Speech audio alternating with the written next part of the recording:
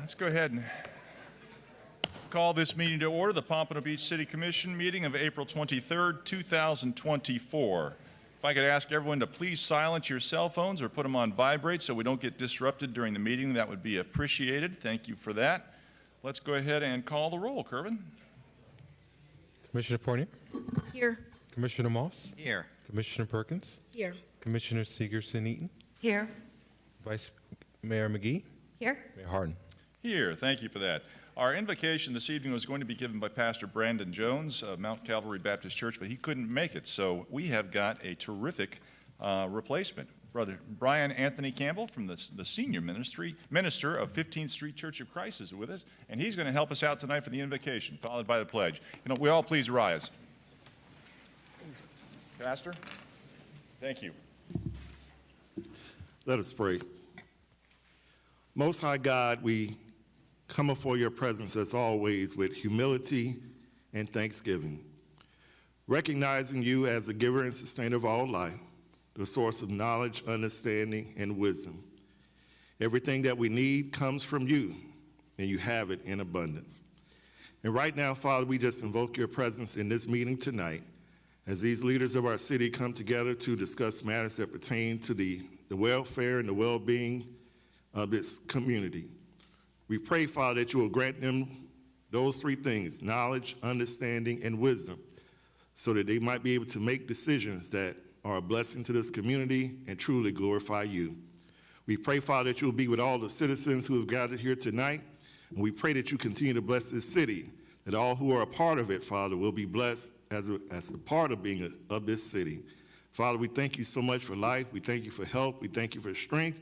We give you all glory, honor, and praise. In Jesus' name we pray. Amen. Amen.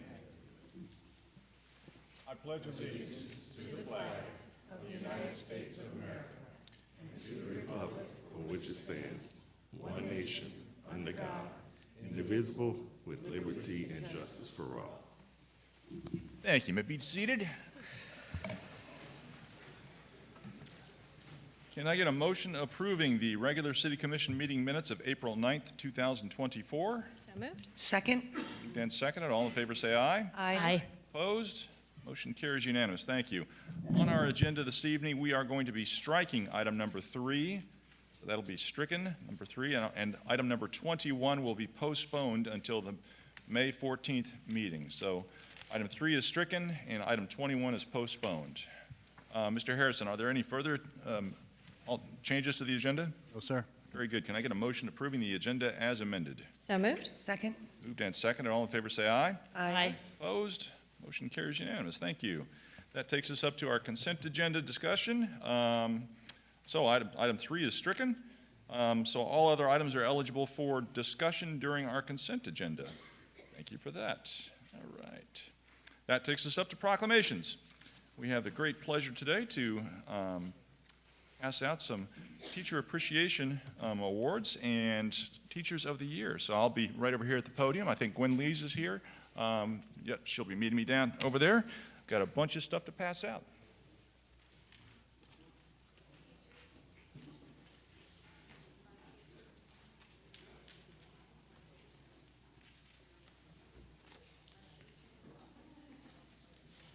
That's great. Let's see.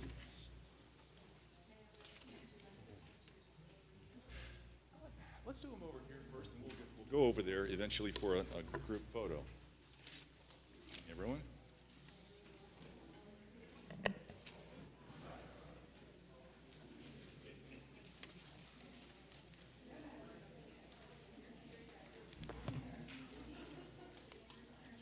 Right.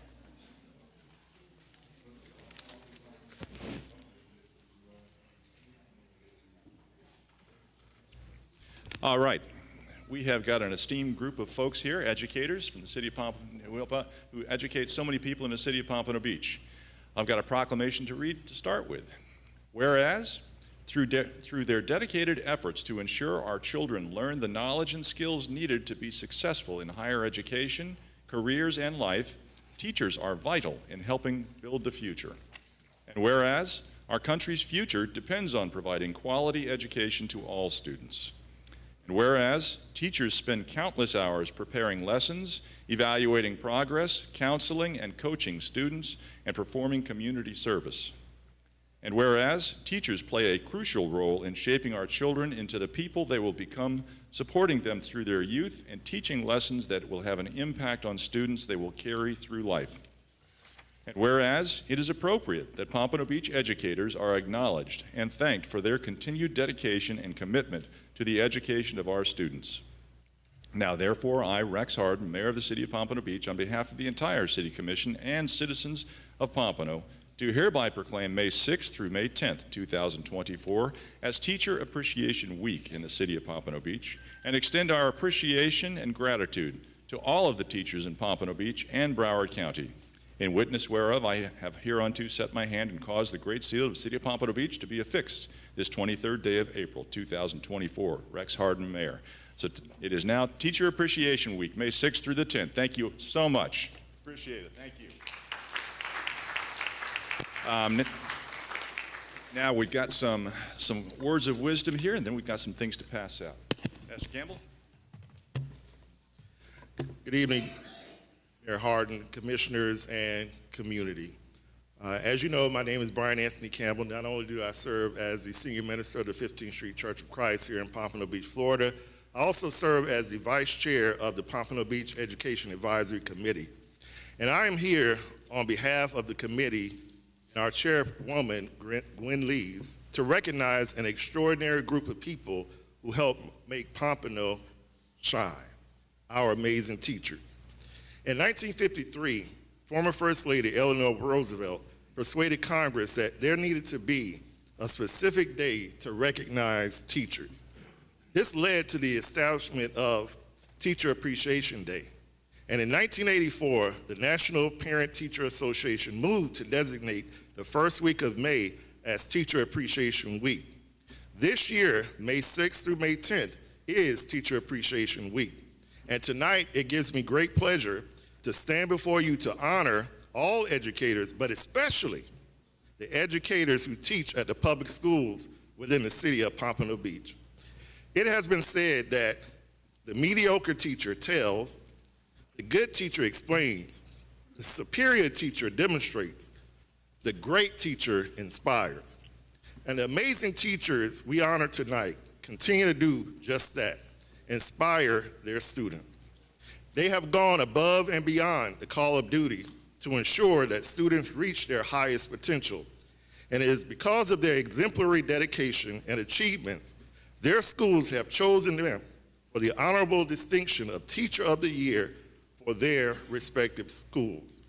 Therefore, in honor of Teacher Appreciation Week, and on behalf of our committee and our chairwoman, Gwen Lees, I ask that you please join us in recognizing the Teachers of the Year from the public schools of Pompano Beach. From Blanchardly High School, we have Rory Brown, and if those teachers are here, we ask them to come down front and join us here. From Markham Elementary, we have Sharonay McIntosh. From Charles Drew Elementary, we have Alexis Purcell. From Cresthaven Elementary, we have Kalisa Ward. From Crystal Lake Middle, we have Janelle Wright. Cypress Elementary, we have Sophia Cook.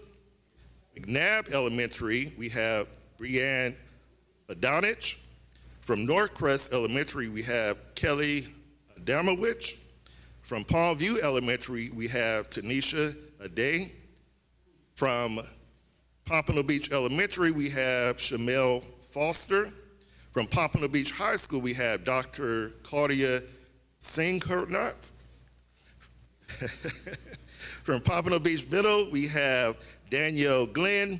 And from Sanders Park Elementary, we have Deshaun Sweet Tompkins. Let us congratulate all these Teachers of the Year in our public schools.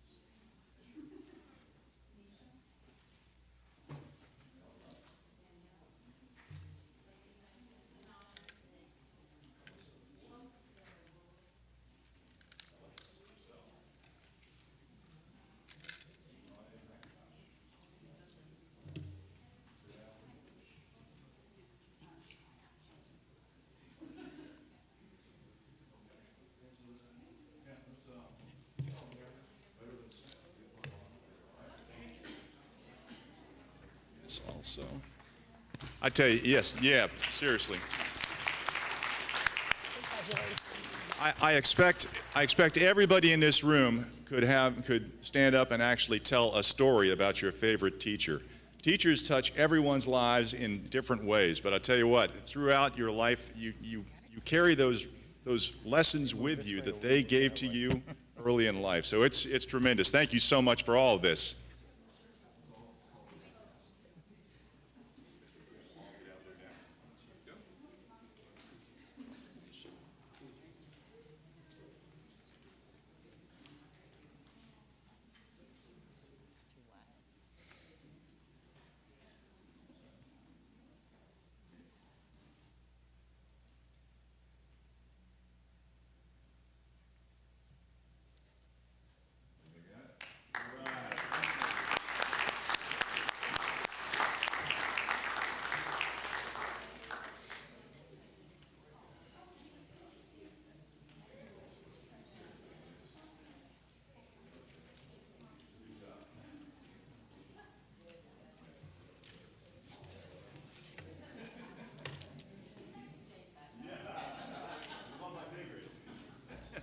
Thank you so much.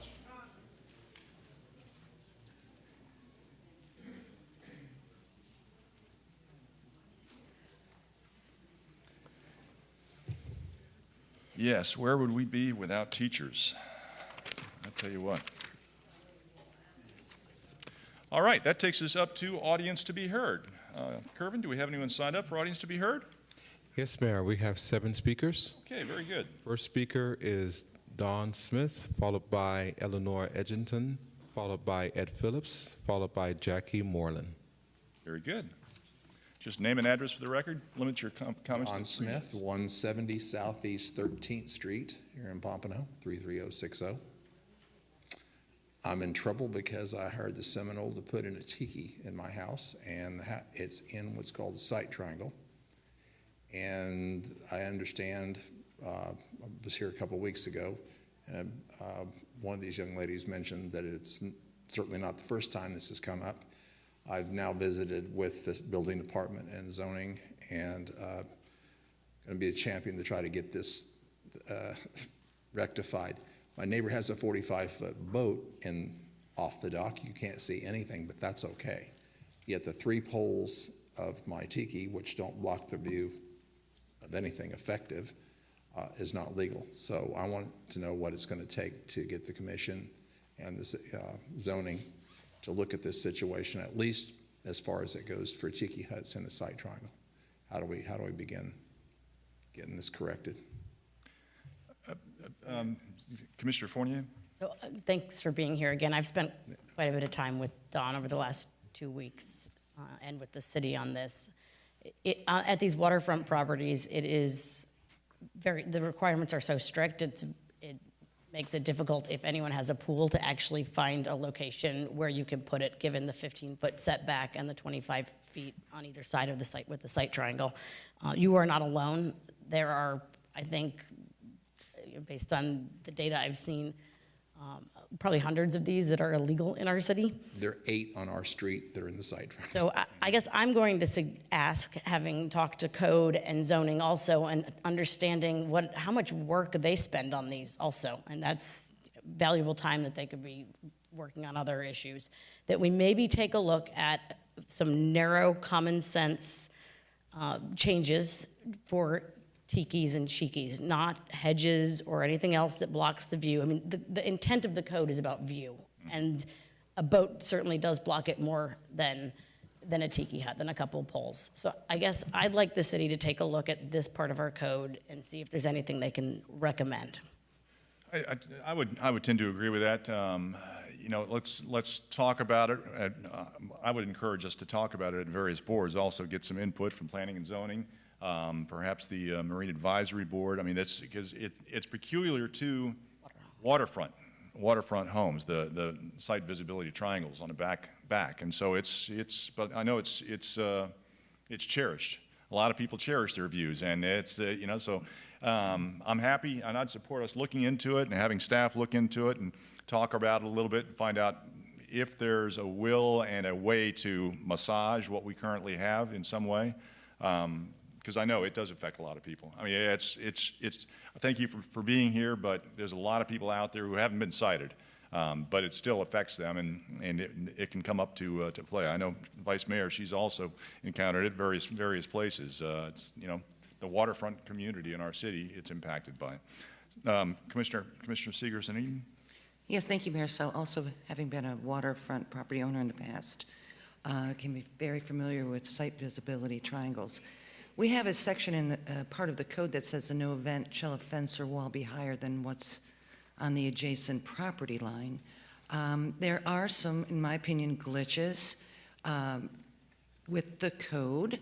You can have a palm tree or 2 or 3, which essentially has its canopy, and a tiki is not far away from that in the site visibility triangle. So the site visibility triangle was an easement that was created by the operation of law by the city commission. And it applies to all the waterfront property owners.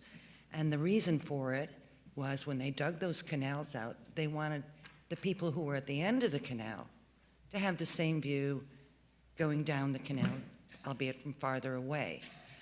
So the intent was the sight line, but in the case when you have a boat, you don't have that. And you can have palm trees or trees, and Which grow and fill in the sight line. well, they do, and they have a canopy, which is not much different than a tiki hut pole. So I agree. I mean, those views. When I first moved here to Pompano, to a waterfront property, which I lived at for many years, the way our house was oriented, it was very close to our neighbor's backyard. And so I said, well, let's put some eureka palms in. And so we did. And when we got back, we were up in DC for a number of months, they mowed them down. So she said, you really can't have anything over 3 feet high because we can't see the ocean from our property. And it was the first time that I realized what the importance of the site visibility was and what it was for. So I sympathize, I empathize, and I think it's time we do something as well. Thank you. Very good. So, Mr. Harrison, you were making some notes down there. Can you kind of talk it up with staff? And also, but like I said, I mean, there's a lot of voices probably need to look at this from our planning and zoning. I know ZBA, they deal with these issues frequently. You know, the Marine Advisory Board, all of them kind of have a voice in this kind of stuff. And so, Yes, sir. Vice Mayor? You know, I definitely agree that everything with the Tiki Chiki code needs to be looked at. And I think, you know, us doing our step at our level to fix it is great. And then even while we're focused on it, to send any type of notice further up, because some of the building codes that the state requires on the tiki huts, like where a chiki is different than a tiki, and some you can put in floors and others you can't put in floor. It's really, it doesn't make any common sense. It's not real world type things. And that's, I think, you know, since we'll be looking at it, if we can try and fix more of it above our pay grade would be great ideas as well. Well, we can try. we can try, but I know that there's reasons behind a lot of those, and that's above the city level. That's Right. You know, as far as, you know, Doesn't electrical hurt to permits and all remind that them, kind of stuff. We can always have a voice on that. So, Mr. Smith, thank you for bringing that forward. I Thank you for appreciate the time. it. Thank you. Next speaker. Eleanor Edgerton, followed by Ed Phillips.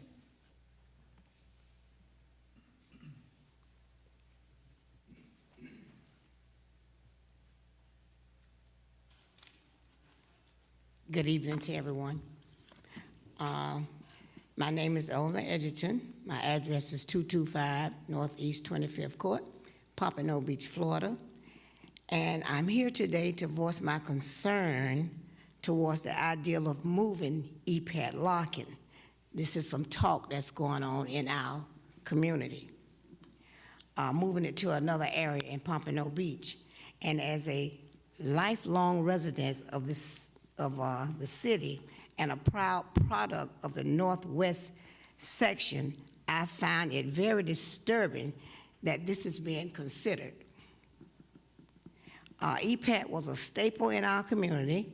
He worked very hard to ensure that our voices were heard and that we had a seat at the table when it came to what is happening in our city. So why should anyone think that this is a good idea to move the facility that bears his name away from the place where it made its mark? And the facility is a reminder of his legacy he built in this area, and we will not stand idly and allow this to happen.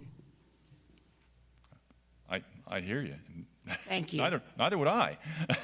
Okay. I don't know where that's coming from, but no, it's I certainly wouldn't. I mean, the Larkin Center, that's history. That's part of the history. Right, that's part of the history of Pompano Beach. absolutely. So it is not being considered a, Certainly not by me. No, I've not heard that. I don't think anyone's expressed that. okay. But with all the construction going on in Pompano over by it, I heard also once that they was gonna reface it, or something like, renovate. Well, yeah, that could be, but the Larkin Center. Will remain. It is part of Pompano. It's going to Okay, stay there. thank you I so serve much. with Pat, and that's. Thank you, that's what I wanted. Absolutely. Thank you so much. Thank you. Next speaker.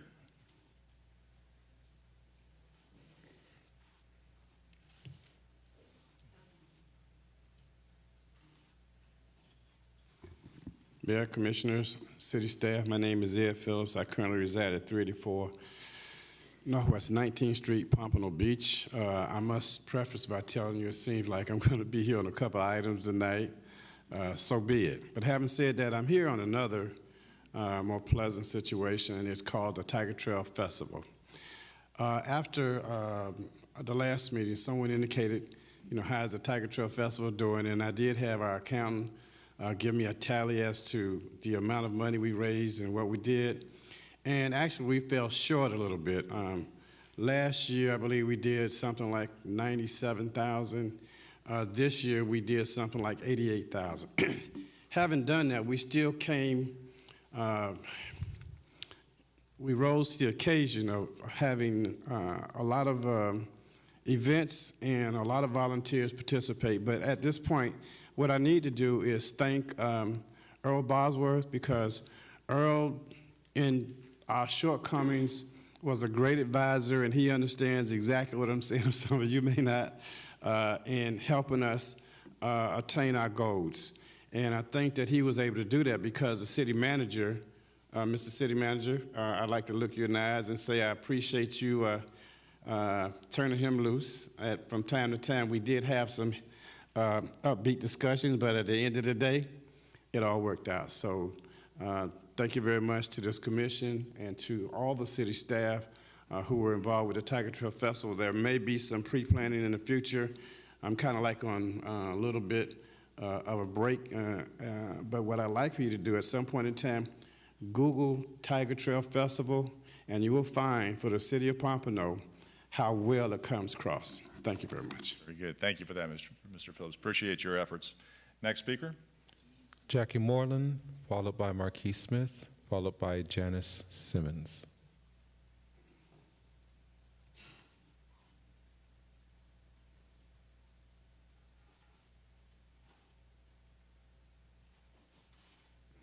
Good evening, Mayor Hardin and the commissioners.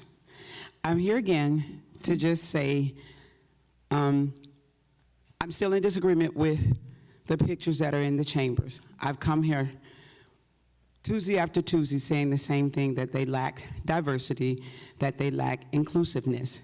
I spoke to the city manager, Mr. Harrison, when I was coming in. He showed me the timeline that I saw at the Pompano Historical 50th celebration, and that timeline depicts more of inclusiveness than the history that you have in the hallways. It says from the 1940s on, and the majority of the pictures are of white constituents. There are two pictures of black people, black families, black citizens, black constituents on the wall, and I don't think it's accurate. I know, as a matter of fact, it's not accurate. I've emailed all of you, and I have not heard from anyone. the city manager since this last time. You've emailed me back, but no one has said how we're going to deal with the pictures that are displayed and they're inaccurate. Commissioner Fornor said that she walked the chambers with the city manager over a year ago and said that they lack diversity and representation, and they still do. I don't have a problem with them, but they're not including everyone that's in this city. And if we're going to represent something in the chambers, it should represent everybody. It should be all-inclusive and not just one race of people. And I have a huge problem with that because I am a citizen of Pompano. My parents were here during that time. My father owned a business, so does other people in this city, and we're not represented when we come in this chambers. Now, the timeline that was at the historical festival is now in the lobby, but I think what is displayed on the walls, it's not inclusive, and it's just a matter of having a Phillips screwdriver and taking it down as far as I'm concerned. Thank you, thank you, ma'am. But just to be, you didn't get my email? I got your email. Thank you. But you never gave me any response or dialogue as to how this will be dealt with or how the conversation will be had, and looking at the history, because it's not inclusive. I've been in Pompano. I went to high school with you. So my parents were here before then. I have 9 siblings in my family. There's some large families out here, and our parents were here then. They worked, and I see 2 small pictures of some bean pickers. And I know you all weren't bean pickers, we were. So out of all the hundreds of pictures that are on both sides, you have one small picture of Coleman School, the colored school, and 1 picture of bean pickers. That's not accurate. I just want what's fair and equitable for everybody. Mayor, I would agree with you, ma'am. I agree with you, and I believe that you got a response from staff where they're actually in process of doing just that. I haven't heard that, Mayor. I haven't heard that. Mr. Harrison did tell me this afternoon when we spoke in the foyer that they were going to work on it. And I'm not just here to complain. I want to help with whatever solution I can to make this right. And the history, some of the black history that was displayed over at the Pompano Historical Society, it's wonderful. And if some of that can be brought here, that's wonderful. And then Commissioner Moss said last week the status and the information I gave last week, it was a separate entity, and it wasn't the Pompano Beach Historical Society that's tied to the city. Well, the information, Mr. Moss, that I got from the city manager. So if it was inaccurate, the report, he gave it to me. But I understand that there's a private historical society, and then there's one that belongs to the city. And I've met with Ms. Rowley. I've talked to Mr. Bowman. So, you know, we've had good conversations, and I just think that what's displayed over there, it needs to come here. No, thank you very much. Mr. Thank Harrison, appreciate that. Thank you.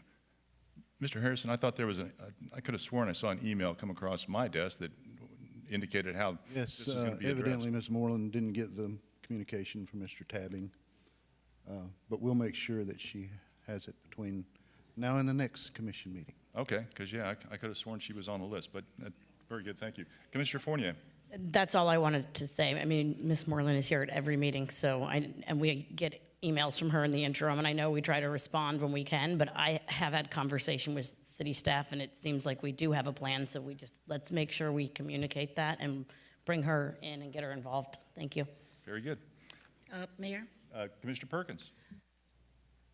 Yes, we keep going back and forward with this history in the lobby, and I do not understand, and I've asked the city manager, can you cover it up or can you just take it down until it's done properly? And I'm told that it will be taken down, but it has not. And I'm just confused as to what is the problem with taking it down and leaving it down until it can be done correctly. That's my question to the city manager. Mr. Harrison. Commissioner Perkins, the city's Historical Preservation Board, the Historical Society, our Cultural Affairs Department, everybody is working on this project. And as soon as they have the information pulled together, they can take all of this down and reconcile every one of those display boards, but there's not really any reason to be taking them down and putting them away somewhere and leaving a wall that looks in disrepair. So as soon as this project is finished, we'll get them all back up there and hopefully make everyone happy. Well, I don't see anything wrong with taking it down until it's done correctly. I keep saying that over and over and Well, over. Ms. Perkins, there were a number of people who spent hundreds and hundreds of hours on those displays. I don't know who all was involved, but as soon as we call them rubbish, they're going to show up in here and we'll have the same conversation in reverse with regard to that. There are a lot of people who are going to have their feelings hurt if you take them down arbitrarily and put them away. Please, ladies and gentlemen. So we will work on this. We will do what we said we were going to do, and everything will be put in good order at some point in time in the near future. Mayor, excuse me, if I'm in order, I'd like to make a motion that we remove the history on the wall here in the lobby until it's done correctly. Okay, there's a motion on the floor. Is there a second? Second. Very good. So the motion is to remove the information that is currently posted on the walls outside of the commission chambers, take it down from where it's at right now and just put it in storage. Until it's done correctly. Okay, so that's the motion. Discussion on the motion. Mayor? Vice Mayor, let me do Commissioner Moss first. He has a hand up previously. Commissioner Moss? What constitutes correct is like what constitutes pretty or what constitutes funny. It's very subjective. And I'm a little bit baffled by all of this. These things have been up there for years and years and years. And as far as since I've been on this commission, this is the first and only time that there's been any complaint about it.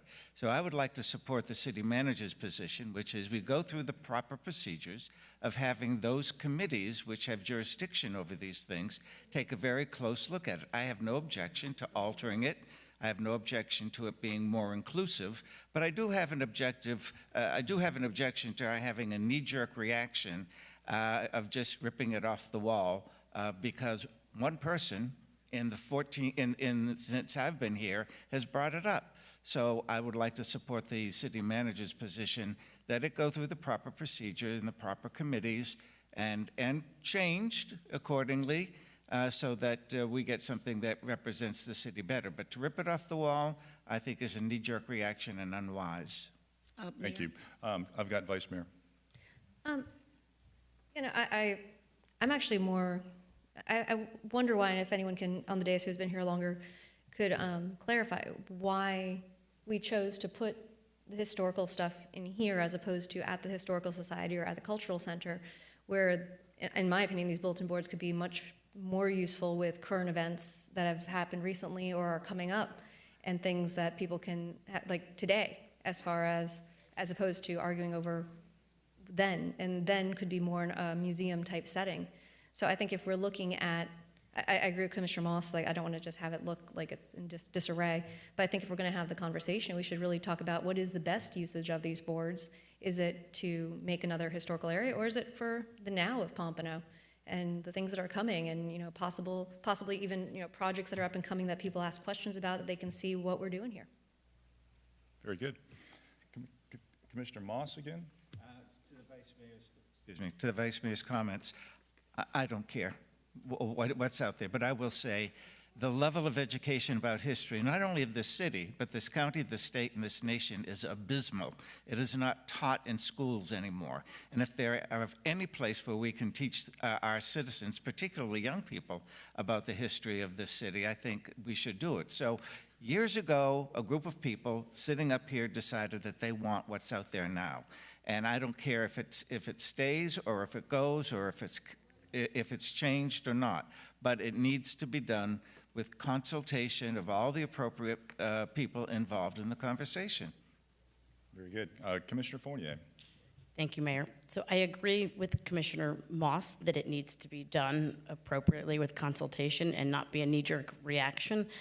But I did walk the lobby with our city manager in March of 2023 based on feedback that I received from residents, and it wasn't Ms. Moreland, it was other residents who had complaints about the same exact issue.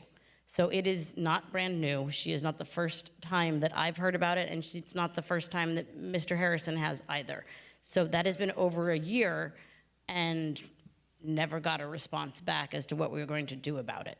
So my reaction is, it's been over a year and nothing's happened. So maybe we need to make a little bit of change. Maybe there needs to be some holes in the walls, and then something will happen. Mr. Mayor. Commissioner Moss. I'm glad that you've known about it for a year, but I haven't, and I haven't heard anything in this chamber about it until this young lady came to speak to us about it. So it's very nice that you know about it, but you're not the only one sitting up here, and you're not the only one in this community. So again, no knee-jerk reaction. Do it quietly, do it in the proper way, and have all of the people involved do it. And by the way, the question about the Pompano Beach Historical Society, if anyone is confused, it is an independent historical society that is not an arm of the city government. The city doesn't control it. So in case people didn't know that. Thank you, Commissioner. Can I ask the folks in the audience to please, if you've got a conversation you'd like to carry on, please take it out into the lobby. I'd appreciate that. Thank you. I want to make sure everybody can hear everything. Thank you. Commissioner Fournier. Just want to respond. I told the city manager, because that's my job, I can't alert you. Because we're sitting here today doing exactly what would become a sunshine violation. I can't call you when people call me about things. I can't call any of you when people call me about issues. I call our city manager. There's a thing called reports. Okay. Mayor. Very good. Let's, Commissioner Perkins? Yes, Commissioner Moss said that we should not rip it down, and we shouldn't rip it down. We should just take it down and redo it. And he also said he doesn't care. Well, I care because I'm a part of the history in Pompano.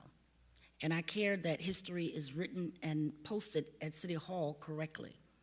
So the African American community has a rich history in this city. We helped build the city. We worked hard, our ancestors did, and I think those pictures should reflect some of that. Those people that have passed on are on those signs and pictures out there. Does not reflect anything that has anything to do with me.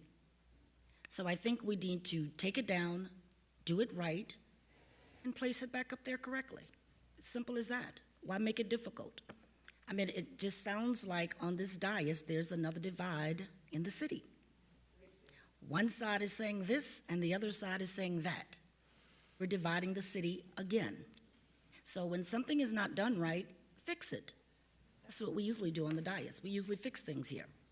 So I think this can be done, and I don't think there's a problem doing it. So I don't know who we're trying to cover for or who we're trying to protect in the process of that, but we don't need everybody in Broward County talking about Pompano Beach and their history. That's where this is leading. Thank you. Very good. Commissioner Segerson-Eden? Yeah, I'm pretty sure it's been here for at least 24, 25 years. I remember coming to the commission chambers back in 2000, and I remember being here. It has been here a long time. Now, I do agree with the email that was sent out to us in response to Ms. Moreland's complaint, and that it was, please bring us some history, some pictures, so that it could be augmented and done maybe more to your liking. But I agree. People work very hard on it, and I just don't think it needs to come down. Yes, I think it'd be lovely if it was augmented, but I got to tell you, maybe for the first time, last commission meeting, I actually kind of took a look at it. It's not like I have much time to look at it like a museum display. I don't think any harm was meant in what was done, but certainly I would be happy to see it augmented. And the history of the Northwest, or in the Black pioneers who were here. We have a pioneer ball we've had for, what, 3 years now, honoring pioneer families here in Pompano. So I don't think there was any malice in creating this, or anything that we're trying to hide. But I'd like to see it augmented, yes, but do I think we should take it down? No. Thank you. Very good. Let's go ahead and open it up to the public. Is there any input from the public on this item? Please come forward. Just name and address for the record.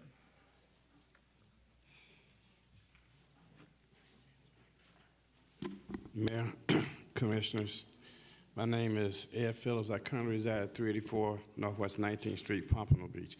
You know, unfortunately, or fortunately, I was around when the gentleman, it was an older guy, what was his name? Don Downey. Don Daniel. He was kind of like on his last legs. And again, I'm just going to give you a scenario of how I saw it happen. He was kind of like on his last legs, and he wanted to give a depiction of how he saw from his eyes, and understand what I'm saying, from his eyes, his community. And from his eyes, on his community, that's how he saw it. At the time, that was not, and Mr. Swan, I got to tell you, Mr. Swan looked at that too. I will tell you that there were some people that he knew that looked at it also. Now, the error was, no. What he did was he gave that from his standpoint. He put a lot of hours in it, as you indicated. He gave it. What I would suggest is that the folks who are concerned come up with do something like that if we can. If we can. Because he did that from his heart. I got to tell you something. And it's not a black-white thing, so I don't want to hear that crap. What I want to tell you is that I saw this guy. No, listen.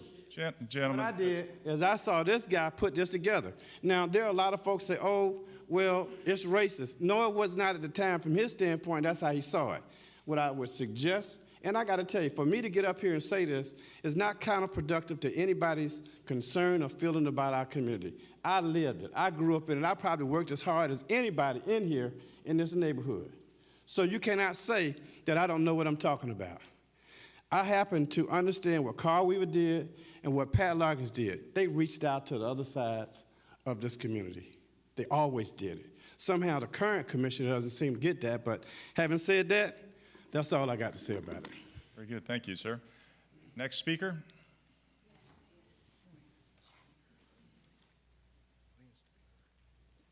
Good evening. There's plenty of time. Jackie Moreland, 1526 Northwest 7th Lane, Pompano. I've never said that anything up there was done with malice.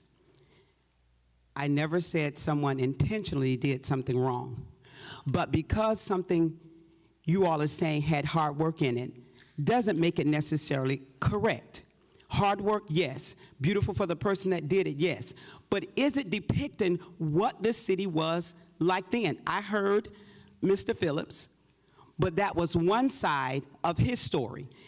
If you had that over in the historical building, that's fine. But this is the city chambers that represents everybody.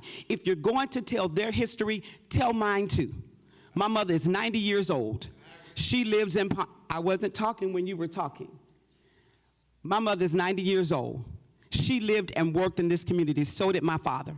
He was a contractor for many years. He paved and poured concrete right in this city. He owned a business. He owned homes. And so did other companies, so did other people. Johnson's Taxi Cab, Blue Barbershop. There are business people in this community. I'm not saying his history is wrong.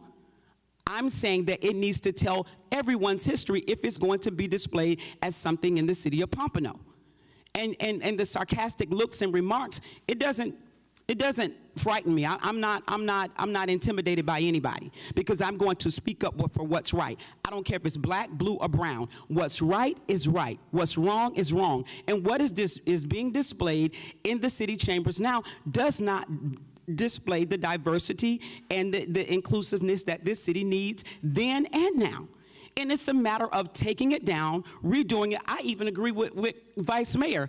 Put current events up there if we're going to do anything else. The timeline that was in display over at the Pompano Historical Society, put it on both sides. It's not a hard fix. Like, I have 2 college degrees and I can do this with a 5th grade education. take it down, do it over, I'm willing to help in any way. And I'm not discrediting the man that did all the hard work or the people that did it, but it was some other people in this community that look like me that did hard work also, and it should be on display. Absolutely. Thank you. Next speaker, ma'am. Oh, I wasn't going to speak on it if we were still talking about. Oh, okay. Okay. I was the next to speak. Okay. Further speakers on the motion? The motion to remove the current displays. Good afternoon, everyone. Rob Phillips, 2620 Northwest 10th Street. City manager, commissioners, mayor, I agree, my Commissioner Barry Morris, I agree with everything that's being said. But then when I think about it, now myself personally, I think about it, when you change this mural, let's go multicultural, do it the right way. If you want to do it the right way, don't forget it ain't black and white no more. We got Spanish, Puerto Ricans. We had the Puerto Rican Project back in the day. Those people made a difference. We had the bean pickers back in the day. We had more than just two sets of people in the community, black and white. So if you do the mural, don't forget multicultural. That, and Barry Monster would say we're a multicultural community. We got Spanish, Puerto Ricans, we got Haitians, we got black, we got white. So if you put this mural up, make sure it represents Pompano Beach, Florida, everybody. Thank you. Thank you, sir. Next speaker. Ladies and gentlemen, please keep the conversations down. Thank you. So we can hear the speakers. Thank you. Thank you, Tundra King, Pompano Beach. I'm not running for anything. Nobody's offered me any money, so I can always come to the podium and speak freely. I don't owe anybody anything. Nobody's looking for me. So I always feel comfortable to come and speak from my heart. It's amazing to me that the dais, not only sometimes we're fighting against one another, but we would often think that, not that we expect you all to think exactly alike, but to come after each other is just not a good look for us. It's not. I don't care if the pictures have been out there 30 years. If someone comes and they express how they feel, this is supposed to be a democracy. We're supposed to be able to come here to you, we pay our taxes here, to express how we feel. So if we said, hey, this is not just one person, even if it was one person, she pays her taxes as well. So she has an opportunity to come to you to say and express how she feels. And I don't think a person should be condemned for that because you're saying it's been up there. Racism has been around for longer than that, but it still exists. So for us to say we're not going to take the pictures down because somebody put hard work in it, I just don't agree with that. I think we take the pictures down, we make it right, or we go with what Vice Mayor said to put it in a place where, you know, the various history can be captured. It's just really disheartening. I always say that there are two City of Pompanos.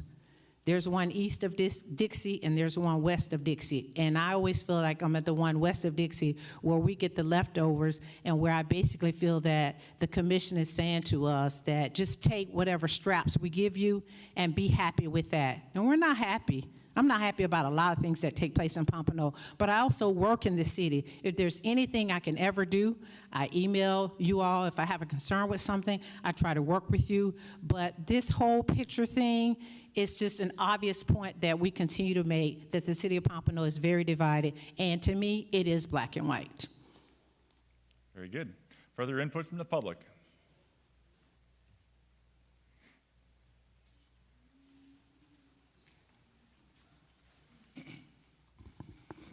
Vincente Thrower. Hey, Mayor, how you doing? So listen, Mayor, I'm going to add a little twist to this. I've said in the past about our website also not reflecting E. Pat Larkins being the first black mayor and vice mayor, Carl Weaver. Mayor, when you have to Google up Pat Larkins' name, the only thing that appears is the obituary in the Sun Sentinel.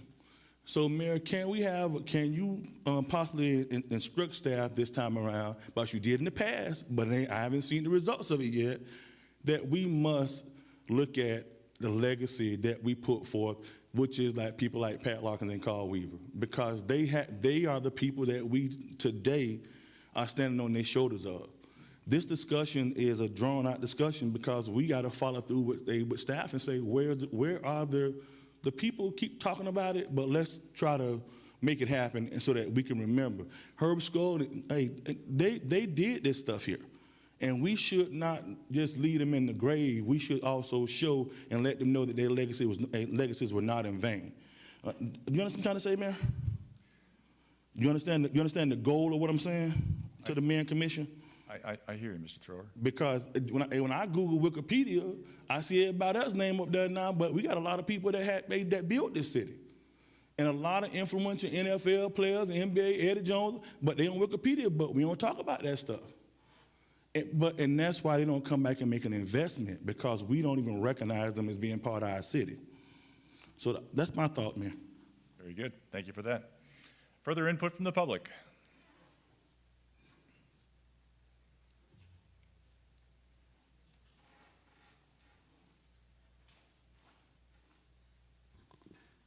Mary Phillips, 384 Northwest 19th Street, Pompano Beach, Florida. My suggestion is if the images there offend anyone, I think they should be taken down. But I think that the Historical Society should get with some African Americans and even Puerto Ricans, because Puerto Ricans have been here a long time. I remember when I was a kid in Dania Beach, Florida, there were Puerto Ricans there too. So I think it should be reflective of Pompano Beach, the entire Pompano Beach, and not just focus on one particular group of people. In my opinion, I think it should be taken down and recommissioned with a group of people that can talk about what the history of Pompano Beach really is and was, okay? That's my recommendation. Very good. Thank you for that. Next speaker.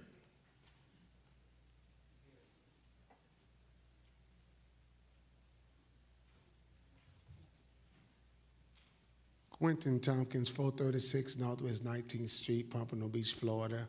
I definitely agree with Mrs. Phillips, and not only that, the problem that I have, that we can name streets after people, but we can't put their pictures and stuff out here on this board.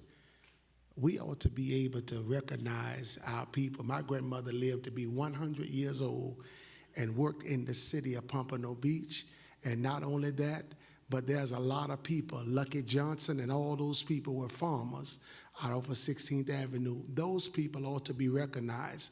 And we get I say it again, every January, y'all line up and walk down in our community and talk about, let's do it together. Y'all walk with us, but then y'all don't want to hear us and participate with us.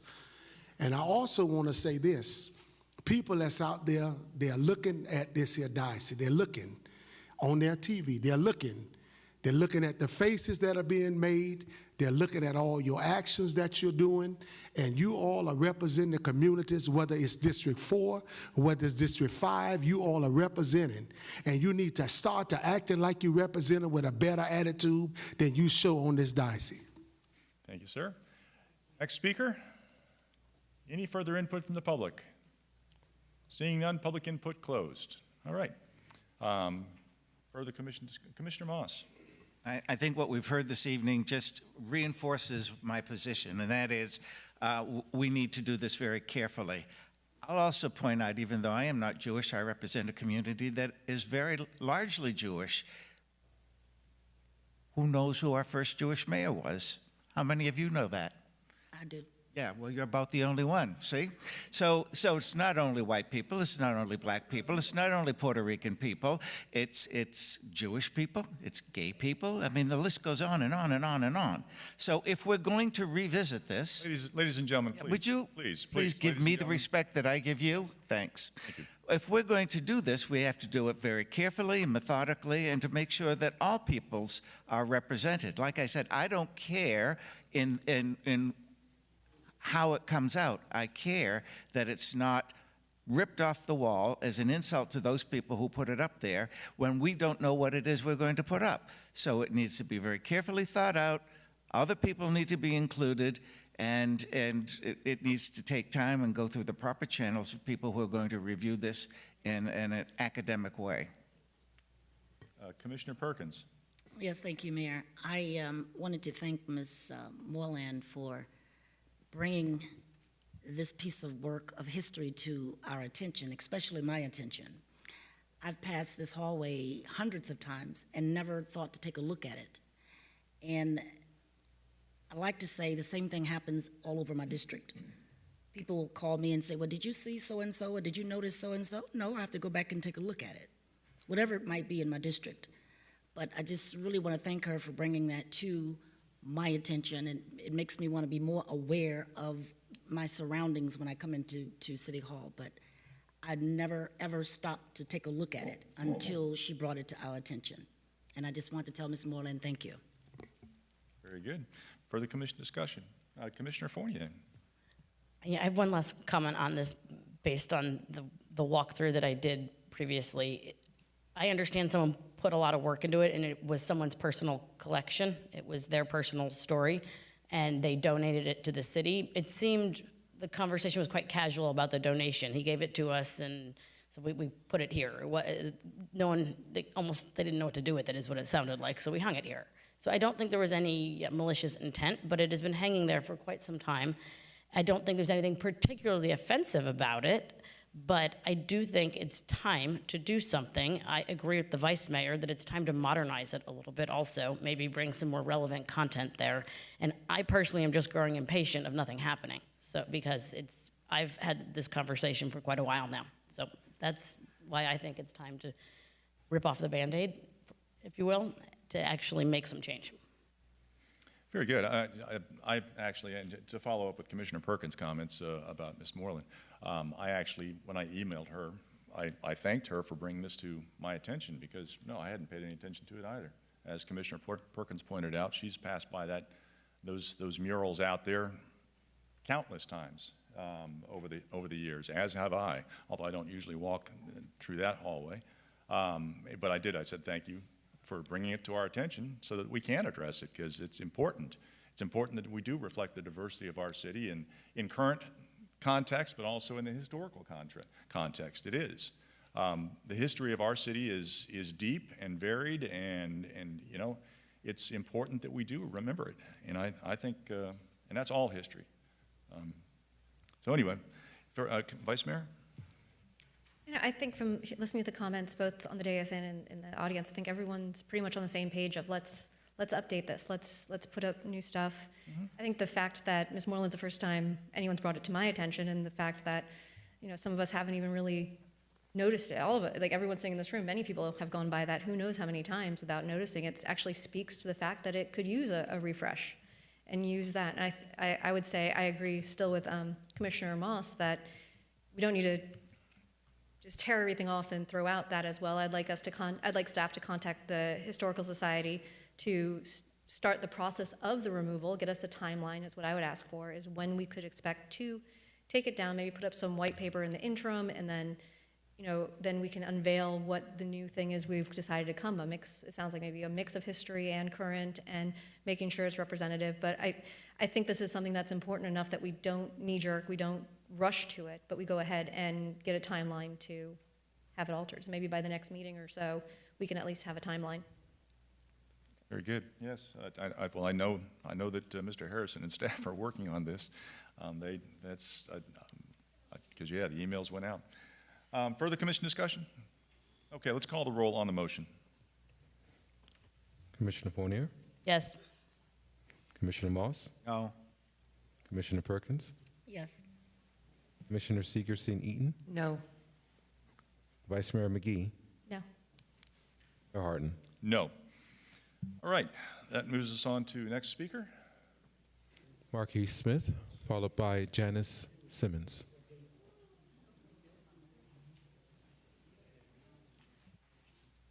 Thank you for your patience.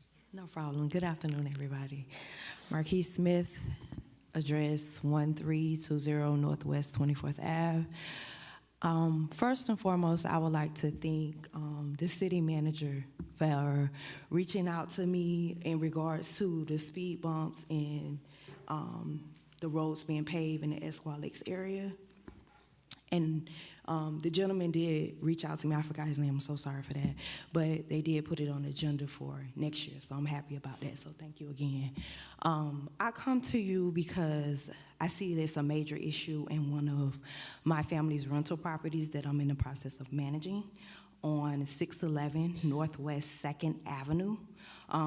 The lot next to us, I can't seem to find who the owner is to reach out to the owner, but it's not being kept up well, and they use it as a walkway.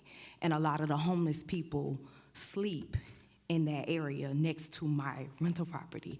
Unfortunately, it was a homicide where one of the gentlemen was shot and was killed in the alleyway, which we lost our long-term rental of 30 years. So it was a big blow for us, but we understood where they stand. And so now I'm in the process of trying to like get in connection with someone to get it cleared up so I can potentially, rent the place where they're not scared to rent. I did speak with, excuse me if I mispronounce his name, Sergeant Justin Pops. Okay. He did reach out in an email, but it's like I'm not getting the response as far as trying to put trespassing signs, put like a gate or something to kind of keep them from coming across, and as well as the lot across the street, it's not being managed.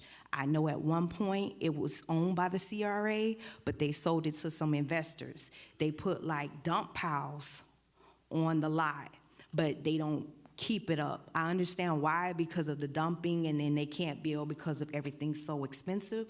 So I was wondering, just for appearance-wise, do the city allow them to put, like, you know how you have the construction fences?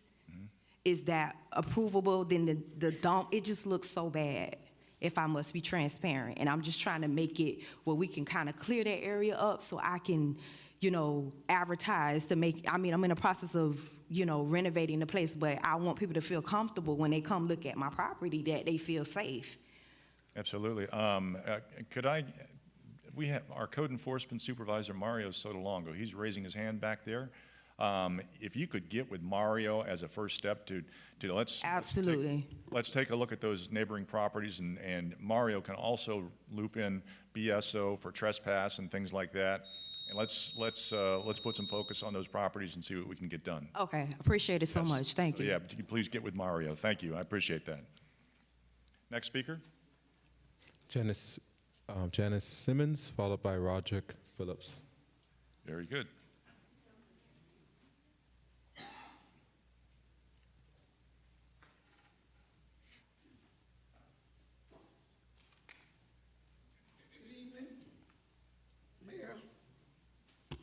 And the rest of the commissioner. I came up to talk about one thing, but my mind went on Ms. Simmons, another. I'm sorry, name and address for the record. Janice Simmons. I want to talk to the city manager. This goes to the city manager about the speed bump.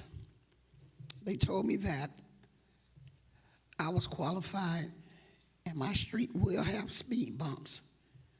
That was maybe 7, 8, 9 months ago. And as I was driving home the other day, I see where they got speed bumps on 3rd Avenue, and they redid them.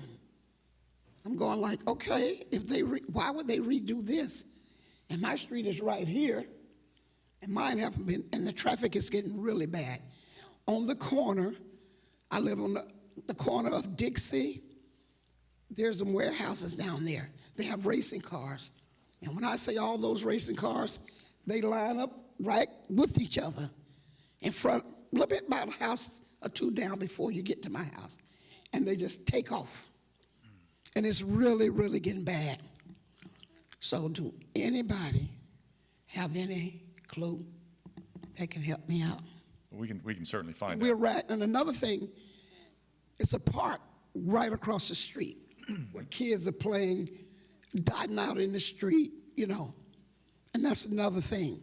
That's going to be a really, really big mishap if you guys don't get those speed bumps on there. Well, Ms. Simmons, if we can certainly find out where it is in the queue and why it hasn't been done yet. But can you get with someone and give them the telephone number or an email address for you? I understand you may not want to give that out at the microphone. No, I tell you what, how about Major Elwood? Can you raise your hand? Can you go speak with Major Elwood and just have him? How about I get with the city manager? I'm sorry, what? How about I get with the city manager? Oh, okay, he will. Okay, very good. Thank you, Ms. Simmons, appreciate it. All right, next speaker. Roger Phillips.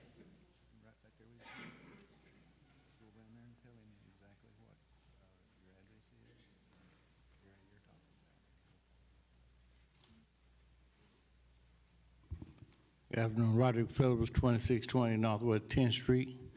I want to start by saying my favorite line is the truth hurts.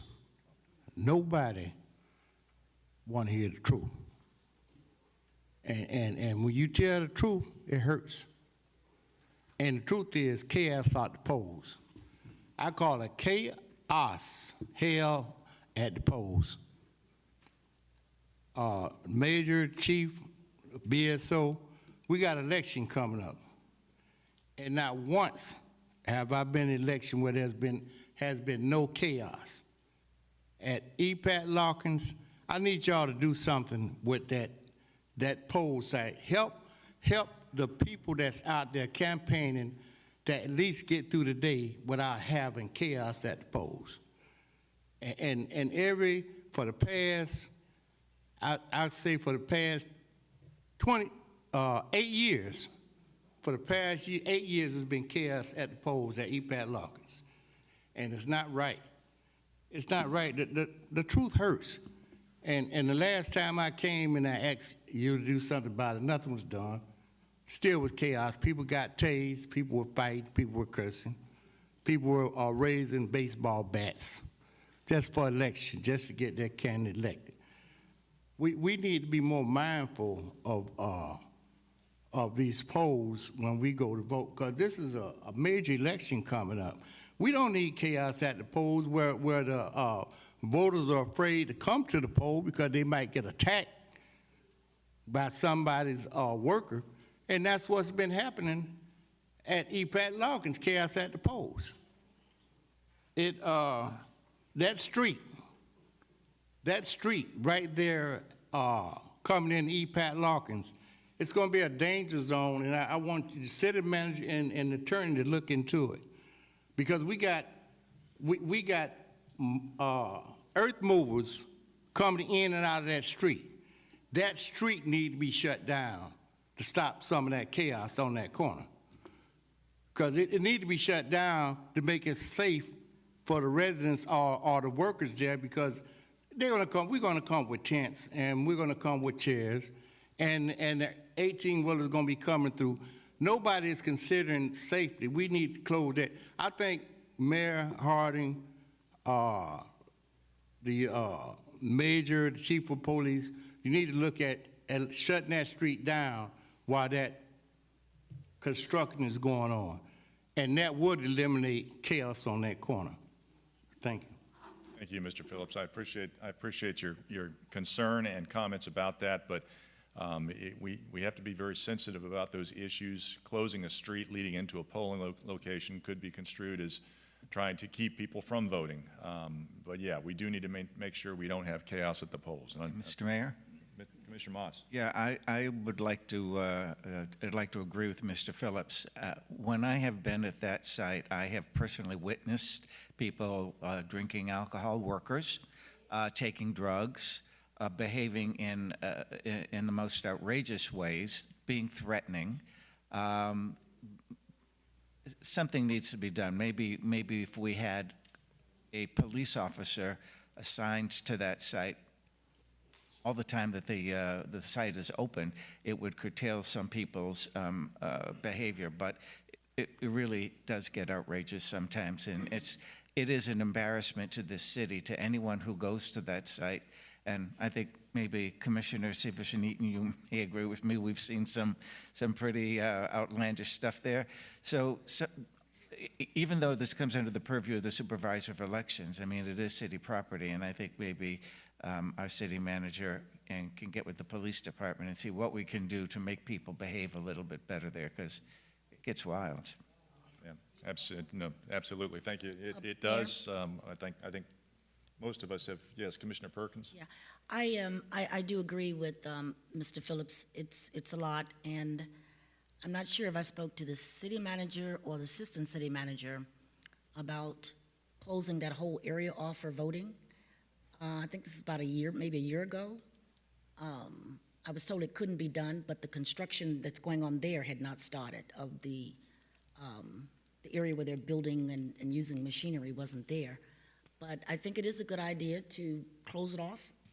And we can't stop people from standing, I guess, on the edge or the side of the road. But if we can try to eliminate as much as possible, it'd be great. I would be happy if nobody would stand there and do anything and just let the cars go in and vote. I would be very pleased with that. Thank you. I hear you. Yeah, that's like I said though, it's a sensitive issue for Yes, it access is. to the polling Yeah, location. I don't know whether I spoke to, I don't know, the city manager or Earl about it last year, trying to come up with some kind of resolve of how we can just cut it off and just, let the people just freely go vote without anybody standing there. But I know that is touchy, but we do need to think of something. But when we say there's a lot of chaos going on out there, it's only 4 people. If you ask me, it's just 4 people. And they get ready for it every 2 years, those 4 people. So maybe we can resolve something with those 4 people, or maybe we can come up with some kind of strategy how we can keep peace, or just keep everybody away. We'll be fine. Is there a, maybe Major Elwood, maybe you can answer this question. Is there a way we can just, we could declare an area street, no pedestrians at all in the street? Because I think that's because if that street is important for people to have access into the Larkin Center. But what happens is people turn off MLK and suddenly they get swamped. Swarmed by people coming up from both sides, campaigners saying, well, here's my, is there a way to declare a street? I mean, you can't be a pedestrian, you can't walk in that street? We can look at it, sir, but we're limited on staffing law enforcement at polling places. There's polling rules and regulations that we can't place law enforcement there. Right. That is Yeah, we could talk about beforehand closing certain areas off if the city wants to do that, but if law enforcement they have to be a certain distance away from the actual polling. Right, okay. This is a good topic for us to really put our heads together and think about, because maybe, because the city could the city just say that, okay, there's no one in the Swale area adjacent to a street? Yeah, because I think I brought that to someone's attention the last time. No Yeah. one, just clear it out. Nobody, nothing. Just let the people go Something. vote. Anyway, well, put some thought into it, because it's a problem there. Sure. It is. Okay, very good. Thank you, Commissioner. Thank you, Mr. Phillips. Thank you for that. Further, Commissioner? That concludes audience to be heard. That's it. Wow, okay, we made it through audience to be heard at 7:15. All right, very good. That takes us up to our consent agenda. Can I get a motion approving items 1, 2, and 4 through 7? So moved. Second? Moved and second. All in favor, say aye. Aye. Opposed? Motion carries unanimous. All right, that takes us up to our regular agenda.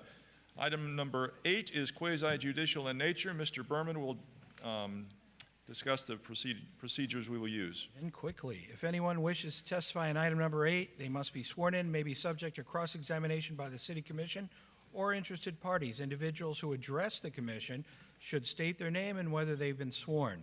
City staff will make its presentation first, followed by the applicant or anyone else wishing to testify.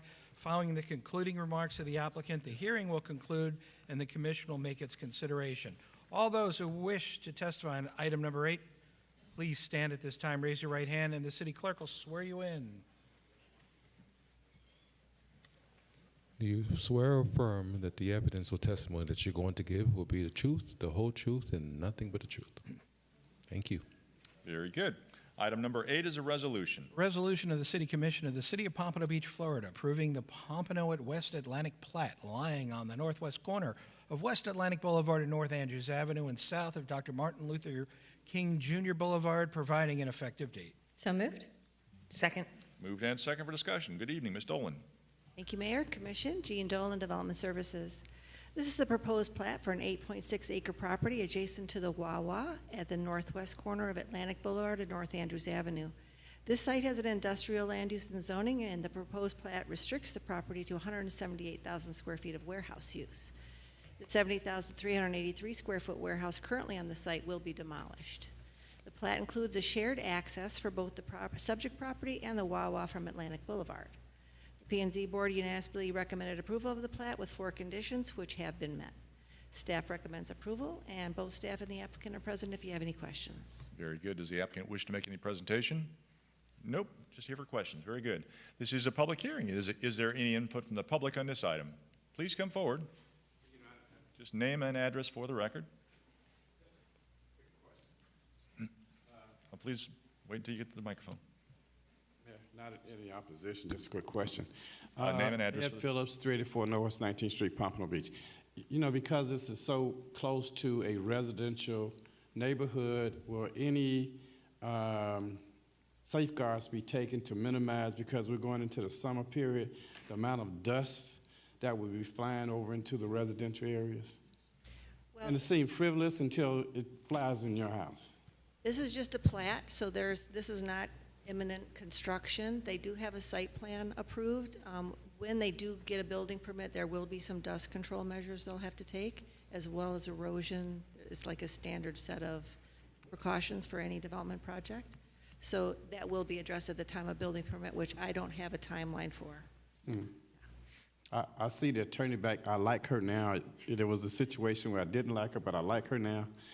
Having said that, Mayor, as you go forward on this, I would also wish and hope that the builders would consider hiring people from the neighborhood. As I recall, the goal at one point in time was 15 to 18%. Thank you very much. Thank you. Further input from the public? Seeing none, public input closed. Commission discussion, questions, concerns. Commissioner Perkins? Thank you, Mayor. I am aware that this is a plat, and in the future, they're probably going to tear down the 2 buildings that are there, the warehouses, and rebuild a larger one. And my question is, I'm concerned about the congestion and the traffic in that area being next to the Wawa. Yeah, that's why they combine their access points, so that there's only one point of access for both those uses, so you won't have multiple driveways causing extra traffic coming out in 2 different places. Okay, again, I know that this is a plat, but is this a 1-story, 2-story warehouse, do you know? It's a 1-story warehouse. 1 story. My last question is, do we know what type of warehouse it's going to be? Distribution, private, public? It's a private distribution warehouse. Private? Okay, thank you. Very good. Further commission discussion? Seeing none, let's go ahead and call the roll. Commissioner Fournier, Yes. Commissioner Moss, Yes? Commissioner Perkins, Yes. Commissioner Seegerson-Eaton, Yes. Vice Mayor McGee, Yes. Mayor Harden. Yes. That ends our quasi-judicial proceedings. Item number 9 is a resolution. Resolution of the City Commission of the City of Pompano Beach, Florida, granting an additional 3-month extension of the zoning in progress declaration regarding Chapter 23-17 Laws of Florida, known as the Live Local Act, providing an effective date. So moved. Second? Moved and second for discussion. Once again, Ms. Dolan. Thank you, Mayor. Commission, Jean Dolan, Development Services. So I think I should start with telling you what zoning in progress is in case you don't know. So when we have something that goes to P&Z and it's going to make the code more restrictive, we can actually enforce that more restrictive code before the commission adopts it. But we can only do that for a 6-month period. Usually we have this done way before that, and we don't even ever have to talk about zoning in progress. But in this case, we put off adopting in this code because the legislature is changing the law again. So what we're asking for is an extension of 3 months to this zoning in progress, so we continue enforcing these regulations before you adopt it. So I thought the first thing we should do is kind of walk through the Live Local Act, because even though we've been talking about this a lot amongst planners and developers and attorneys, I don't know that you all have really had any kind of presentation on what this entails. So I'm going to give you a little bit of background. On the slide, I have in black what the current legislation says, and then in that green italics is what they've added in the 2024 version, which the governor hasn't signed yet. So we're not quite sure what the delay is there, but we can't really make our final amendments until we know for sure that he's going to sign that bill. So what Live Local does is it preempts local governments from applying their land use and zoning regulations in relation to multifamily rental use, density, height. And then they've added, it can be rental or a mix of rental and owner, and they're also controlling some of the parking now in this new 2024 version. So these can be used, these preemptions can be used in industrial, commercial, and mixed-use districts, but it excludes residential land use and zoning districts. So these Live Local projects won't be built in residential and land use and zoning districts, only in industrial, commercial, and mixed use. It gives these projects the highest residential density in the city code and the highest height within a mile of the site. It gives this to multifamily rental projects that have at least 40% affordable and are in an industrial, commercial, or mixed-use district. It allows projects to be mixed use, but only requires it in cities with less than 20% commercial and industrial land use. So Pompano is only 8.6% commercial, but we're 21% industrial, so we have a very large industrial sector, so that means that none of these Live Local projects would have to be mixed use if you just went by the state rules. And it requires us to do an administrative approval for all these projects. The previous law just said no hearings in front of the elected body, but now it says elected or appointed. So only the DRC will review these projects, and the Development Services Director would then approve those site plans, so they wouldn't go to P&Z or AAC either. So we have decided to amend our mixed income housing code to address some of the gaps in this regulation. We can't change anything in this regulation. We have to follow the state law, but where there's some holes in it or where we have other code requirements that aren't preempted, we can continue to enforce those.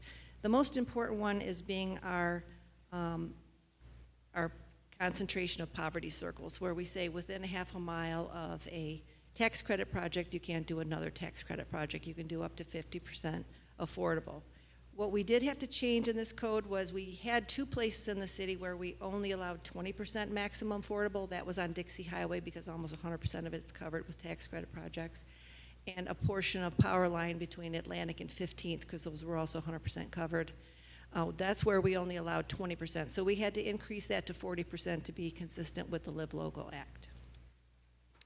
Another change was everywhere we require the use of 216(3) and 4 and this Live Local Act, we've added this requirement to do mixed use if you're not within a half a mile of a full service grocery store. So we kind of like that requirement because we do have trouble getting developers to do mixed use. And we know that in the Northwest sector, there's really no services in the whole area that I'll show you in a minute on a map. And it would be nice for us to be able to enforce a mixed-use requirement, regardless of whether you're using Live Local or one of our other mixed-income housing bonus programs. We also defined how much non-accessory commercial is required in this mixed use, which is not addressed at all in the Live Local Act. They only require 40% affordable, but they don't say how much has to be mixed use if you're doing a mixed use project. So we're using the same standard that we use in Policy 216.4 so that we're not being excessive, and being prejudiced against the state's zoning. So you can do 50% of the ground floor facing a primary road, public open space, or major pedestrian walkway, which is the same that we require under Policy 216.4 that the county has adopted and we're following. And then we define we have a minor site plan process that is just administrative. It doesn't go to any boards. It used to go to AAC if they had major building design, but we have to change our code to say staff only because that's what the Live Local Act says. So this is the best part of this code that we want to keep enforcing until we get it to you. I love this map because it really does tell a story. So the yellow circles are where we have a half mile around all our tax credit projects. And the red circles are a half a mile from all our existing grocery stores, our full service grocery stores, not convenience stores, but real grocery stores. So what is astounding about this map is the lack of overlap. So where there's these tax credit circles, you see almost no overlap with the full-service grocery stores. So if you just let your eyes look at that box between Sample and Atlantic and the Turnpike and Dixie, you see there's almost no grocery stores, and everyone needs food. So it's not some matter of different kinds of retail demand. There's just no food available, you know, in a regular grocery store in that quadrant. So this is why we want to keep these rules enforceable.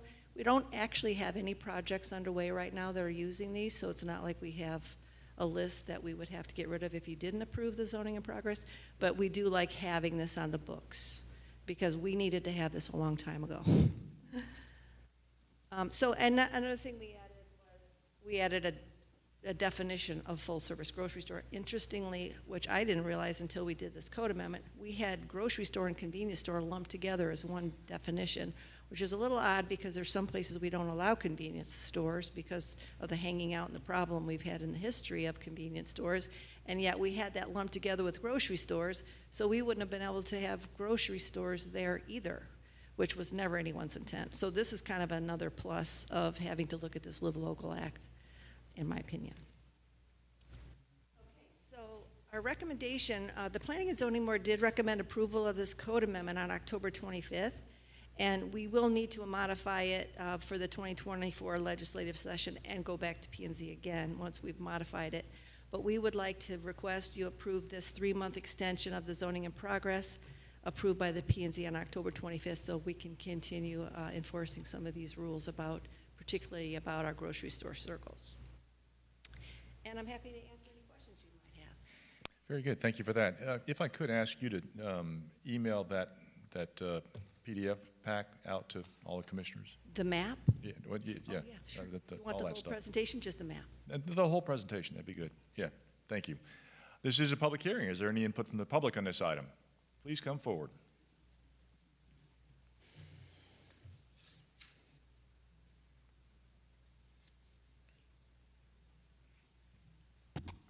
Mayor, Commissioners, my name is Ed Phillips. I currently reside at 384 Northwest 19th Street, Pompano Beach. Mayor, I find this very interesting. I think it's going to have economic ramifications for the city. But I would suggest something, Mayor, and I don't know if you'll be up for it. This is a huge deal here. And I would suggest that rather than we just adopt or accept this, that there was a workshop given to this commission and maybe the city about this initiative. If you look at this, this is a big deal here. And I'd like for a lot of folks to understand how this affects all of us. Again, this is just a suggestion because as I peruse it, I kind of get the gist of the importance of it for the overall neighborhood and how it may affect what you need to understand as well as us, how it may affect the old downtown area and the new downtown area that you propose. I think that we got a lot of stuff that's beginning to happen on the drawing board, which is going to affect all the other components that are going to be going forth economically. And I'd like for us to understand this thoroughly because this is a big deal. So having said that, my name is Ed Phillips. As we go to this stuff, all of this stuff, please include in any package in workshops the economic benefit to the neighborhood. I have not heard that enough. I have not heard enough about training as these folks come on board because we want to work too. In addition to that, before I sit down, I noticed the affordable housing component. I'd like to know, Mayor, I know that HUD gives us guidelines for what they perceive as affordable housing.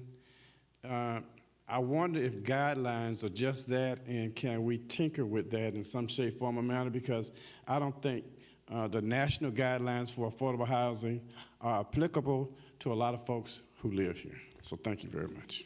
Very good. Thank you, Mr. Phillips. Appreciate it. Next speaker. Seeing none, public input closed. Commission discussion. Questions, concerns?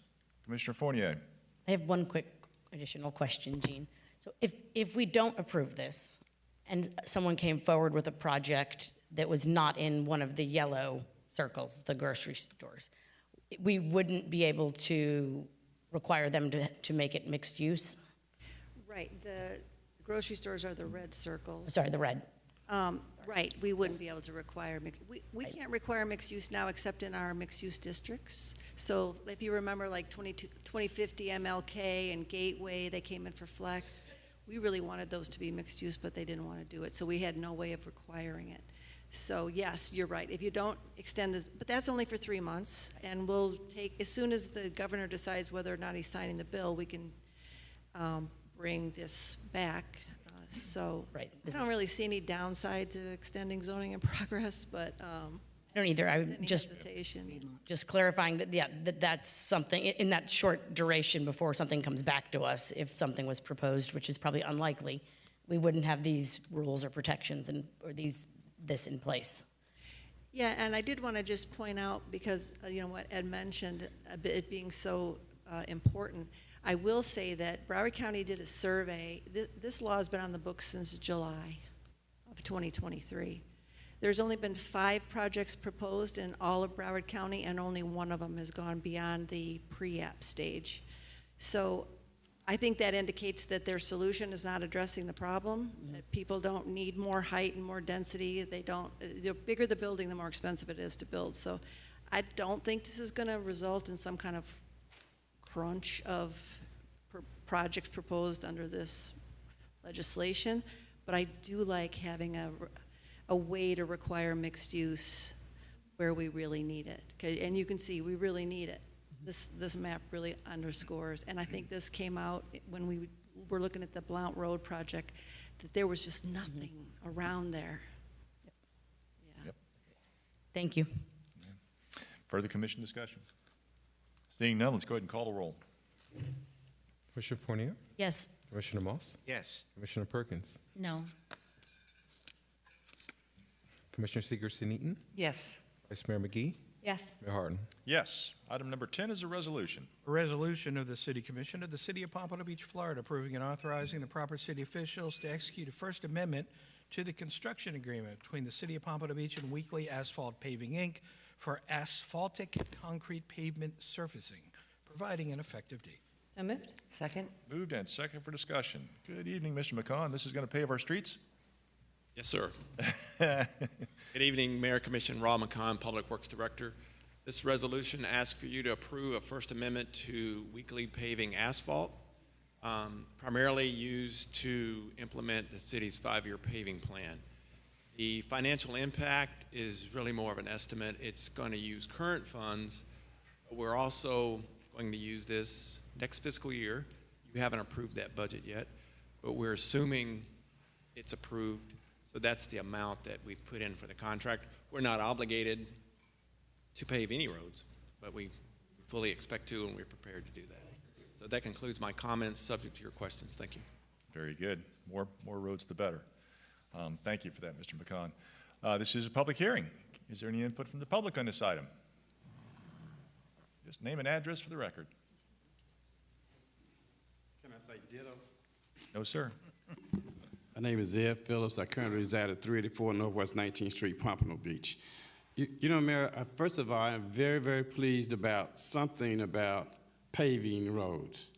Having been a resident for Pompano for a while, I haven't seen the roads unpaved this way, this long. And I'm just going to tell you, that's just the truth of it. So can someone give us an idea of the target, or if there's a plan or a schedule to start paving some of these roads? And incidentally, it's not just the Northwest, but since I live in the Northwest and I see all of these roads unpaved, and once again, it has never happened to my knowledge, and you know, I'm not counting the years, but as I looked in my neighborhood, I haven't seen the roads unpaved this long. So is there a plan? Is there a target? Is there a schedule? Or is this just smoke in the air? No, there is a plan, there is a schedule. If I could ask you, can you email Mr. McCon, and he can email you he's got a map that shows who's going to get paved when and all this kind of stuff. Mayor, and I do appreciate that because that's part of the answer. But I must tell you there's an awful lot of folks want to know the same thing. Yeah. So if there's anything could be said right now so the folks could understand, because I do appreciate the ability to contact Rob, and he's going to give me this information. But at some point in time, the public kind of needs to know. And if we could figure that out, I'd greatly appreciate it. In the meantime, if you could send me something, I'd greatly appreciate it also. But Mayor, you know, I don't know what's going on in the background. We're spending an awful lot of money in this city, but I think that also, oftentimes you'll hear me say, and some of you'll say the same thing, let's take care of the residents who are living here, because we're doing an awful lot to attract other folks. Thank you very much. Yeah, it's a very good point, Mr. Phillips. Mr. McCollum, is the paving schedule map, is that online on our website anywhere? Yes, it is, Mayor. It's under the first page. You'll see resident information. Click that tab, and it'll go further in there, and it'll say resident information. Click that, and then you'll see the city's 5-year paving plan map. Okay, very good. Thank you. Appreciate that. So that way it's out there for everybody. Further input from the public. And the only reason I want to say something because it's so important. You know, Please, Mr. I want to say something because it's so important, because it gives to the effect of a city, how you see a city. A city will look run down and beat up when the roads look run down and beat up, no matter how beautiful the houses are. And so a 5-year plan is a great plan, but I'd like to know if we have a plan for now to do something in the area. That's all. And if that's on the website, then I'll take a look. But once again, there are a lot of residents who would just like to know also. Thank you. Yeah, thank you, Mr. Phillips. But as Mr. McCon indicated, that there is a 5-year plan. I mean, streets get paved all the time. If they get torn up, they get repaved, things like that. But there is a 5-year plan where he's looked at all the pavement conditions throughout the city, and so there is a cycle. But trust me, every city commissioner sitting up here has the same complaints about our streets. We all want our streets to look nicer than they currently look, and Mr. McCon is aware of that, and he is doing his best to get funds appropriated, but it all comes down to dollars and cents. I'm not sure if you recall, a few years back, we tried a different process where we used a slurry mix to go on the streets. That particular process did not last the way it was expected to, and it was quite a bit cheaper than repaving the streets, and that's why we went that route. But it did not last the way we had hoped. So now we're playing a little bit of catch-up. But Mr. McCon, he's doing the best he can with the funds available. Thank you. Further input from the public? Seeing none, public input closed. Commission discussion. Let's see. I've got Commissioner Fournier, then Commissioner Moss. Thank you, Mayor. The 5-year paving plan is one of the most common questions I get also, and I know it's somewhere on our website, but it's not super easy to find, so it seems to me like a great example of something we could use social media for. I know not everyone's on social media, but it's getting information out there to people, so I think maybe we can do a little more with that, because I know I send it to someone at least a couple times a week. And the other thing about the 5-year paving plan is I know we are trying to distribute paving evenly throughout the city based on the needs of the streets, but it's resulted in certain neighborhoods being half paved, and then we're coming back in 4 years and paving the other half of the neighborhood. So that look and feel of a nice, clean, consistent streets, we're not getting that with the way we're distributing the paving throughout the city. So I understand we're on this plan for now, but I really think we need to take a look at how we're doing it and maybe do it neighborhood by neighborhood so we don't have half of a neighborhood done now and half of it done in 2028. So thank you. Very good. Thank you. Commissioner Moss? Yeah, couple of questions. First of all, because we have a 5-year plan, does that indicate that roads get repaved every 5 years? Good question. No. I would say the cycle is pushing more 15 to 20 years. Okay. And so just try to do some public math, we have 300 center lane miles. $100,000 will pave 6 to 10 miles, depending on whether or not you have to mill the road up. So 300 divided by 15 would be 20. 300 divided by 20 That's how you get to the 15 or 20. So, but I will say, some of you are familiar around the rest of the country, our roads do hold up better than some up in the Northeast. They don't have the frost heave that really creates monstrous potholes. We have some bad streets. The mayor mentioned the micro paving, our ugly streets. That's where our focus is now. And but it's typically 15 to 20 years. And in conjunction with the schedule, I assume that you take a look at the street and see how good or how bad it is and when it needs to be done. So even though something may be on the schedule for being done, but the road surface is still pretty good, you may put it off a year or two. Is that right? Correct. And so we tried to be as objective as possible. So in 2016, we did a citywide pavement assessment. And that gives all the streets a PCI, a pavement condition index, which is a numerical value from 0 to 100. So that's what we use, and we want a score of 71 or better, and that's our goal to keep it as, and I'll tell you, in most cases, we are hitting that, but again, this thing about the micro paving, it doesn't matter how good a condition it is structurally, it's ugly, and I get that. If the baby's ugly, the baby's ugly.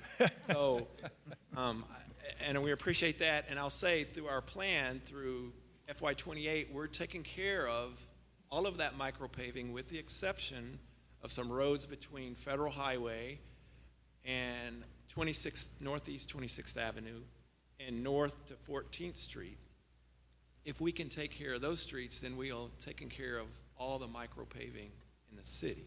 So that's our goal, but right now we're still not quite there to get to those last streets. Okay.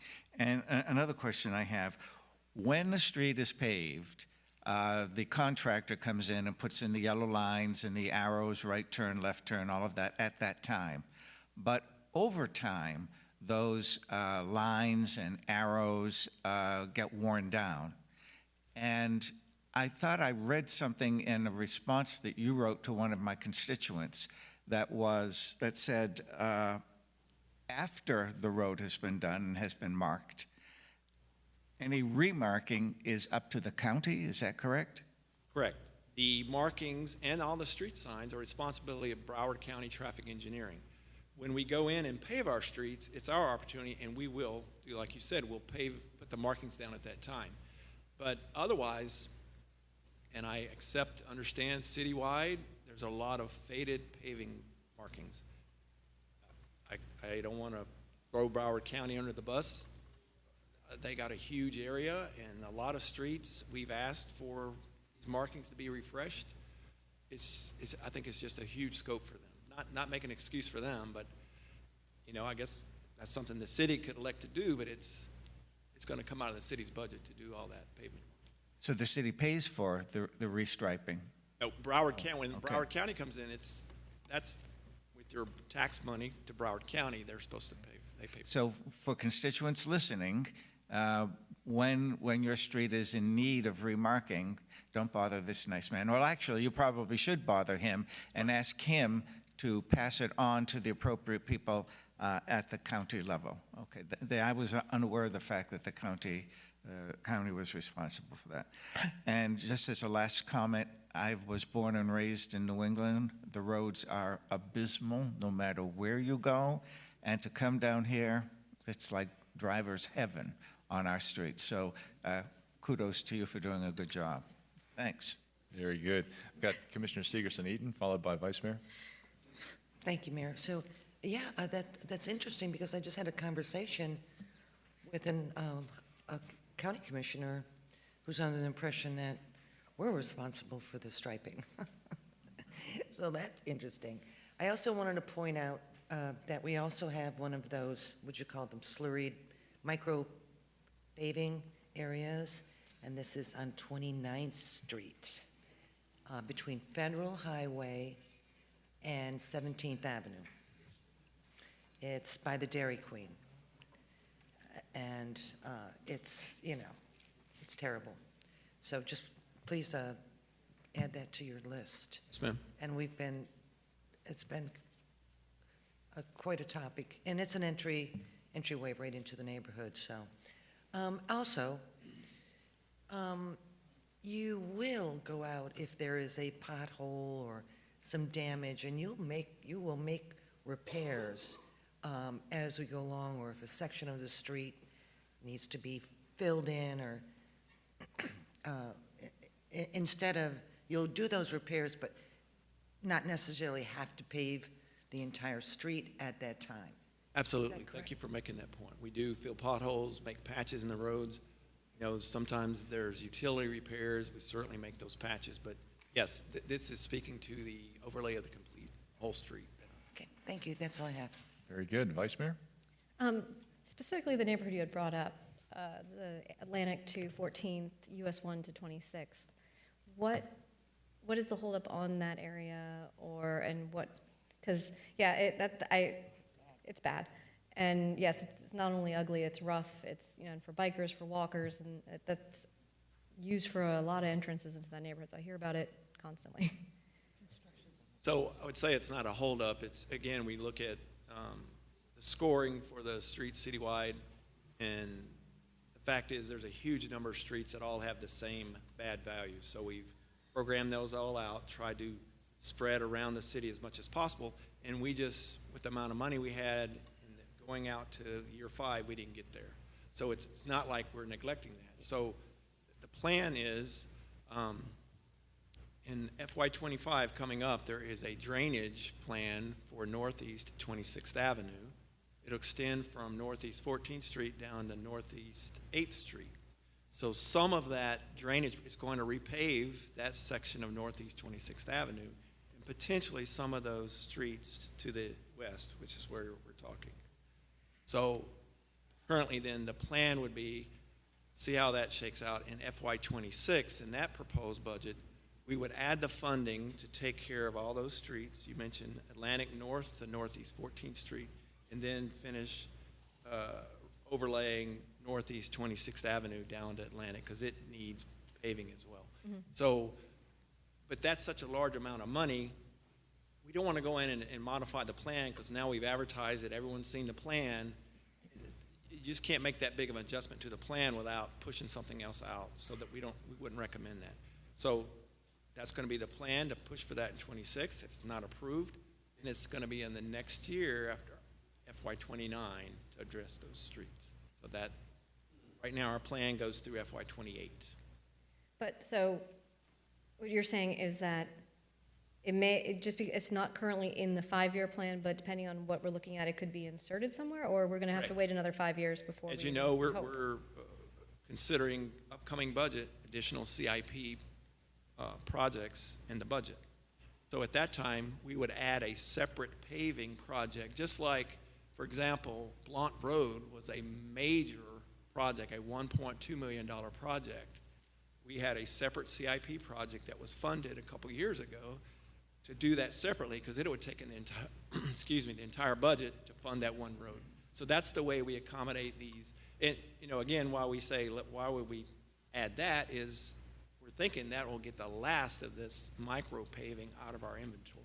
So that would be the plan. Especially, I know there's construction that's been happening there, so it made sense to hold off, especially for that. But the other thing I wanted to bring up is specifically on 26, or two things on 26, is where we just did all the water pipe, and I'm sure this happens throughout the city on different, where we're digging up the road and then repaving. But it's about 26th and 2nd, where there was a section that they did water pipe, they dug up the road, they put it back, and got new pavement. Then there's another section that's also fresh paved, because it was another section of water. And there's quite literally about 15 to 20 feet of old pavement in between them, which I'm sure it's happened throughout the city. And when you do that, it almost negates the newness of the rest of it. So if that's something that just process-wise, if there's a small gap between asphalts. Yes. We're sensitive to that. In some cases, maybe the utility line just went down one side of the road and only one lane was affected. We've seen that. We've acknowledged that, okay, somehow we need to find out. The additional funding needs to be done, do it all at one time, because as you mentioned, we'd like to go in to one neighborhood, so we're only going to go back in 15 years from now, we're going to go in that one time. We're not going to go back and pave the one lane, and, so keeping all that in mind, we recognize that, and we are working now to not let that happen. Yeah, because it's all one lane. It's the So- northbound side. You know what I'm talking about. It's just. I know what you're talking about. I've had quite a few neighbors over there be like, why? Because that's the only stuff they messed up. Doesn't matter. Like you said, I see what that. And then also on 26, and I know you guys have come out and done, there's a recurring pothole there. I think it's like 20, on the southbound lane around 6th. Yes. How do we get that to stop happening?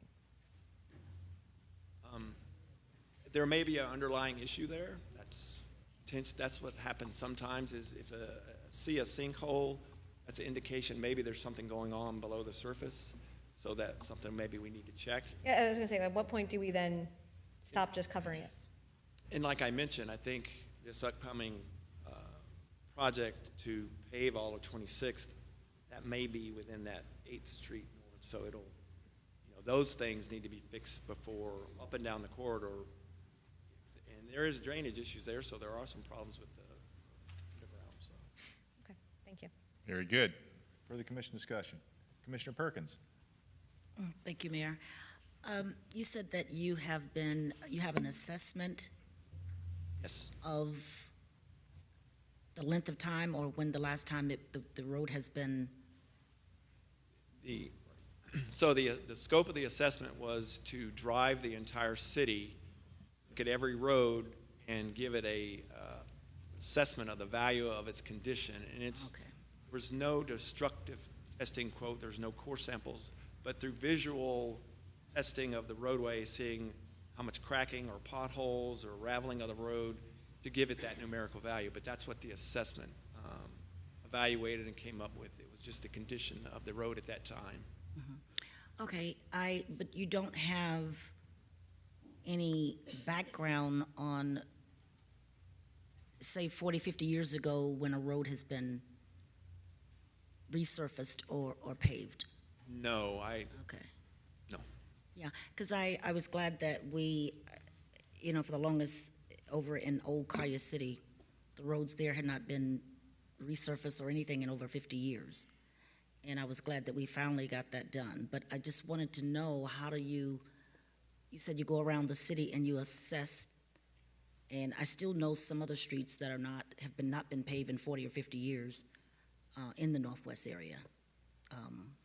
So I'd like to, at a later time, get with you and talk with you more about that and give you those locations.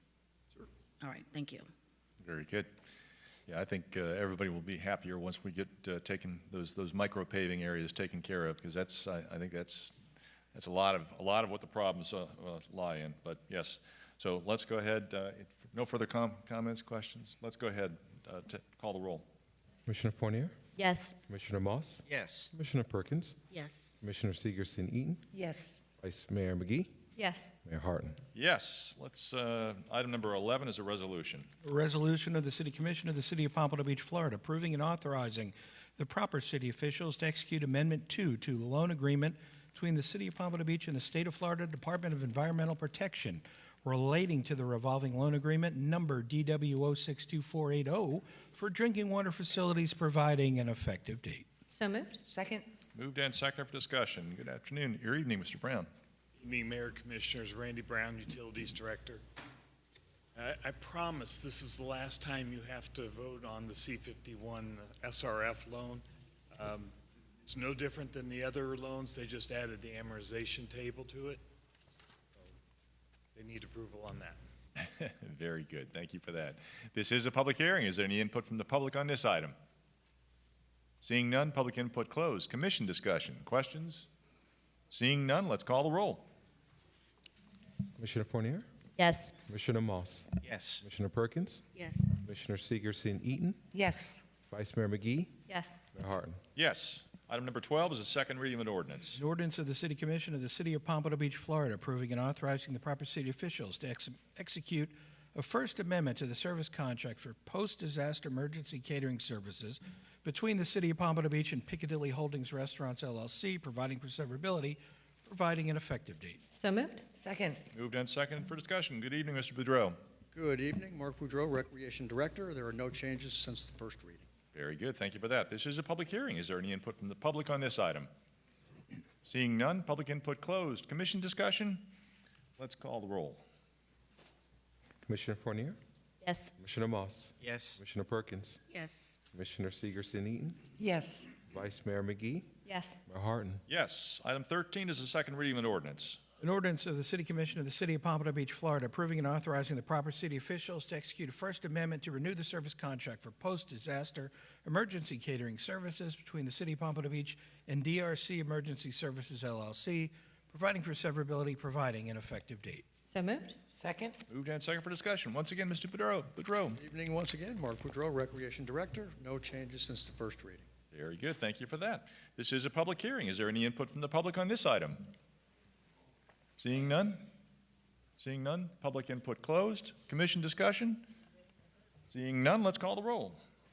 Commissioner Fournier, Yes. Commissioner Moss, Yes. Commissioner Perkins, Yes. Commissioner Segerson-Eaton, Yes. Vice Mayor McGee, Yes. Mayor Harton. Yes. Item number 14 is the second reading of an ordinance. An ordinance of the City Commission of the City of Pompano Beach, Florida, approving and authorizing the proper city officials to execute a contract for disaster debris recovery services between the City of Pompano Beach and Crowder Gulf Joint Venture, Inc., providing for severability, providing an effective date. So moved? Second? Moved and second for discussion. Good evening, Mr. Ketchum. Good afternoon, or good evening, actually. Russ Ketchum, Director of Environmental Services.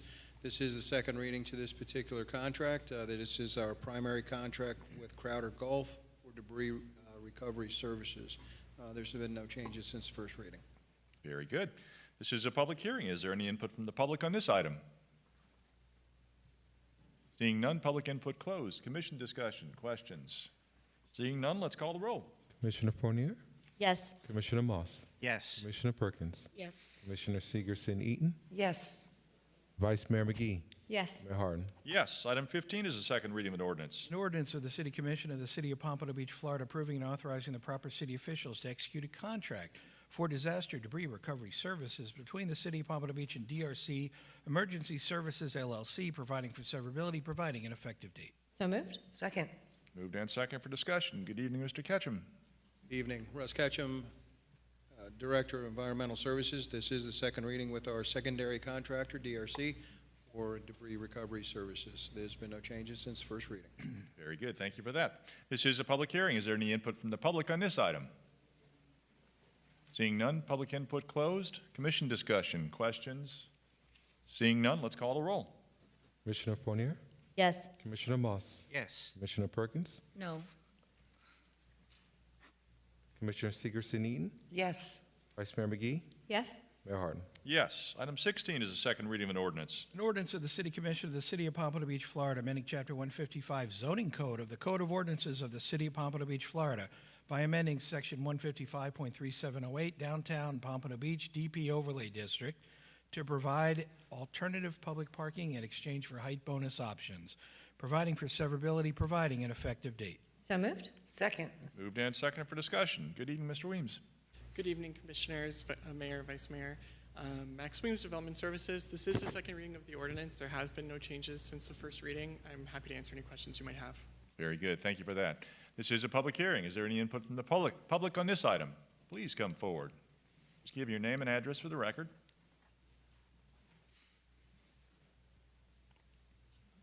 Mayor, Commissioners, my name is Ed Phillips. I currently reside at 384 Northwest 19th Street, and since this is a lot of business being discussed in the city of Pompano, I do appreciate having a background so I can understand some of this. What I'd like to know, if at all possible, first of all, let me say that to the public needs to understand, we are now marching towards facilitating the coming of the new downtown by tweeting various components of our amendments and city structures to bring them forward so that they can operate. Having said that, the concern I have here is what is height bonuses? Because I know it's an overlay district, and sometimes, my concern has always been and still is that we do not want to be a concrete jungle. It looks like we're going to be that anyway, and if we got to be that, include us in some of this stuff that's going on. So can you explain to us or to me what is the trade-off by having height bonus options?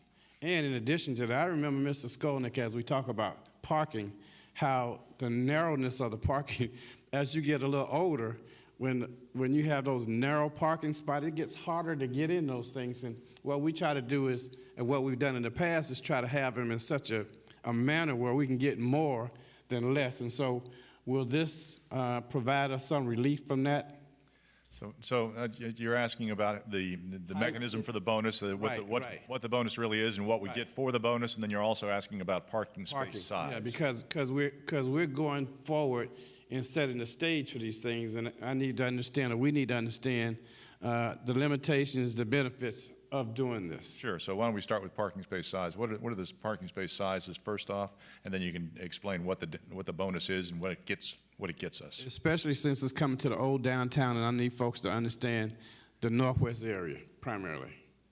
Right. Sure. So our general code requires that parking spaces are 9 by 18 feet, which is pretty much a standard size for parking spaces.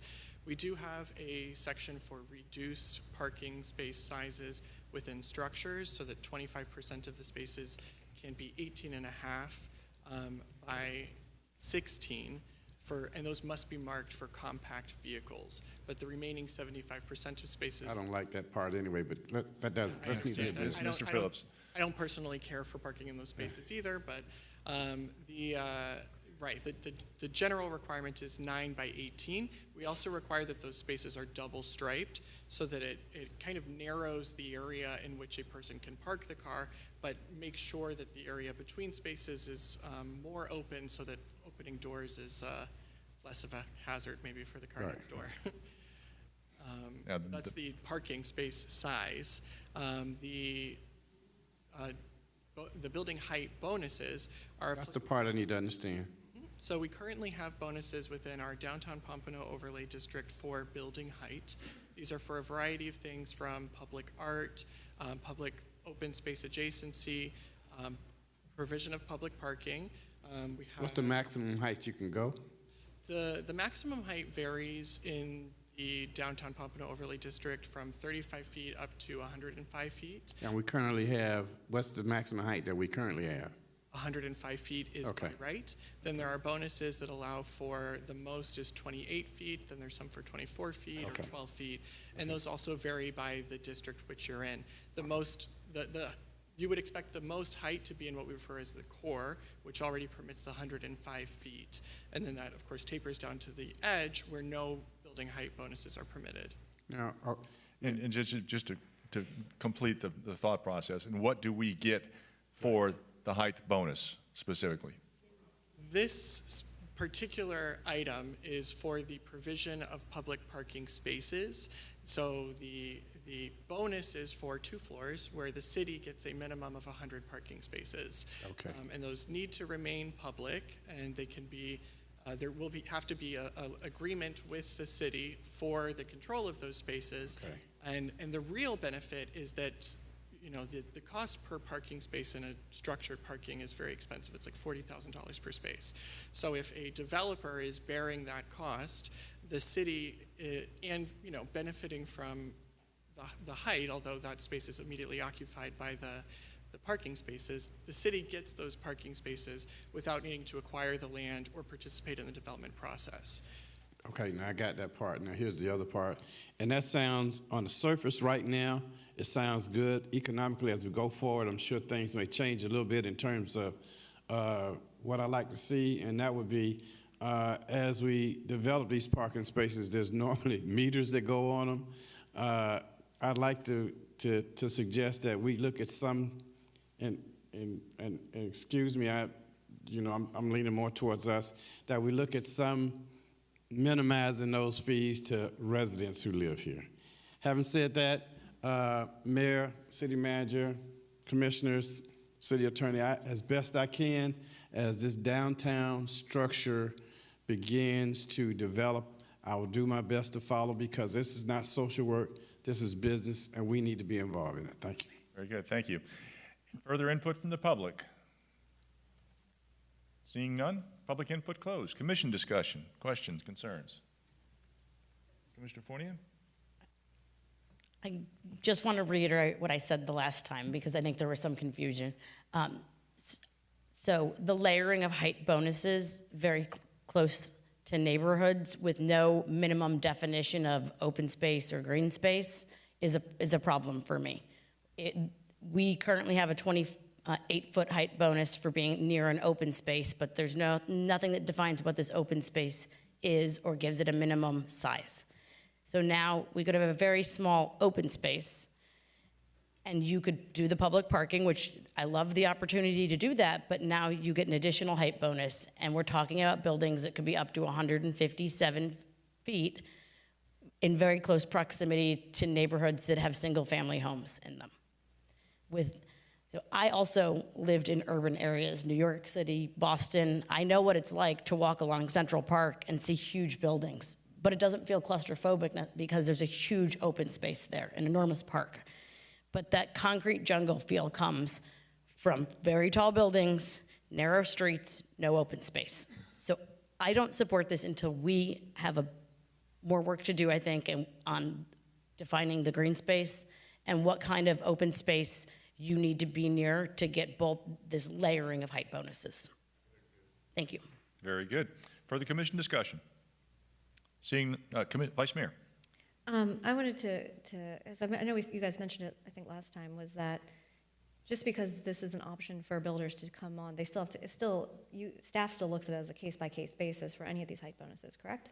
Yes, there will need to be an agreement executed by this commission in order to guarantee this bonus. And is that our policy for height bonuses and other building bonuses? No, it would depend. There are some, like the public art bonus, that does require approval by the public art committee, but so there's not really always going to be an agreement for the bonus, but this particular one, yes. Okay. So yeah, it's not a guarantee. If it doesn't make sense in the building that it wants to be, or if we deem it too close to a neighborhood, et cetera, we can say no. And yes, in this case, yes. Okay, thank you. Commissioner Segerson-Eden. Thank you. And so, what are we talking about, 20 feet of height approximately? So for the 2 floors, it's specifically 24 feet. 24 feet. So if you had 24 to 105, that's what? 130, 29. So not 150 feet in the air, correct? That example was a combination of the public park adjacency with the bonus for the public parking. So it's a 28 feet plus 24 feet plus 105 feet. So they would have to have the public park component as well? Correct. Okay. So it's not like it can go up anywhere? I mean, it would very much depend on the overall development, but it's not like everybody's going to put a park right next to their building. So. Right. The designated open spaces are fixed locations, and the opportunity to develop next to those are also fixed locations. Sure. Yes, of course. And what I really like about this is, as you said, it's $40,000 per space plus the construction. So there's an economy of scale here, where the developer's already building a building, and it's the steel is, and they're all there. So he's got economies of scale, and I think it provides more flexibility for the area. You can park near to where you want to go, which is, I think, supports businesses, the success of small businesses in the area as well. So I'm going to support this again. Thank you. Very good. Mr. Williams, let me ask you, so let's say we had some greedy developer came to Pompano and decided he wanted to really she decided she wanted to really maximize every square inch and came to our downtown area and said, I want to build a building. You know what? I'm across the street from this little 2x2 square piece of grass, so I'm going to get my open space bonus right there. And on top of that, I'm going to put some parking in there, and I'm going to approach the city because I want to go up an extra 2 floors for parking too. Do we have to do all that? Well, no. It would very much depend if that, I mean, The space that you described doesn't sound like it's likely one that we would designate as an open space. It would have to already exist on a regulating plan that identifies those spaces. They're typically publicly owned properties, and where it would be private, it would need to be 4,800 square feet in a loosely open space definition. It is a little undefined. But the majority of the spaces are publicly owned and publicly controlled, so we wouldn't just say any open, undeveloped lot qualifies for this bonus, I think is kind of the gist of your question. Additionally, the example you provided of, I want to get this extra 2 floors because I'm providing the parking, that would be at the discretion of this body. So in that specific example, it doesn't seem like they'd qualify for either of those bonuses. So in other words, the greedy developer, we could tell her no. Yeah, of course. Okay, and we wouldn't have a 157-story building in that particular situation if we said no. Correct. Which we have the right to say no. Yes. Very good. Just wanted to point that out. It's an option for us. It's not a mandate. Correct. Very good. Thank you. Further commission discussion? Seeing none, let's call the roll. Commissioner Fournier, No. Commissioner Moss, Yes. Commissioner Perkins, No. Commissioner Seegerson-Eaton, Yes. Vice Mayor McGee, Yes. Mayor Harden. Yes, very good. Let's take a 10-minute recess.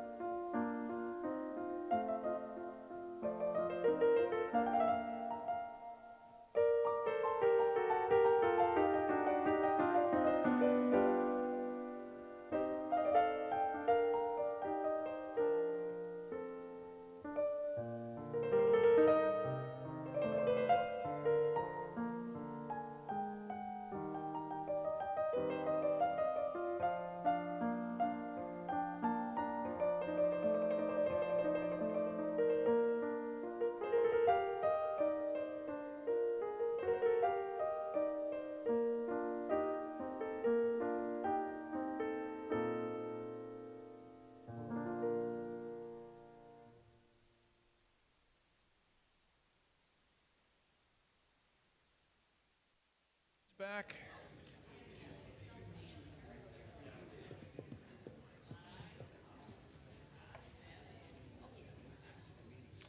We're missing Vice Mayor McGee.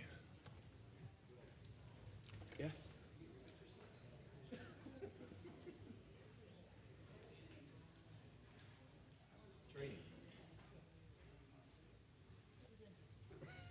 Hey, Sandra, is Vice Mayor out in the lobby?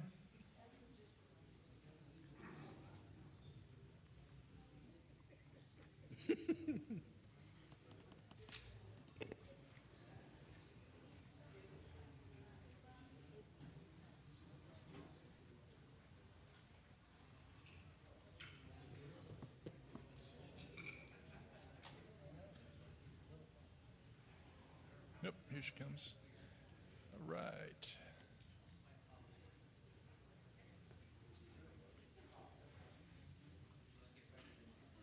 All right, let's go ahead and call this meeting back to order. I don't see the on-air sign working now. Oh, very good. It's completely broken now. Okay, that solves the problem of the blinking light. Very good. Item number 17 is the second reading of an ordinance. An ordinance of the City Commission of the City of Pompano Beach, Florida, approving and authorizing the proper city officials to execute a construction agreement between the City of Pompano Beach and Art Sign Company, Inc. to provide sign design, building fabrication, and installation for various types of sign for the city on an as-needed basis, providing for severability, providing an effective date. So moved. Second? Moved and second for discussion. Good evening, Mr. Kadurian. Good evening, Mayor, Vice Mayor, Commissioners. This is the second reading, and there's been no changes. Name? Very good. Thank you for that. This is a public hearing. Is there any input from Mr. Berman? I just want him to state his name for the record. Oh, got you. A name and address? Oh, you got it? You already said it? Your name and address? Or not address, but name. Position. Oh, I'm sorry. Matthew Cadurna, Project Manager with Engineering. Very good. Thank you for that. This is a public hearing. Is there any input from the public on this item? Seeing none, public input closed. Commission discussion. Questions, concerns? Seeing none, let's go ahead and call the roll. Commissioner Fournier, Yes. Commissioner Moss, Yes. Commissioner Perkins, Yes. Commissioner Seegerson-Eaton, Yes. Vice Mayor McGee, Yes. Mayor Harden. Yes. Item number 18 is the first reading of an ordinance. An ordinance of the City Commission of the City of Pompano Beach, Florida, providing for the adoption of the amendments to the Pompano Beach Comprehensive Plan based upon the evaluation and appraisal report letter, which addresses the newly required 10 and 20-year planning horizons, authorizing the transmittal of the comprehensive plan amendments, providing for severability, providing an effective date. So moved. Second? Moved and seconded for discussion. Good evening, Ms. Dolan. Thank you, Mayor, Commission, Jean Dolan, Development Services. Chapter 163.3191 Florida statutes and Rule 73C-49 require the city to provide an evaluation and appraisal report letter, which we call the EAR, to the state every 7 years to identify any changes to population projections, city direction, or state legislation in that period that would signal a need to update the comprehensive plan.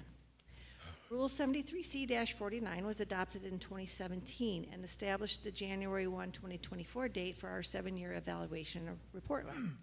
This date no longer tracks with the adoption date of our comprehensive plan.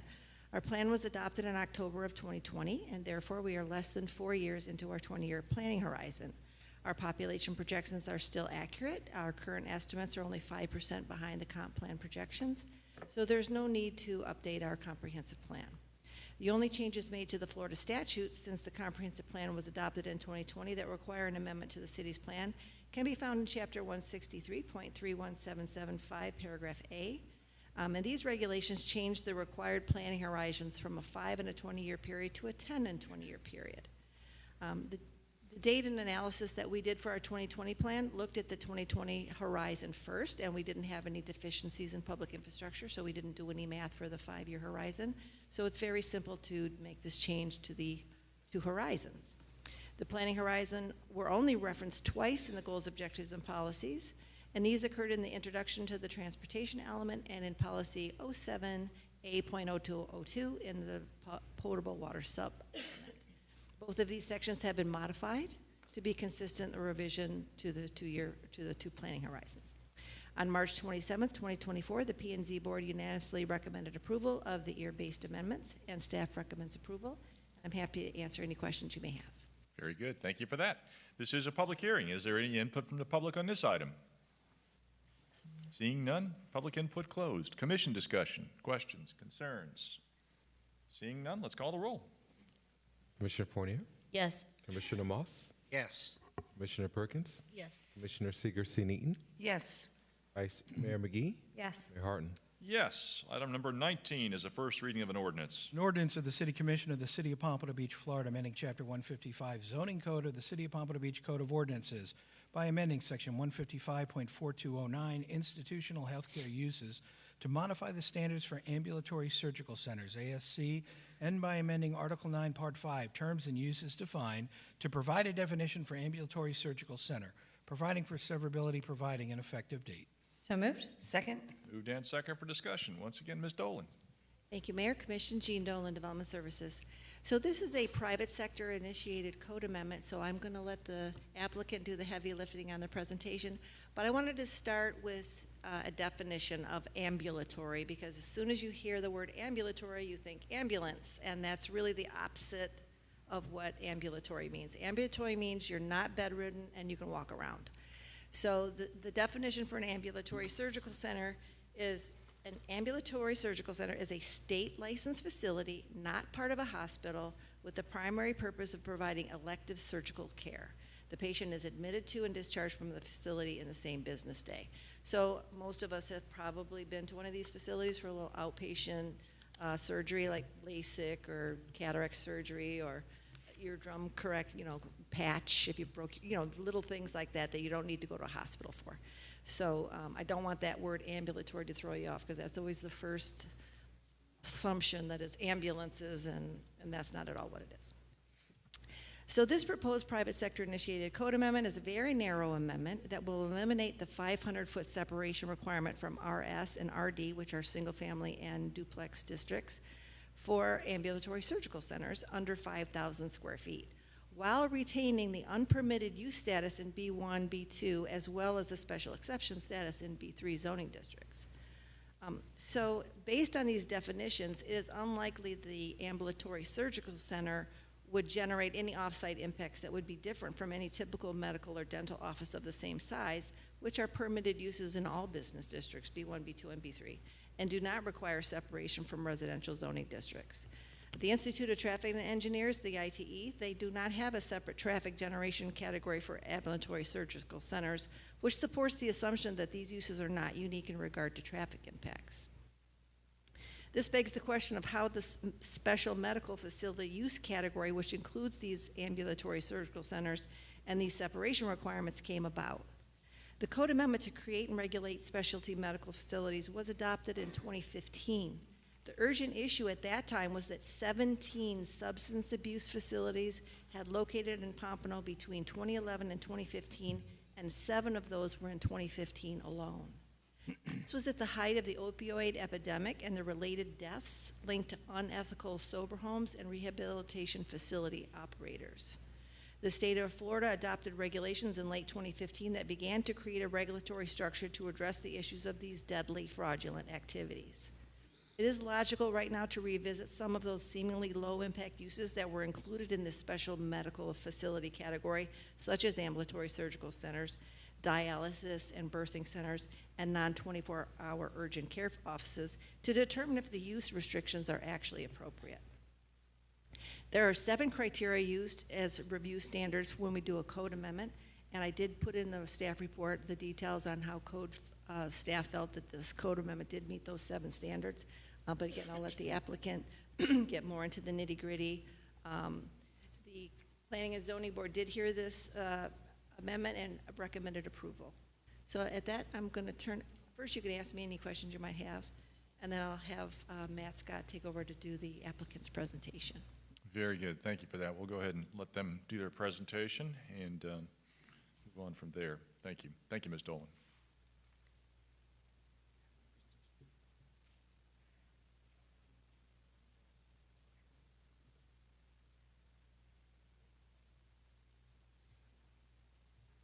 Good evening, Mayor, members of the Commission. My name is Matthew Scott. I am a zoning attorney with the law firm of Greenspoon Martyr with an address of 200 East Broward Boulevard in Fort Lauderdale.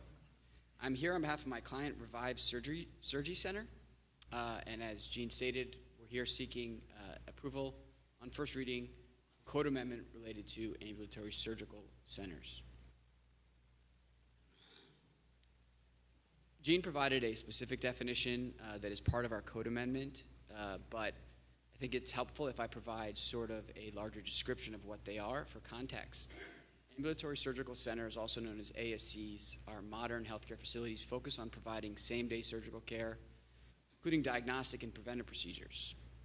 AFCs very much have transformed the healthcare landscape, the outpatient experience for millions of Americans, providing them with a more convenient, cost-conscious alternative to hospital-based outpatient procedures and hospital-based inpatient procedures. And they've done so with a strong track record of quality care and positive patient outcomes. So they've grown in popularity as a way for patients to get needed healthcare treatment without having to go to a hospital for that. But for context and background of how I got here tonight, my client, Dr. Dane Pullman, who I'm joined with tonight, he has a surgical center in Coral Springs, and he has a surgical center in Delray Beach. He had quite a few patients say, live in Pompano Beach, why can't you have an office there? So he looked and noticed that Pompano Beach has no similar surgical centers whatsoever. And so what my client does is provide minimally invasive surgical procedures to help people deal with nerve pain, help people deal with orthopedic conditions, slipped discs, things of that nature that don't require larger in-hospital surgeries. And this is something that is highly in demand because what it quite specifically does is allow people that have back pain, for example, to avoid prolonged opioid use. So this is really, really a valuable service, the kind of thing that, in my mind, we would want to have in our communities. And so my client identified this property on Sample Road in Commissioner Sigerson-Eaton's district and purchased it thinking it would be a great place to have a surgical center.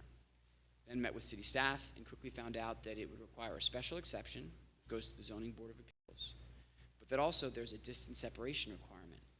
And so here's just an aerial map showing the general vicinity of the project. I'm here seeking approval of a code amendment that would address all of the code. So we're talking about a larger policy discussion, but I wanted to give this background. And so here's where the property is located. What the code says is that ambulatory surgical centers need to be reviewed as specialty medical facilities, similar to drug treatment facilities. They cannot be within 500 feet of a residentially zoned area. So the aerial I showed a moment ago has all residentially zoned areas behind these B3 zone districts. So even though you have to go through that special exception process, which this commission knows is like a testing process. You have to go to ZBA and prove you're going to be a good operator, prove you're serious, prove you're going to run a good business there. In addition to that, there is this blanket prohibition. And so when we looked further at it, and we talked to the Zoning Board of Appeals, talked to various people at the city, there wasn't really a logic for why we wouldn't want ambulatory surgical facilities in B3 zone districts. And so that led us to pursue this code amendment. So here are the current zoning regulations. What your current code says is that they have to be at least 500 feet from these residentially zoned districts. Overnight treatment is prohibited, and there are specific hours of operation.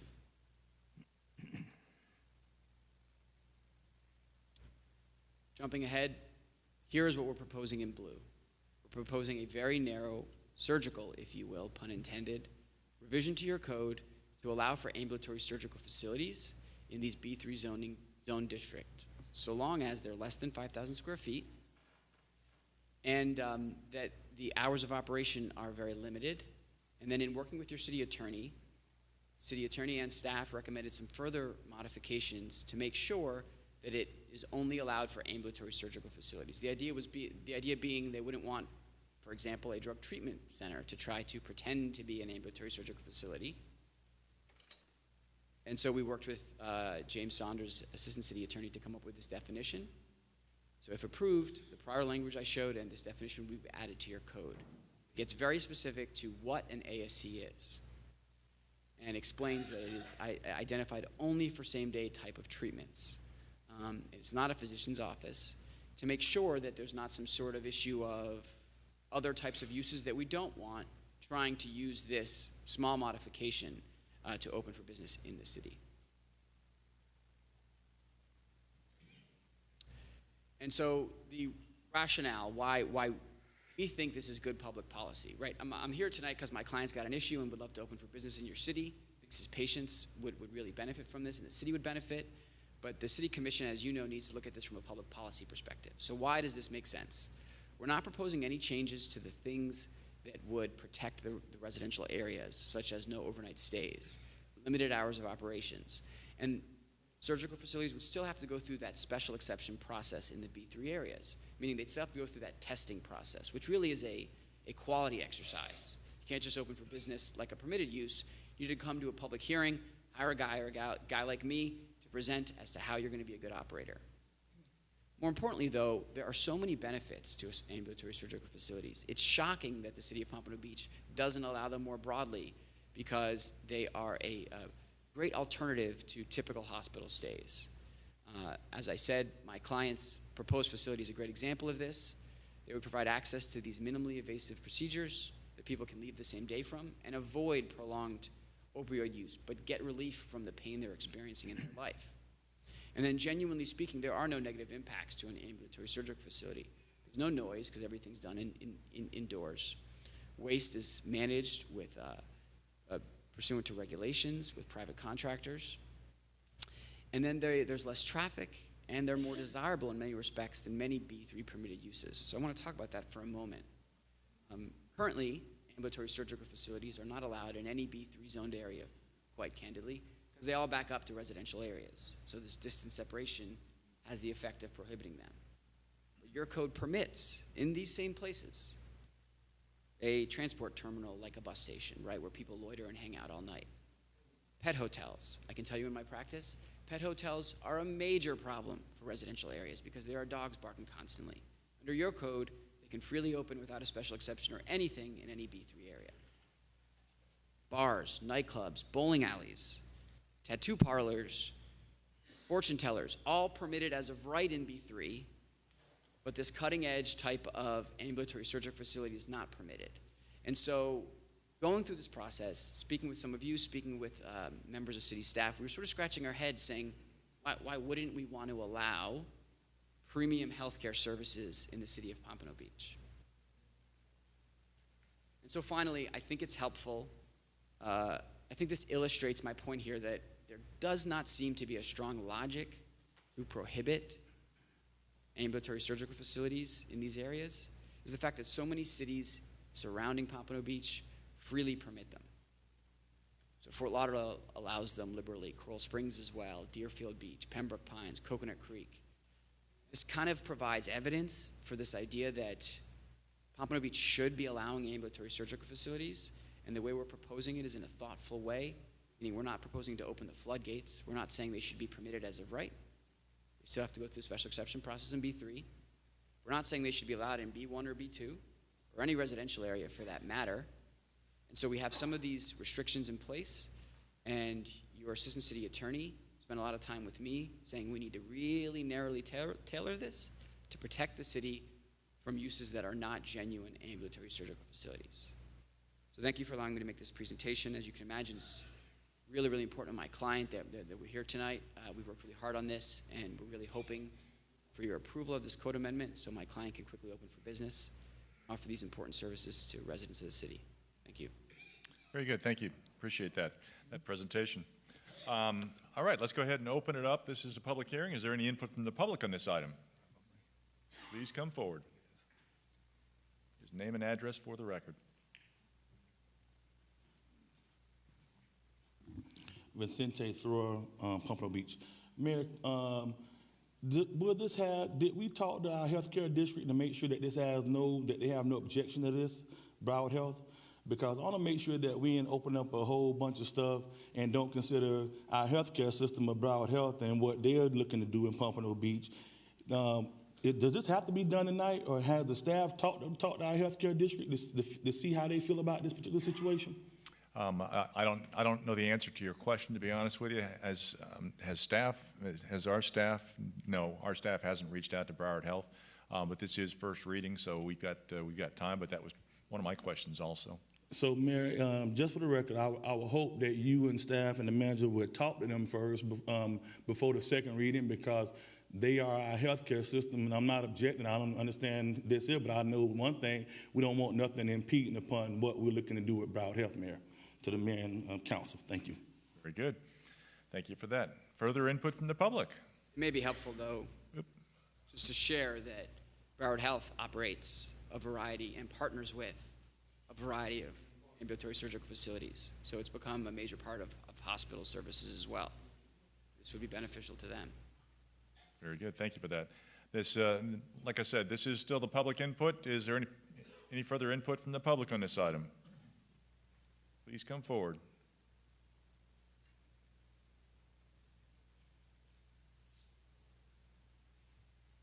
Just name and address.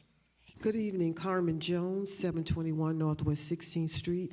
I agree with Mr. Thrower. I think we should talk to the hospital district just to be prudent. I worked at a hospital for 27 years, and outpatient services can be looked at as a little competition. So we'd like to go into this touching all bases. I think that would be wise to do. Thank you. Thank you. Appreciate your input.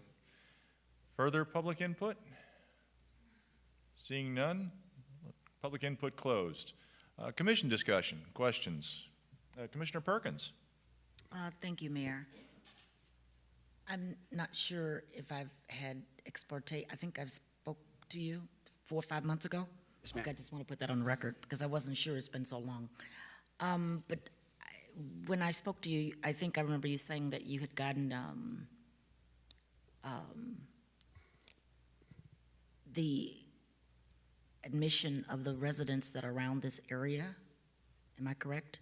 I can remember that correctly. Yes, ma'am, that's correct. You have a great memory because it has been a while. We walked door to door for the entire neighborhood around my client's property, knocking on the door, sharing with them what we were proposing to do. We got numerous letters of support. It may even be in the backup. I didn't get into that because it's a code amendment that's sort of not specific to my client's property. But we did do that outreach and had incredibly positive feedback. They said things like, yeah, well, we don't want a bar there. We don't want to, we don't want those negative things. And so the feedback was very positive. So your hours of operation, 10 p.m. at night till 7 in the morning? Was I saying that correctly? No, I was trying to go quickly because I know when it gets late, you all don't want to listen to me too much, but I can pull it up. We have hours of operation that are limited more than that.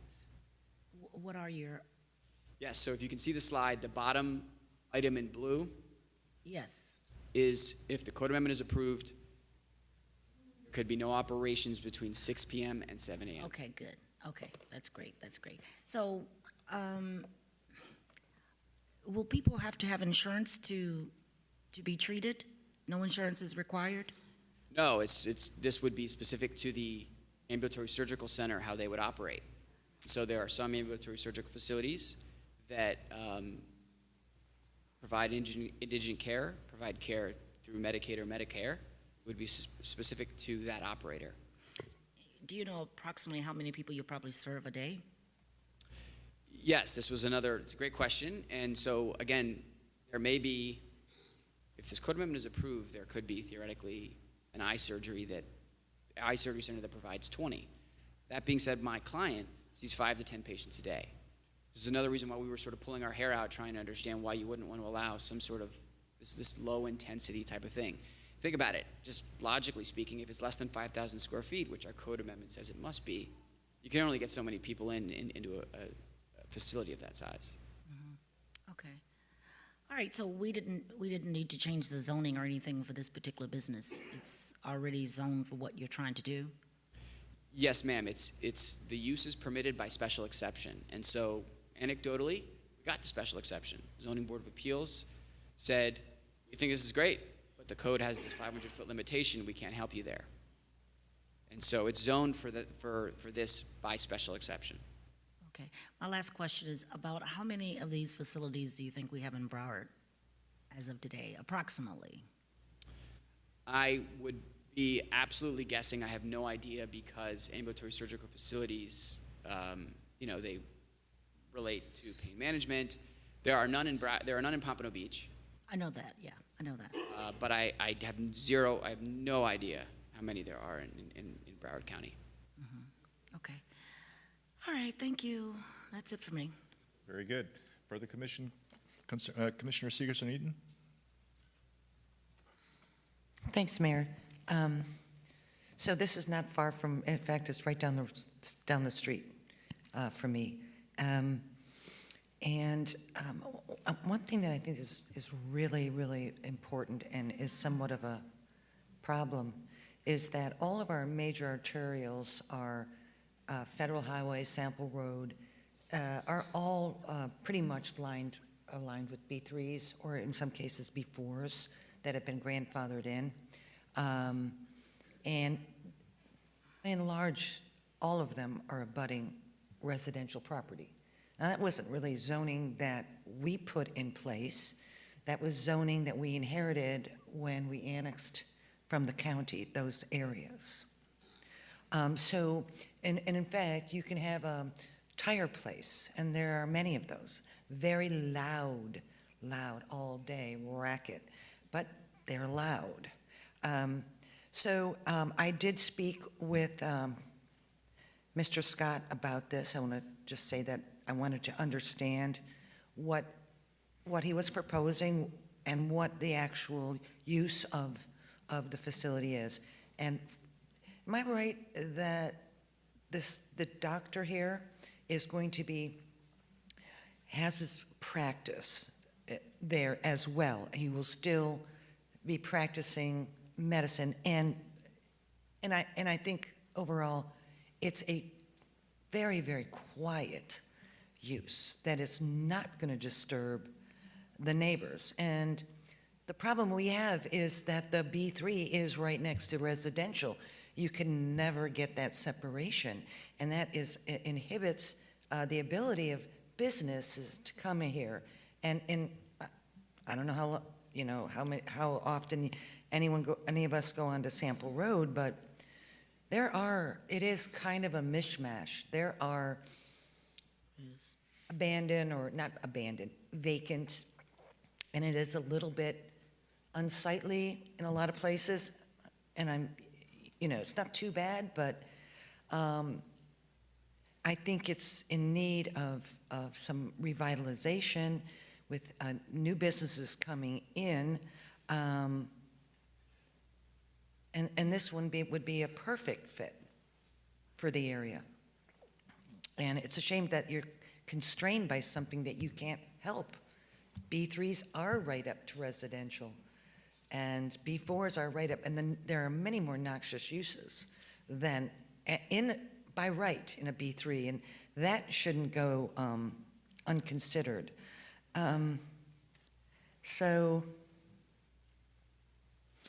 we have very, very few B4s in the city, and they've kind of been pushed out. So I really think this would be great for the neighborhood. I would like to see it. The improvement would be great. We have vacant parking lots there that are being used as people sleeping in their cars. Just a couple blocks over, they're being used as sort of pirate rental car lots, where now you can take your own personal vehicle, similar to what they do with Airbnbs, and rent out your vehicle. And you take it over to this lot up on Sample Road, and you leave it there. And this is things. So having it active and having it utilized and enlivened would be a great thing. And I think our code has kind of become, it's a little cumbersome when you're dealing with those distance regulations, since everything is backed up to residential. The county had no buffering in those days, so we're stuck with it. But I mean, we shouldn't let it prohibit us from bringing businesses to the city for this type of thing. So I'm totally in favor of it, and I hope I've convinced this body to be in favor of it. Thank you. Very good, thank you. Further commission discussion? Questions, Vice Mayor? So with the ambulatory, the code amendment on this, the wording, it is very tight, correct?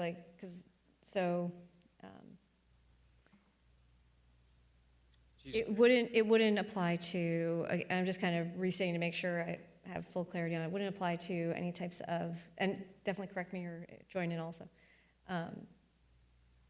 24-hour facility of any type. Right, that was something that city attorney and Gene Dolan and I spent time working on because there was sensitivity there. Of course, I was happy to work with them through it because we don't want to operate at night anyway. So we were happy to commit to this restriction. And as I said, right, I've been making this joke that no one laughs at, but we tried to be surgical in our code amendment, right? We tried to be very, very specific because we don't want to create a situation that would be a problem, right? That would be the worst case, is to amend the code and then introduce a problem. So, Right, and that's where my concern comes from, is that it is a code amendment, and that we're trying to predict future maybes and so I do appreciate the detailedness of it. In addition to that, no overnight treatment, and then and the service hours. Will it be, where is it reflected? There was a statement made that it would be patients that have been referred to from another doctor to start. Is that part of the amendment, or is that part of your policy, or? Sure, so this is the definition that we prepared with guidance or recommendation from Planning and Zoning Board. So in blue is on the screen what we're proposing that would be added to the code. Mm-hmm. This clarifies that it would be a place where people come for elective procedures. It's not like you wouldn't just walk in. Right. You would There's no walk-in ability, right. Okay. I think that's all I have. Thank you very much. Very good. Further Commissioner Fournier. Thank you, Mayor. 2 quick questions. On this definition, it says the primary purpose of providing elective surgical care. So why doesn't it say the only purpose? What are the other purposes, if that's? So I think the reason why we try to have that language is frequently there can be diagnostic procedures done in an ambulatory surgical facility. And we pulled from the state definition of ambulatory surgical facilities.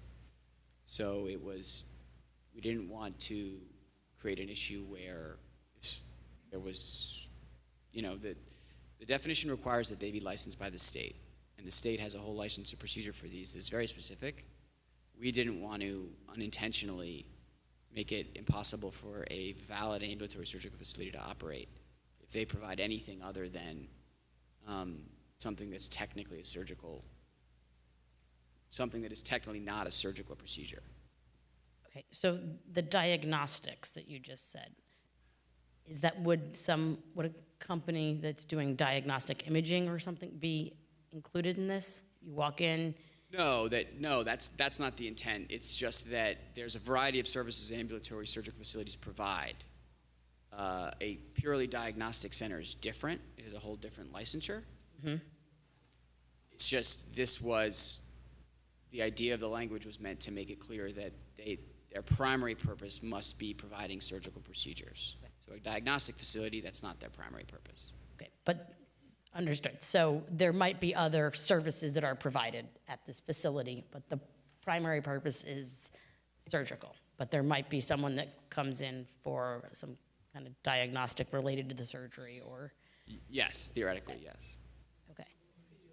We felt that the fact that they have to be licensed by the state, so the way that we got here to begin with was there are doctor's offices that don't need a special license from the state because they don't provide certain procedures. If you want to provide certain procedures, you have to get a license from the state.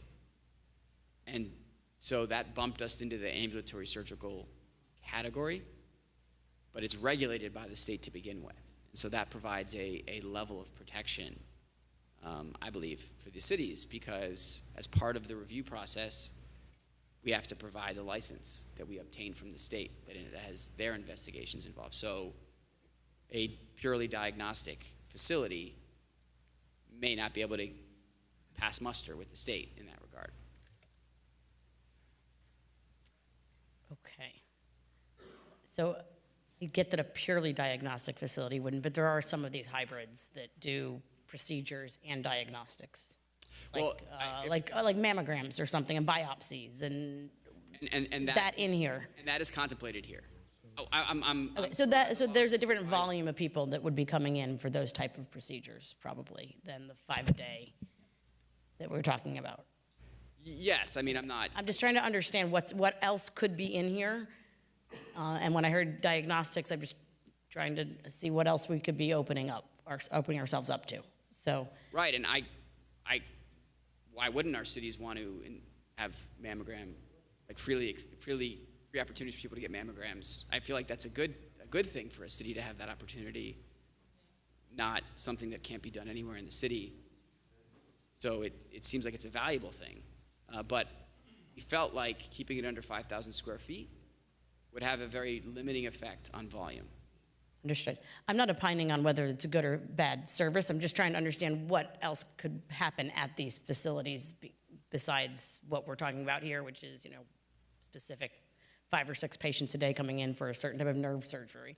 But either way, if this passes, you still need to then go to ZBA. That's correct. You and anyone else who wants to open one of these under 5,000 square foot needs to go to ZBA to get the special exception. The way the code reads now is that in I-1, OIP, which are nowhere near residential, I believe, and B4, they're permitted as of right. In B3, which is really, right, getting to it, what we're talking about, because those are the places that have opportunities for surgical facilities, would be the special exception testing process. Understood. Thank you. Very good. Further commission discussion? Questions? I do have a question about the hospital tie-ins. Do these types of facilities, are they affiliated with hospitals? Frequently they are. Okay. Frequently what you'll see is a Broward Health, as an example, will have an ambulatory surgical facility next door or adjacent to the hospital campus. A great example is Broward Health downtown. They have an ambulatory surgical facility on, I believe it's the northeast side of the hospital. So it's common for them to engage in this as well to avoid the full admission process and the full hospital component. Gotcha. More specifically, I was wondering about the hospital affiliation process, and does it grant any type of rights? In other words, if your client, and we're talking, I mean, this is for citywide, but we're talking about your client. You're the one who brought it up. If your client decides to become affiliated with Boca Raton Community Hospital, does that then give Boca Raton Community Hospital somehow rights to an area so nobody else can operate in that area? Or rights to expand in an area where otherwise it wouldn't exist? Per some other laws, not necessarily per our laws. No, it wouldn't have any sort of, that wouldn't give them any sort of rights like that whatsoever. Okay. But your client's business could be affiliated with Boca Raton Community Hospital for just instance, if they wanted to be. Yes. Okay. Theoretically, a hospital could open an ambulatory surgical facility Anywhere, if we do this. Correct, that's right. Right, which they haven't been able to previously in Pompano. Okay, okay. Gotcha, not a problem. I am going to ask staff before second reading if we can reach out to Broward Health and just explain to them what we are doing.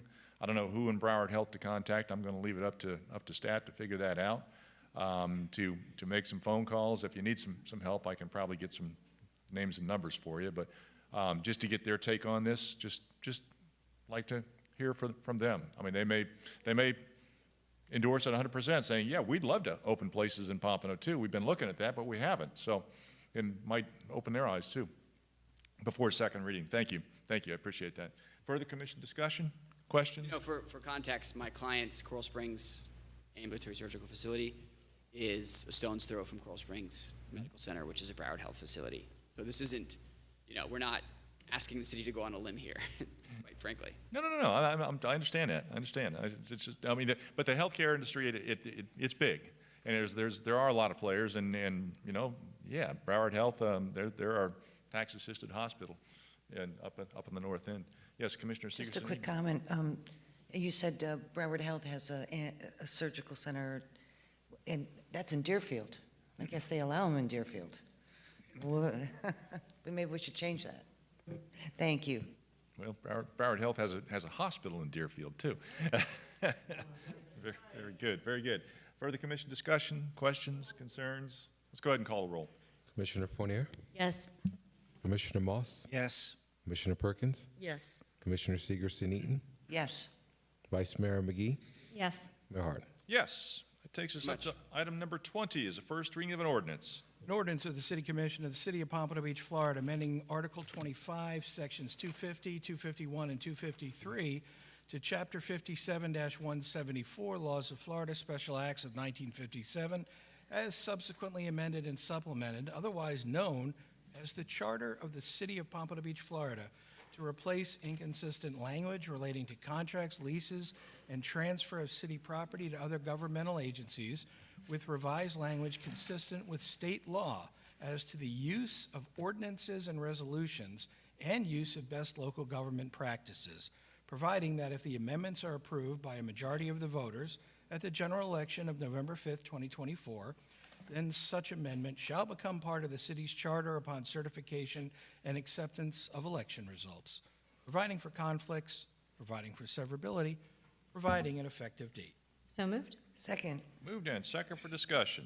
Let's see. Turn this over to you, Mr. Berman. I'll tag first. There you go. Thank you. The item before you is a proposal to amend 3 provisions of the city's charter through a referendum before the voters in the November general election as indicated.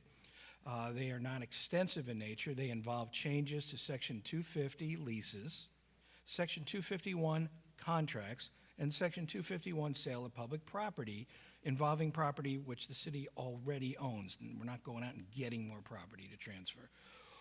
All of these in order to be consistent with state law as to the proper use of ordinances and resolutions, and also to use best practices for local governments.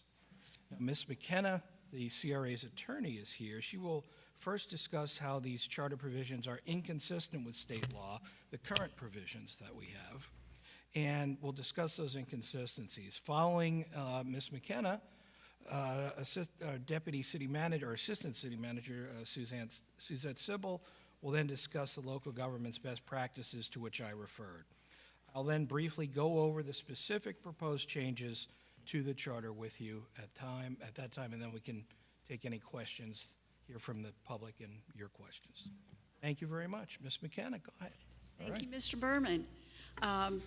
Mayor, Vice Mayor, Commissioners, Mr. Harrison, good evening. For the record, Claudia McKenna, Pompano Beach, CRA Attorney and Special Counsel to the City. As Mr. Berman said, I'm going to talk about the inconsistencies with state law and the reason we're bringing this amendment to you to become consistent with state law. So I'm going to start with Chapter 166, Florida statutes. That's our Municipal Home Rule Powers Act. And Chapter 166 in Section .041 tells us how to conduct city business.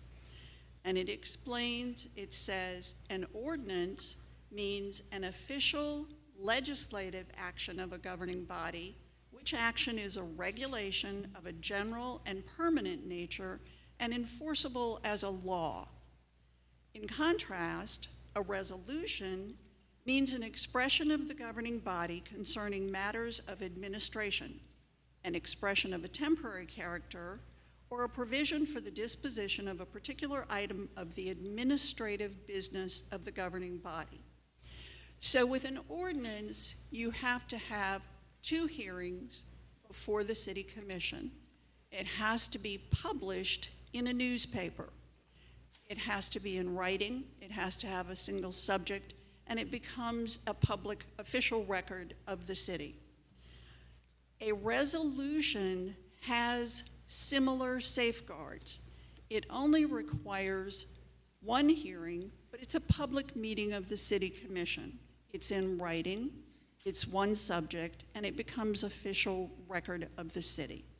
And what's really important is that for any matter that would come before you that you think is so important even though it's going to be approved by a resolution, you want 2 hearings, you have the discretion to do that. And the best example I can give you, the most important administrative function that the city has is approving your budget. You approve your budget by resolution, but you have 2 meetings to do it. So that's an example of how you can put in place the safeguards for a resolution whenever you think you want to have 2 readings for it. So one of the other statutes near and dear to my heart, of course, is Chapter 163, the Community Redevelopment Act. And I want to tell you what the Municipal Home Rule Powers Act, what our Chapter 166 tells us about that, okay? The legislature has declared a policy that the state of Florida faces increasing competition from other states and other countries for location and retention of private enterprise within its borders. And so it has determined that it is necessary and in the public interest to facilitate the growth and creation of business enterprises in the municipalities of the state. And so Chapter 166, 021 in Powers says, it constitutes a public purpose to expend public funds for economic development activities, including but not limited to developing or improving local infrastructure, issuing bonds to finance or refinance the cost of capital projects for industrial or manufacturing plants, leasing or conveying real property, and making grants to private enterprises for the expansion of businesses existing in the community or the attraction of new businesses to the community. So as you can see, Chapter 166 establishes that economic development is a policy of the state of Florida. And then the state created statutes to carry out that policy, to help cities carry out that policy. The one that we're all most familiar with, of course, is Chapter 163, the Community Redevelopment Act. Now, in 163, it describes the powers that a city has. And obviously, we have CRA meetings that are separate from the City Commission meeting, and, pardon me, the board listens to whatever matters come before the CRA. But here's what's really important about Chapter 163. In that same section, it makes clear, and in the creation provisions of 163, the governing body of the CRA is the City Commission. The City Commission, under the Community Redevelopment Act, retains the most important powers that are exercised on behalf of a CRA. And that includes approving your CRA plan, any amendments to your CRA plan, and approving the issuance of bonds for redevelopment. So something else that I think is helpful in understanding how the state law operates with our charter is that when the CRA term ends, when it expires, any CRA property that it owns automatically by operation of law becomes city property. So the CRA is like the shadow of the city, if you will. It acquires property for redevelopment purposes, but that property goes back to the city if it hasn't yet been developed. So we're really city property in the name of the CRA. Similarly, the legislature has created some other statutes that help cities carry out their redevelopment and economic development purposes. So Chapter 189 of the Florida statutes allows the city to create a special district. Chapter 190 allows the city to create a special district called a community development district.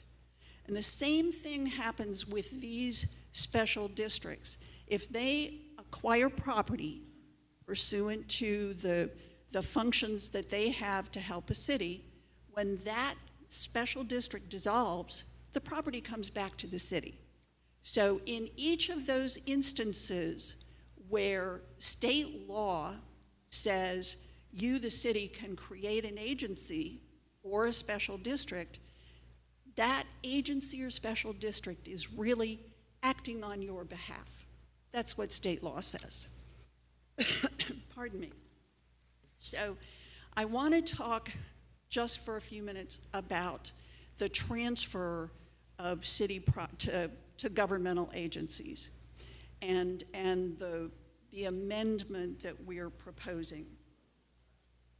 For 16 years, it was absolutely legal for the city to transfer property to the CRA because the CRA met all the requirements in the charter, okay? And then in 2006, the legislature changed state law as it related to eminent domain. And I want to be clear, nothing that we're asking you to do has anything to do with eminent domain, but I'm giving you a little bit of background. So in 2006, some folks thought that that change in state law changed the city's transfer powers. And so I want to tell you that the Florida Supreme Court has made very clear that when the legislature adopts a general law, unless that general law says, and we want your charter to be amended, it doesn't apply. It doesn't. So yes, the state law changed in terms of the CRA's powers, but it didn't affect the city's transfer powers under the charter. So there's one other legal issue that I want to talk, a state law issue that I want to talk about that affects what we're presenting to you. Again, there is nothing in the ballot question ordinance about eminent domain, but I understand, or I've understood over my years sitting as the CRA attorney, that concerns have been expressed about the city or the city using eminent domain powers. And so I want to make sure that anybody who is listening, anybody who is, watching us, hears this piece. In 2006, the Florida legislature said CRAs, cities, and counties no longer have the power of eminent domain for removing slum and blight, for removing a public nuisance, or for transferring property to a private developer. Chapter 166, our Municipal Home Rule Powers Act, Chapter 163, the Community Redevelopment Act, and Chapter 73, the Eminent Domain Statute, were all amended to make crystal clear it is against the law for a city or a county or the CRA to use eminent domain for public nuisance, slum and blight, or transfer to a private developer. The only thing that's left is a city can condemn property for roads and public utilities. So I want to be sure that anybody that is listening, that is concerned that somehow if we change our charter to make clear that the city can transfer its property to agencies and special districts that it creates, eminent domain can't happen. It just can't happen. It's against the law. So those are the state laws that govern the amendments that we're proposing to you, and Ms. Sybil will tell you about government best practices. Very good, thank you. Ms. Sybil. Good evening, Mayor, Vice Mayor, Commissioners. Suzette Sybil, Assistant City Manager. One of the primary objectives of the proposed charter amendments is to align City of Pompano Beach with best practices as it relates to how other governmental entities operate typically. In addition, what we want to ensure is that we're always doing things in the best interest of our residents and our taxpayers. We have an obligation to provide services to them in the most cost-effective and cost-efficient means possible. Our charter currently has a number of stipulations that typically are not handled via charter. They're typically handled administratively. For instance, one of the things that Ms. McKenna mentioned was requiring ordinance to be adopted requiring the use of an ordinance as a tool to adopt contracts whereby we are expending funds to a vendor or a contractor that extends beyond a one-year period. That is not typical. We're probably the only city in Broward County that requires that as a mechanism for adopting a contract. As Ms. McKenna pointed out, ordinances are typically reserved whereby we are trying to adopt regulations or enabling laws on our books to be enforceable laws, excuse me. So again, not typical to have those types of administrative matters within our charter document. Secondly, another item in our charter currently is it requires a maximum term on our contracts. So the contracts I just mentioned before, it has a cap on the contract term to a maximum of 5 years. Again, it's not typical to have those things governing the day-to-day operations of the city be included in the city charter. Those things should be handled administratively. I'm by no means saying that sometimes it is typical to have a 5-year contract. But what we want to allow is our purchasing staff and our purchasing director to have the maximum flexibility. Maybe there's a vendor that wants to offer a 7-year contract, right? And after evaluating market conditions and terms and conditions, we may find out that and recommend to you that it's in the best interest of the city to pursue a longer-term contract. Again, we want the maximum flexibility to be able to handle all of that administratively and bring it to you for your consideration. You can always choose to reject. You can always choose to reduce the contract term as recommended by staff. But again, let's leave that as a tool that we can handle administratively. The third thing I want to mention is how the charter handles leases. So currently, it limits the maximum term of leases to 50 years. Now, that's in a situation where the city owns property. We have a private party who might be interested in making significant vertical improvements on that property, and we want to enter into a leasing arrangement with them where we would be the lessor and they would be our tenant, and we enter into a lease agreement.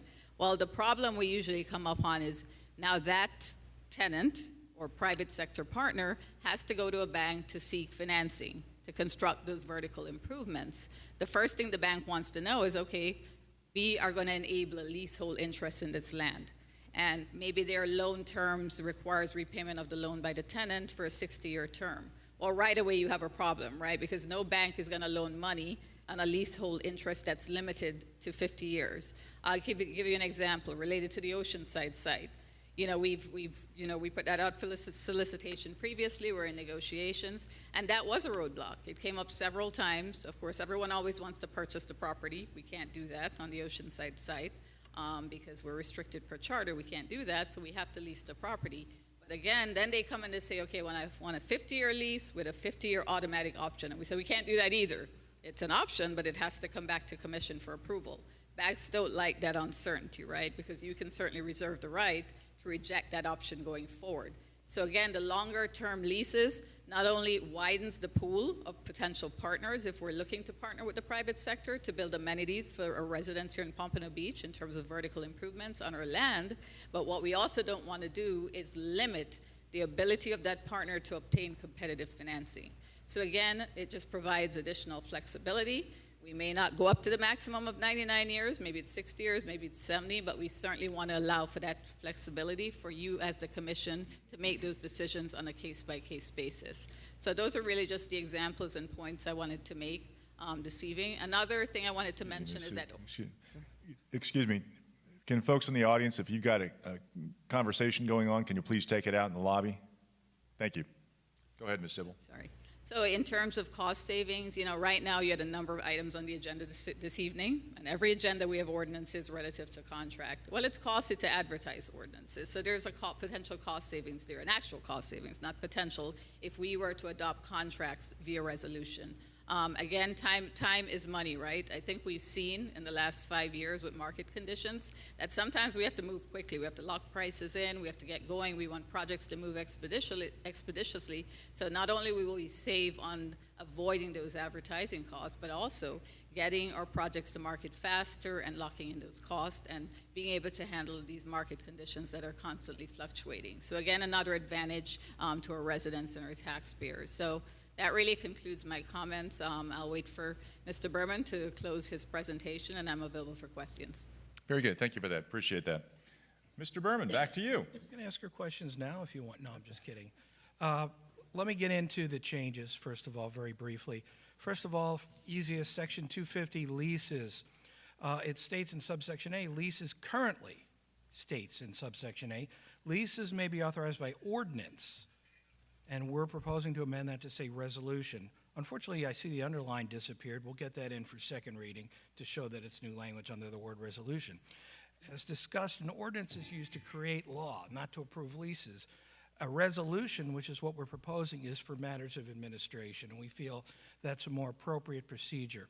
However, in subsection B, we put in some proposed safeguards for the commission because in our extensive discussions individually with commissioners, there were concerns about longer-term leases. Leases that require the lessee to construct buildings and/or capital improvements, which are going to be lengthier leases, will require 2 readings of the resolution. We're not going back to an ordinance. We're sticking true to what we're telling you is correct, but we can have 2 readings of the resolution for those. So that way they go to day meetings, they go to night meetings. No one misses out. And that was part of the concern. So we amended, and that's why there were several different amendments as we spoke with everyone to try and cover everyone's concerns. Also, we're currently limited to 50 years, as Ms. Sybil explained.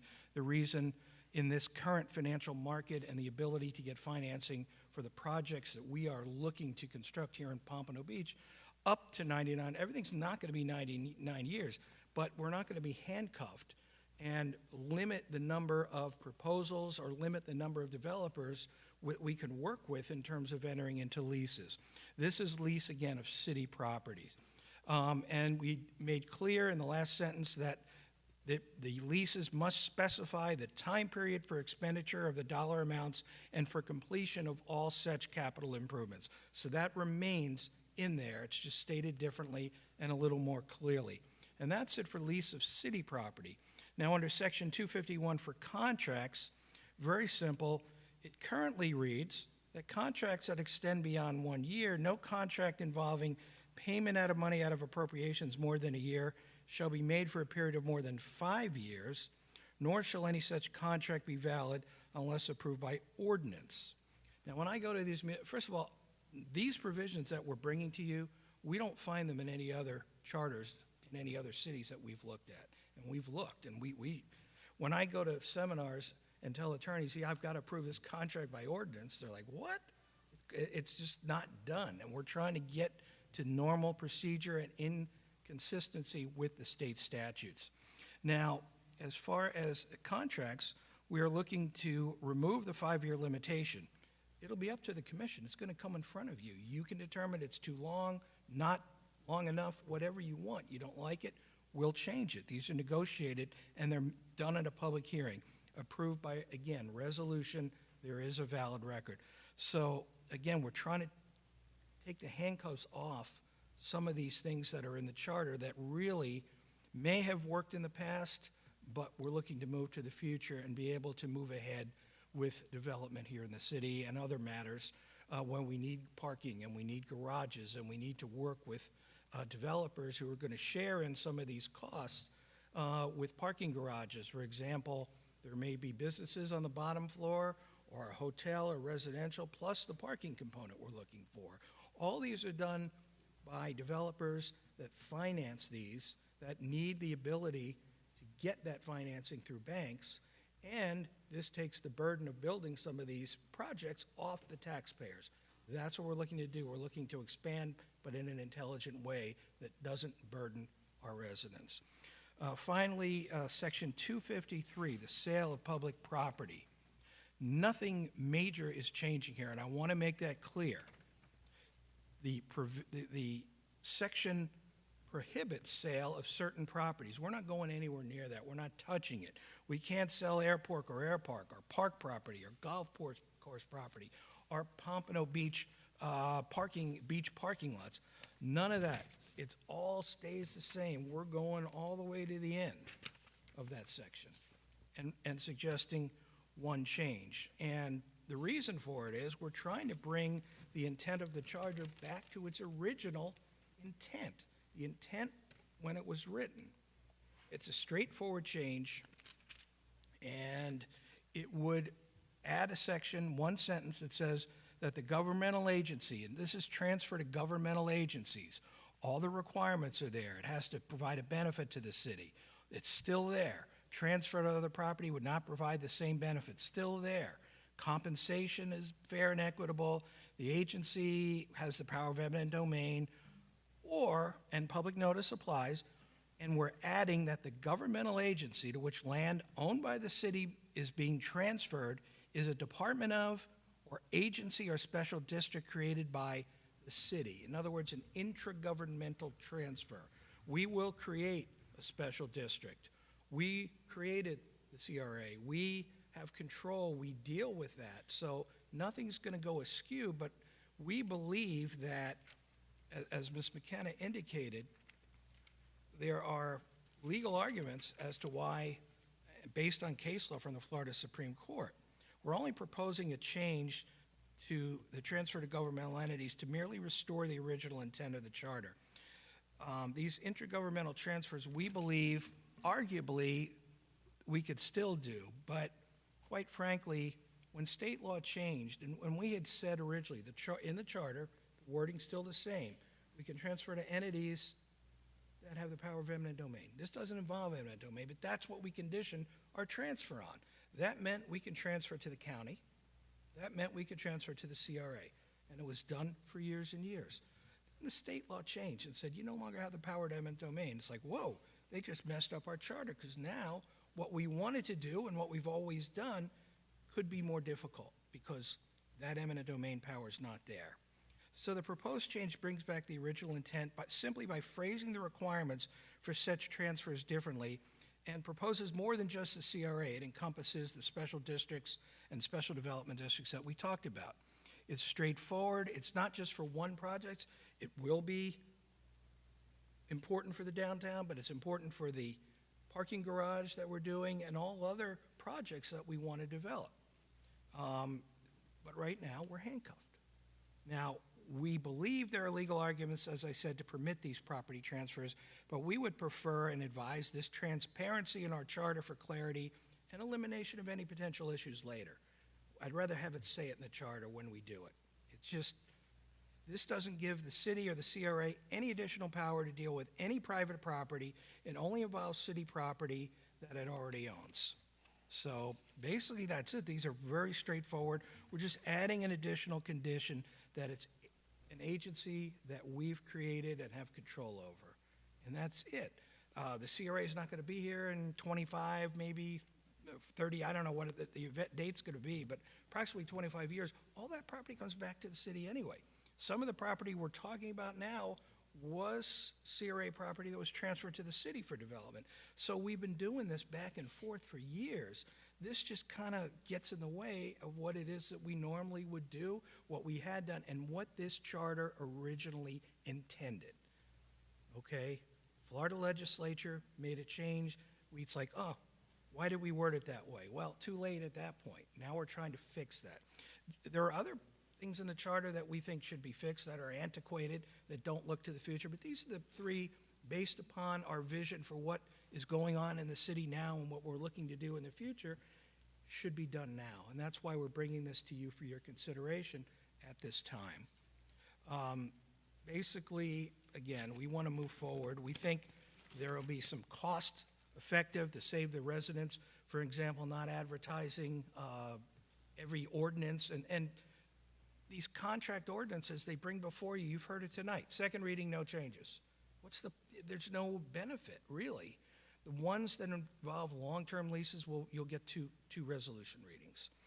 It'll be cost-effective, it'll save money for the taxpayers, and it'll benefit the city, and we're looking to benefit the city and all residents, not just some. So that's all I have at this point in terms of explanation for these proposed changes. I think the group is happy to answer any questions that the commission may have, or obviously the public is here as well. So, thank you, Mayor. Very good. All right, thank you. Appreciate the presentations.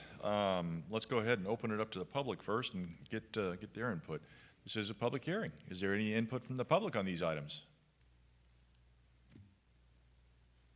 Seeing, going once? Please come forward.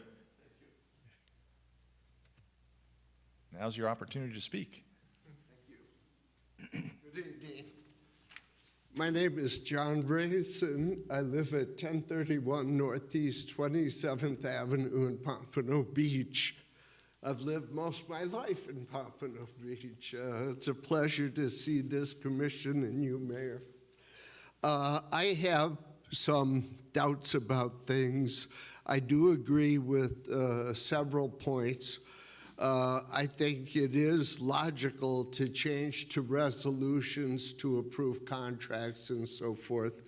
And I like the double hearing for a resolution. I think that is in line with what most cities do currently. I look at Pompano Beach as a leader. And by that I mean we don't have to do what Fort Lauderdale does or what Hollywood does or what Davie does or Plantation or Hollywood. And what I'm saying is that our charter has been good to us. It's a viable working charter, and I am against going to a 99-year lease deal. No one of us in this room, except maybe Miss McGee's mother, will be alive in 99 years. And when my great friend, Mr. Berman, said that you're handcuffed, what you're in fact going to do is handcuff future commissions. Now, you've heard that already you have a 50-year lease, and you can have an option for another 50 years, but that would have to come before the commission at that time. But wouldn't that be proper? You don't want to bind future commissions to what you do. If this amendment had passed and you entered a 99-year lease, that lease would go on to 2123. No ifs, ands, or buts. No, and that would handcuff future commissions. Let's talk about contracts. I have never seen a problem with the 5-year limitation on contracts. I remember when we had contracts with waste management, and they would come up in 5 years, and you would hammer out a new deal and maybe get $7 million as a VIG. I'd like to have a few more minutes if I could finish. Thank you very much.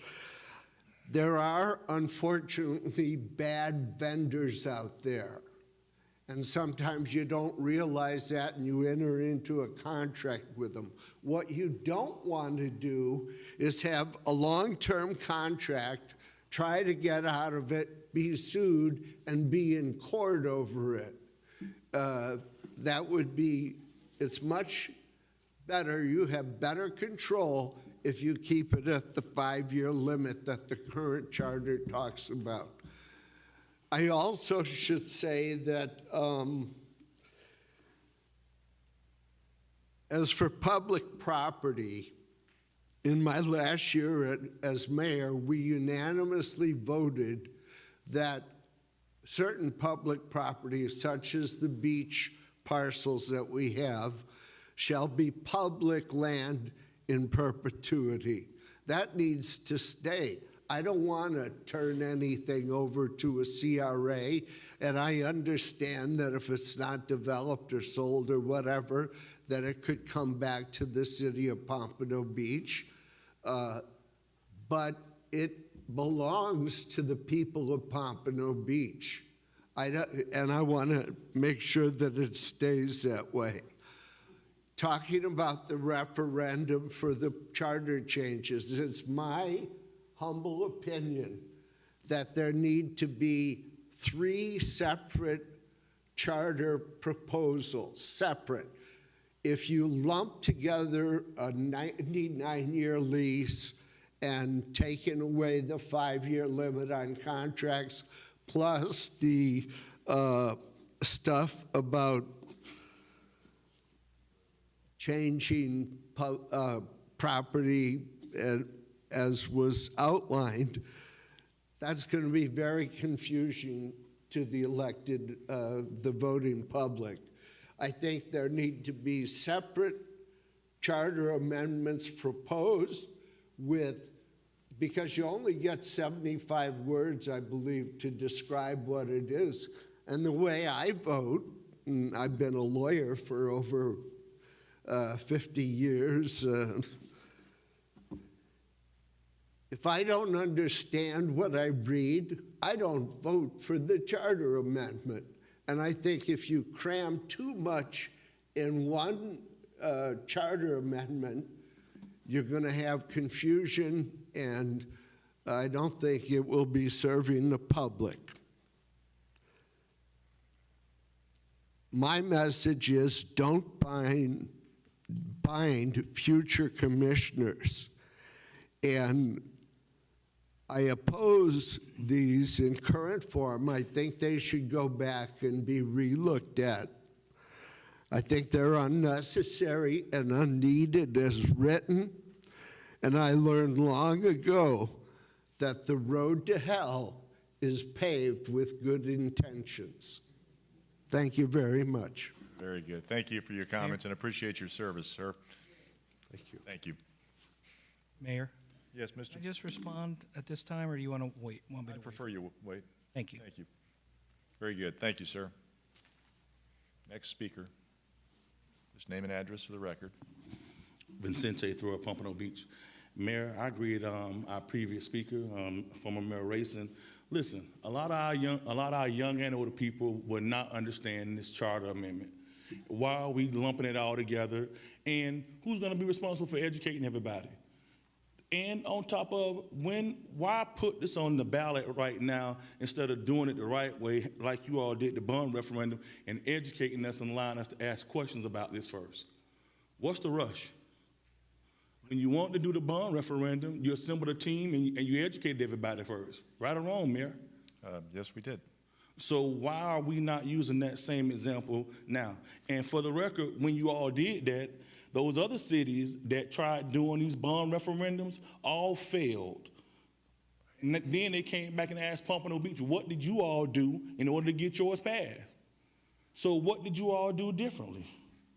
You came and you talked to the people first and asked us our opinion and worked it out with us first.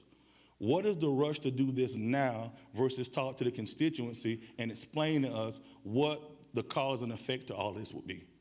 Well, I mean, I can answer that for you. It comes down to cost. We can piggyback on the November election. So staff is looking to keep costs as low as possible for the questions, but point well made. Mayor, I remember when Commissioner Doxwell was there, everybody said cost would be the saving situation to move out of elections to November, right or wrong. And then we looked at it and said, oh, Lord, now everybody's on the November ballot now. We say cost. One thing none of y'all can take from me, I've been here 20 years. I can give history and tell you about the votes that you make and how it's going to turn out. Now, let me be clear about it. You put this on the ballot as is, Mayor. You pretty much know how this is going to work. The Northwest is going to vote no. We're going to vote no. We done seen the ballot. We done seen this. It done been on the ballot before, 2006 or 7. 60% of the voting bloc in Pompano Beach voted no. So are we going to just put it on the ballot just to pay some, to put it out there and advertise it, or are we going to just try to figure out how to make it work? And we still don't have nothing in writing about minority participation, about nothing. We don't got no policies in place about anything that make the Northwest want to come out and vote for this. And it's a presidential cycle. I'm gonna give you one more history lesson. I remember the last time when Barack Obama ran for president, everybody went to the ballot and voted for the president and voted and walked away. Oh, you know that, don't you? Walked away on everything else, voted for him and said, the hell with everything else. So, Mayor, I would recommend sincerely to this body to not take this as just somebody talking frivolously, but to think about why not have a conversation with the community and educate and allow us to ask questions and put this on the ballot the right way, like the former mayor just said, to do it the right way if you're going to do it. Other than that, half of these people out here are here tonight to say we vote no. Very good. Thank you, sir. Further input from the public. Please come forward.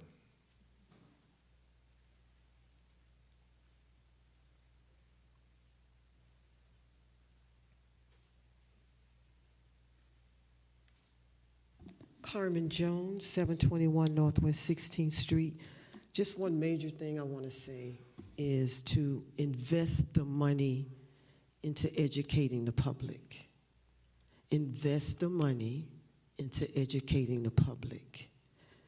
There's already minds being made up. There's things being said that's true and not true. Educate the public on what you're going to do. Make it clear, make it plain. Thank you. Very good. Thank you. Further input from the public. Please come forward.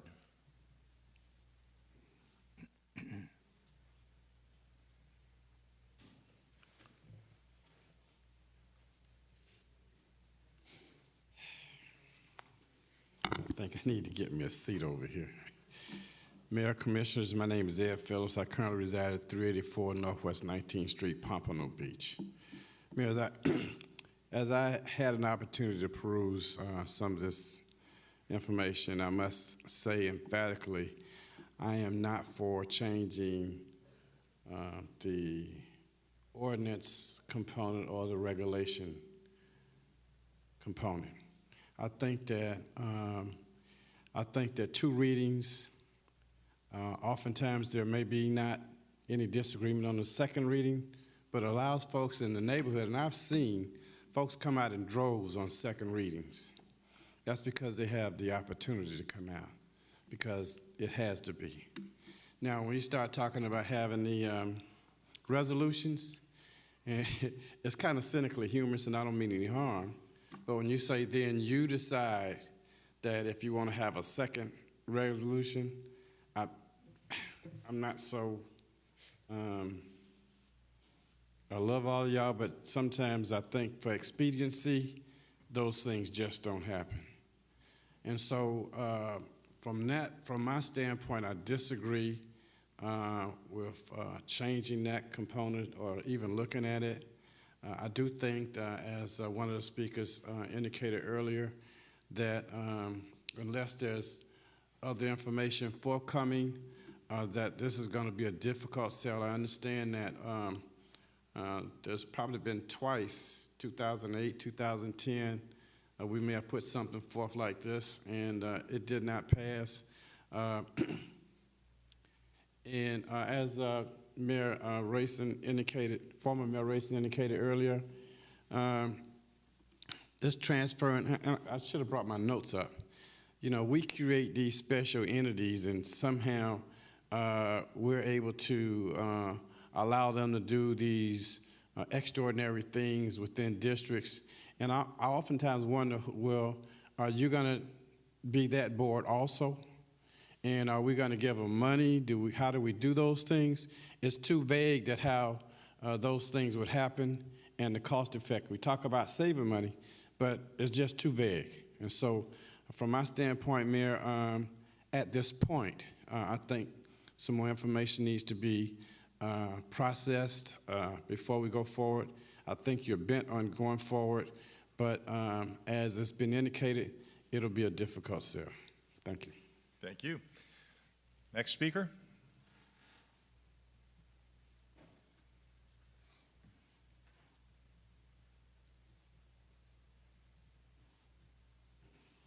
Good evening, Ron Thurston, 951 Northwest 27th Ave. And I agree with everyone who have came to the podium today. Just listening to the attorney and the assistant city manager read it, and I'm confused. It's something that we need to be educated, just like we were educated with the GO bond. We had a team, they came out, they went around the city, they spoke with everyone, and people made their decision at the polls. But with this, I can tell you that I will go back and tell all my constituents to vote no, because we do not know what's going on, and we need further education on it. Thank you. Very good, thank you. Next speaker. Any further input from the public at this time? Seeing none, public input closed. All right, commission discussion. Vice Mayor? I do think there's been some great points made from the public on the education and outreach factor on this, because this is very legal, it is very heady, and I definitely think that if we are moving forward with this, we do need to do a good devoted outreach to explain what it is we are trying to do. I think giving the city the flexibility with, being able to negotiate better deals and being able to allow our private partners to get the best financing and deal options as possible is important as we move forward, as we see the reality of the financial markets and the real estate markets and everything that changes. But yeah, I can see the point of if you just showed up to the poll and tried to read that, it's going to be a lot to try and take in that quickly. So I just think we should definitely do as much outreach as we can to try and educate what it is we're trying to accomplish. Very good, yes. Commissioner Fournier. Thank you, Thank you, Mayor. I have a lot of notes here, so where do I start? So the voters see the ballot question. They see this small part, not all the backup that we're going through now. So it's, if you're a voter, the best I think you can parse how this reads is, the simplest is, shall inconsistent provisions of the charter of the city of Pompano Beach each be amended for consistency with state law and use of best local government practices. And for me, it is extremely vague. I mean, it sounds like we might as well just say, hey, we want to make some changes, trust us. And there are, I'm not a lawyer, but it looks to me like there are 3 discrete items in here. And I don't know if there's a legal risk if you put this as a ballot question with so much behind it. I don't know if there's a risk to us for doing that. That's a legal question, but why are we not putting 3 ballot questions that are clear to people? We can do that too. Okay. Was there a reason we didn't? We're trying to, one question, it's easier usually. If they're informed as to what's going on, one question. Yeah. It's tougher to get 3, have to vote 3 times versus 1 time. We're trying to simplify it. Right, but 3 times where you understand, okay, approving contracts, approving leases, like things that are actually digestible when you're in the ballot box and you're trying to do it, if you choose to go further down the ballot.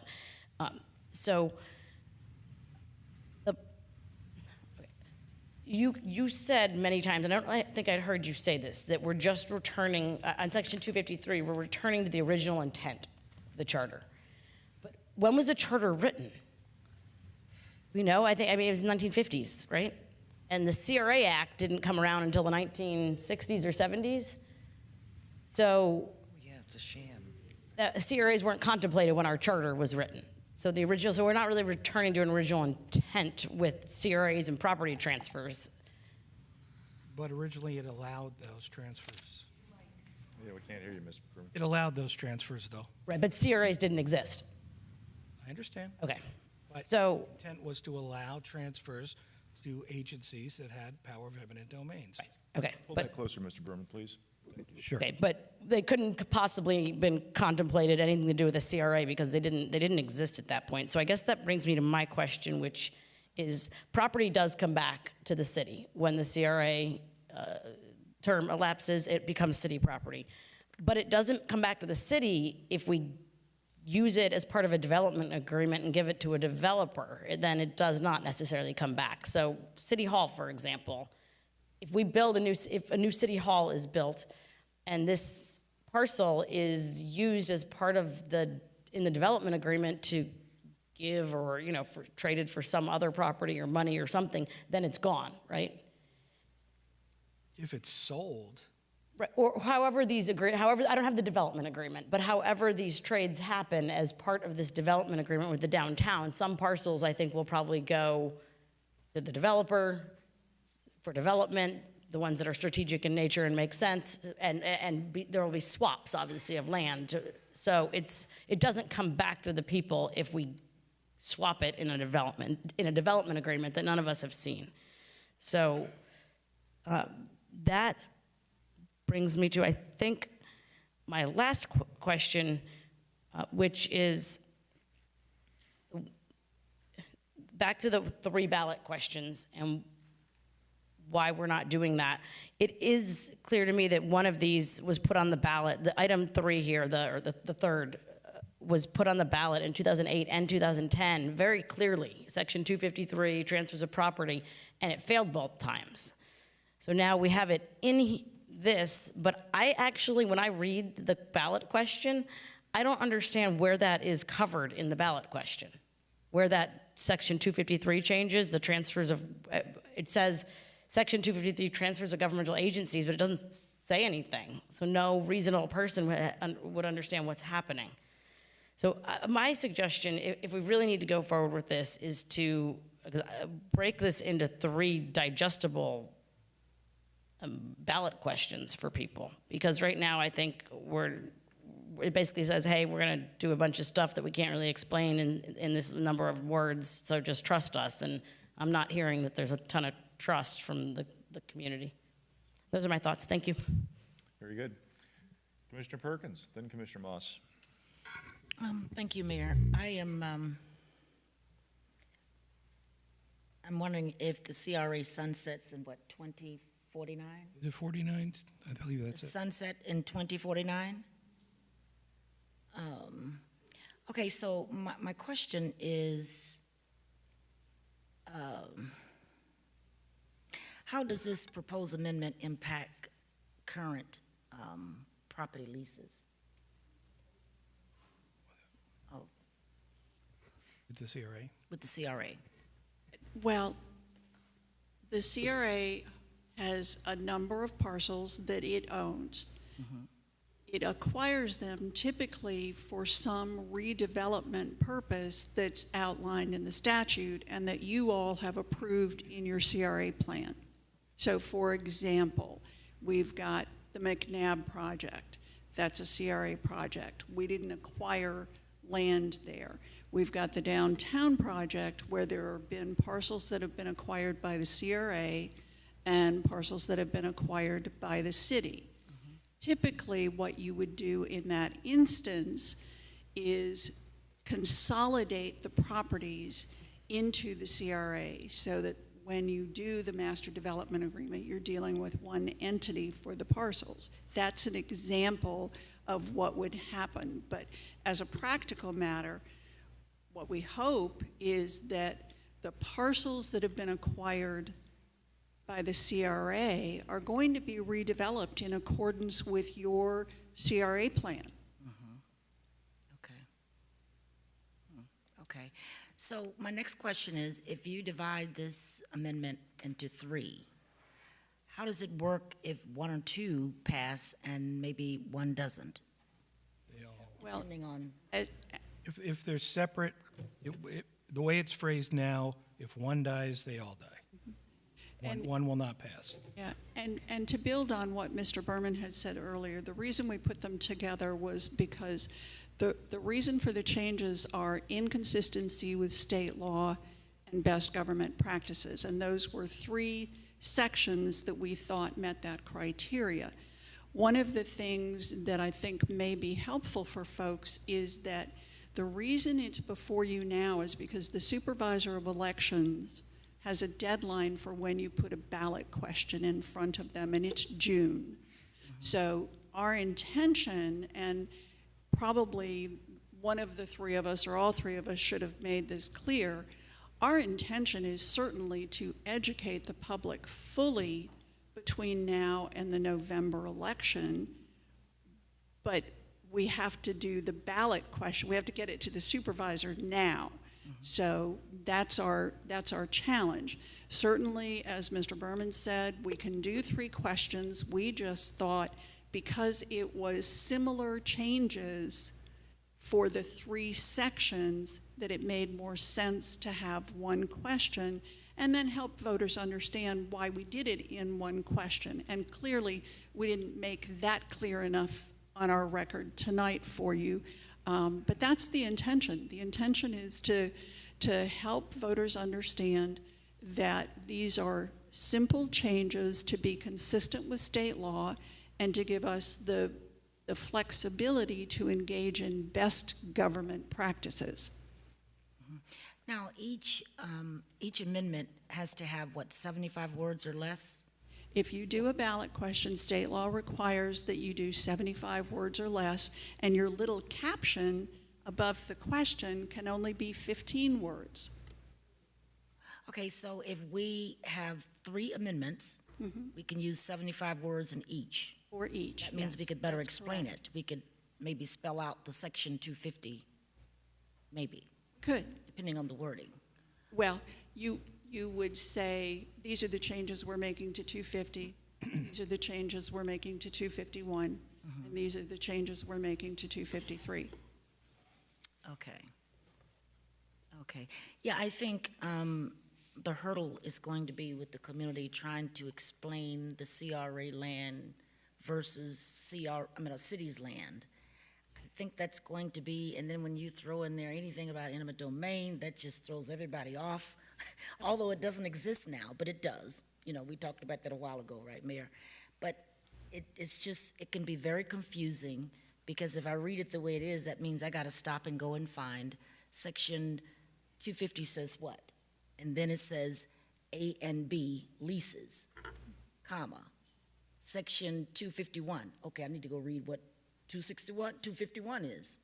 You know, and then you go on to section 25.3. Now I got to go read that and see what that means. Even though you've explained it to me, once you explain things to people and they read it, then they better understand it as well. Sure. So I can understand what you're saying. I understand this amendment, but for somebody that does not know, will not understand it. Which is why we want to do a robust educational campaign. But as Mr. Berman has explained in the past, state law has changed, and we now, when the GO bond was being promoted, we still had the ability to do flyers and spend funds to educate the voters. That's now prohibited by state law, so we can only do education that doesn't involve spending taxpayer dollars, which means that We can have workshops, and we're planning to have Exactly. workshops toward the fall. Again, we had to get this in now. First of all, excuse me, we had to get this in front of the commission first to start this discussion and the public. Now, if we're going to be asked to make any changes or amendments, we'll have time, hopefully, to do that before the June, I think it's the 9th deadline. Is that correct? In June. Pardon me? Early June. Early June. Early I think, June. I think you're right. I think it's the 9th or the 10th. And, you know, the opportunities have been reduced by the Florida legislature in terms of education. We can put things on the website explaining, we can answer questions, we can put informational things on the website and have these workshops, which we will do and plan on doing. But right now, this is where we needed to start. I also wanted to make clear a couple things, and I don't think I could have been any clearer. The properties that are protected, and they were protected, the beach property and park properties, they weren't protected by the mayor and the legislature at the time. They approved the bond referendum. The voters approved protecting those properties. I think it was Ross Schulmeister generated issues, if I want to be more specific. And those stay in place. We're not touching any of those. So to bring that up is kind of a red herring. We're not changing any of that, and I made that really clear. The Go Bond situation has changed in terms of education, but we will do whatever education and answer any questions and set workshops that we can. So as far as the limitation, I think waste management was used. You know, those 5-year contracts served us well. Those weren't limited necessarily to 5 years. Those contracts, we weren't spending more than 1 year's worth of appropriations, and we could make longer contracts on those if we wished. So those are paid by users, not by the city. So that's not applicable, that example, to what we're trying to do here. I just want to make that clear. Sure. Interesting. Okay. I can't recognize you, only the mayor can do that, Commissioner. Thank you, I'm done. Go ahead. I think Commissioner Moss was next, and then I got Commissioner Segerson-Eaton. Go ahead. Yeah, I'm just anticipating how I'm going to explain this to my group on Saturday morning. And one of the things that Ms. Sybil said that I'm curious about is she made reference to the fact that in the world of commercial financing, sometimes lenders will lend money on a project for a period that is longer than the traditional 30-year period for a home mortgage. So is it usual or common that a bank will maybe make a 40 or a 50-year loan on a commercial project? Yes, absolutely. Not at all unusual. No, not unusual. Okay, well, that's going to make it a lot easier for me to explain to people, and I think that, yeah, that helps people understand one of the reasons it's needed. In addition to that, Commissioner, state law treats a 99-year lease with some of the benefits of ownership. We retain the property, but the private party that's going to, the tenant, if you will, gets some benefits of ownership, tax treatment and other things that really make it very attractive, particularly for an economic or redevelopment project, for that tenant to have that flexibility both with his lender and for ownership treatment. But the city does, in the long run, retains that land. But Absolutely. It has all the flavor of a sale of property, but we retain the land. And again, as Ms. Sybil pointed out, that's why we basically couldn't develop the beach parking lot the first go-around, because of financing issues that came up. Is that correct, with the sole proposer that we had? Correct. We want to get as many proposers to build our projects as possible. We want to get the best for the residents of the city of Pompano Beach. And by limiting terms of leases to 50 years, we got to take who we have, not what the best that we can get. We were fortunate to be able to develop the beach, but I know in talking to Mr. Hernandez during that time, him telling me we got this people talking to me and these people, what happened? They couldn't do it on the 50 years. We got some great people there, and I'm not saying we're not, but we want options. We want the commission to be able to choose what you want and who you want to develop these parcels and have opportunities we will not have if we limit the lease period. Is that good? I think that's making people understand that, I think, will go a long way in helping educate the voters as to why this is important. I mean, I can clearly understand why if someone's going to invest 50, 60, 80, $100 million, they're going to need longer than 50 years. I mean, that's just makes sense. So in anticipation of some of the questions I'm going to get, that's one that I think needs to be brought to the attention of people. I do agree that this is going to be a hard sell. It is complicated to understand, and I agree with former Mayor Eisen that very often if people look at it and they don't know what it says, they vote no, and I do that too. So again, educating the community, as the Vice Mayor said, is going to be very critical, and I think we need to do a good bit of it. Thanks. Commissioner Segerson-Eaton. Thanks, Mayor. So yeah, just staying on the whole lease and length of the lease element, you're exactly right. On the beach parking lot, where we need another structured parking garage, we are overflowing. And if we partner with a developer, we are getting a beach parking lot and perhaps a hotel, banquet space, and other things that are bringing a value to the city. And they're dumping $100 million or more in building that. And they do need that 99-year lease in order to do it. And so that it's as simple as that. Financing, they do, in fact, as you put it, Mark, have to have the feel of ownership. So I also wanted to, just real quickly touch on waste management. Even though it's not sort of the same thing, the fact that we had that long 10-year and then another 10-year and then another 10-year re-up, we were able to save the residents because we were locked in an extremely low rate for many, many years. So there is an economy of scale sometimes in having these longer-term contracts. And I think that's kind of like, yeah, you want to get the best deal you can. And if a company's going to lock in for 10 years because they're assured they're getting that income over the next 10 years, you're going to get a good rate regardless of what happens in the economy, generally.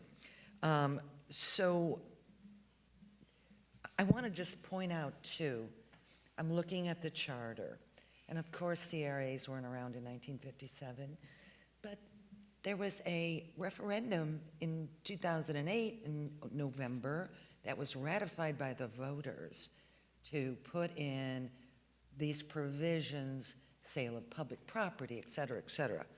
So, and I think there were a lot of amendments that year. I remember one year there were so many amendments on the ballot. It was crazy. It was pages and pages long. Okay, so also on page 6 of this document, could it be that there's some confusion? Because actually, I'm correct, section 4, page 6, we're on 253. Number 4, subsection 4 is stricken, correct?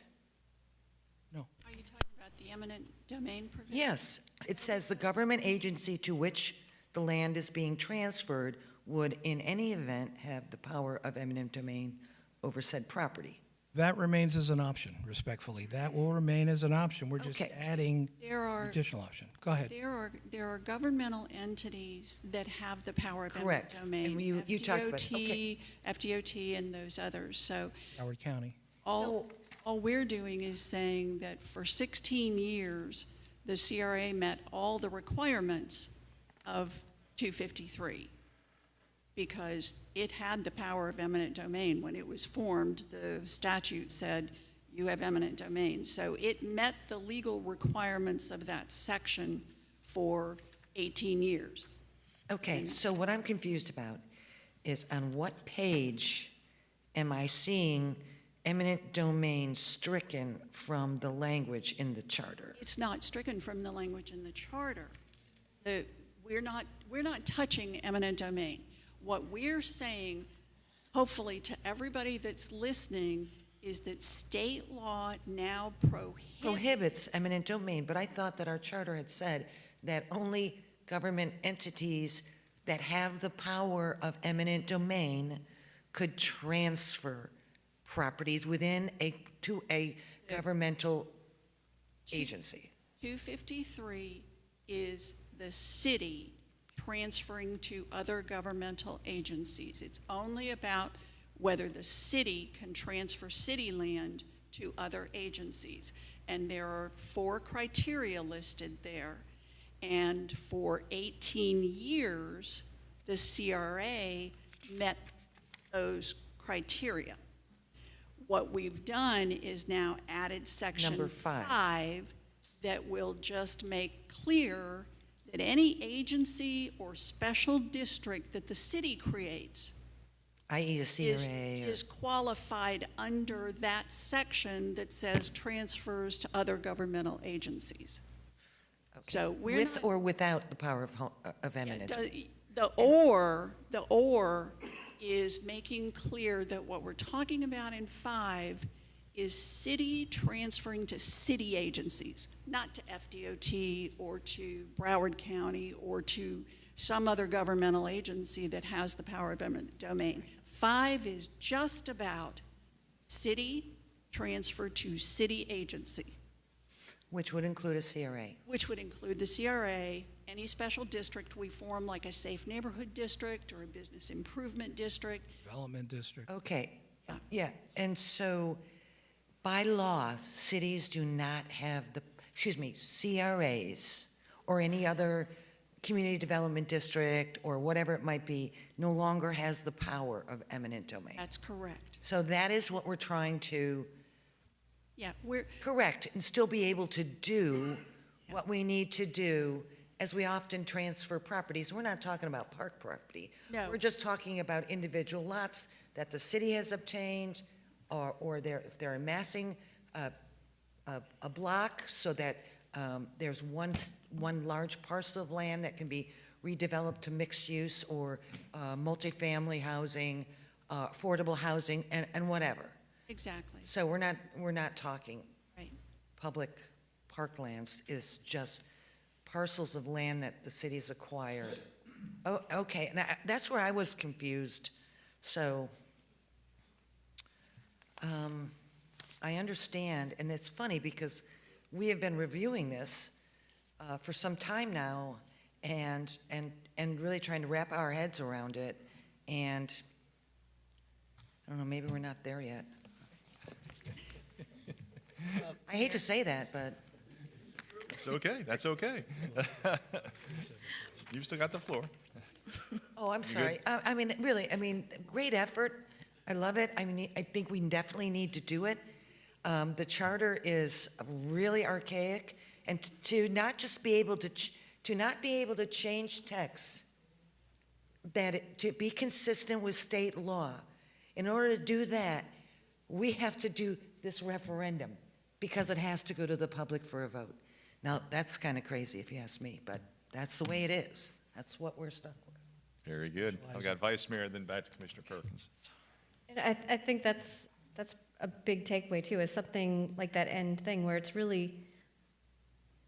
the word that the charter had chosen to use to define the qualifier at the time, and then the state law changed the word, or changed that, and we're stuck with vocabulary that's in the charter, and so it's really more about a vocabulary switch than any type of policy switch. Scrivener's error. Absolutely. But that's what we need to figure out how to relay to the public, because, yeah, I think, if it's a bunch of legalese, I could see, at the same time, also, if you break it into too many amendments and you get a situation like that, people also skip because they're just not gonna go through that many. So I don't know if it needs to be broken up into 2, broken up into 3, but I definitely think we need to figure out a way to better state what it is, the goal is that we're trying to do, especially when, that term eminent domain is such a triggering term, and be like, listen, it's not about that, it's about a Scribner's change.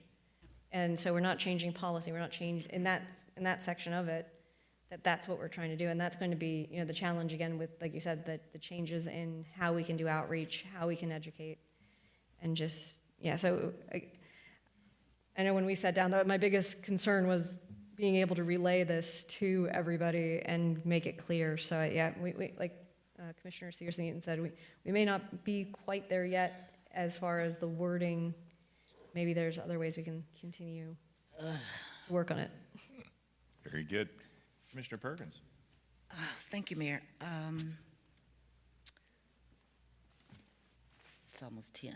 But anyway, what I'd like for me, and I don't know whether the other commissioners, this will help me, if you can write all of this out as though you're taking a class. Not that it's going to be on the ballot. Like it says amending. You would probably change that and say change. It means the same word. But to break it down, in other words, where you are a teacher and you want me to read it and you want me to understand it. So you're going to write it really simple for me to get it and understand it, where if I had to take a test, of course I'll pass it. And are you But not the way it's written for the amendment. Just break it down from that. where you say, change the language in the city charter for consistency. Or you can say to continue with the state law. Just simple. That's what I need. I don't know about the other commissioners, but that will help me to break it down and help someone else to understand it. That's what I need. Thank you. Very good. Commissioner Fournier. Thank you. Back in, just to address 2008, there were 4 amendments, and it's interesting because there was 84% of the vote one way and 56 the other. So people got the difference, and it's because they were written out really clearly as to what the amendments actually, what they were being asked to vote on. Because you got dramatically different results on each of them, because, so it's not that people are just going yes, yes, yes. Like, they actually were able to read it, process it, and made their decision. Yes, we want to keep the beach lot. Yes, the vice mayor can act as mayor. No, we don't want this section 253. So I'm going to have to believe that people were able to read it and understand what they were voting on. So for me at this point, and what do we do? Can we? There's a motion on the floor. I mean, it's. Okay. Well, can we table this? Yeah, and to see if there's a different version that works. A second. That has 3 different ballots or 2. You can just vote this down, and you can make a motion to direct staff to come back with then I guess, something else if that's what you want. I mean, but it's. Okay, so then never mind. Withdrawn. You don't want to make the motion?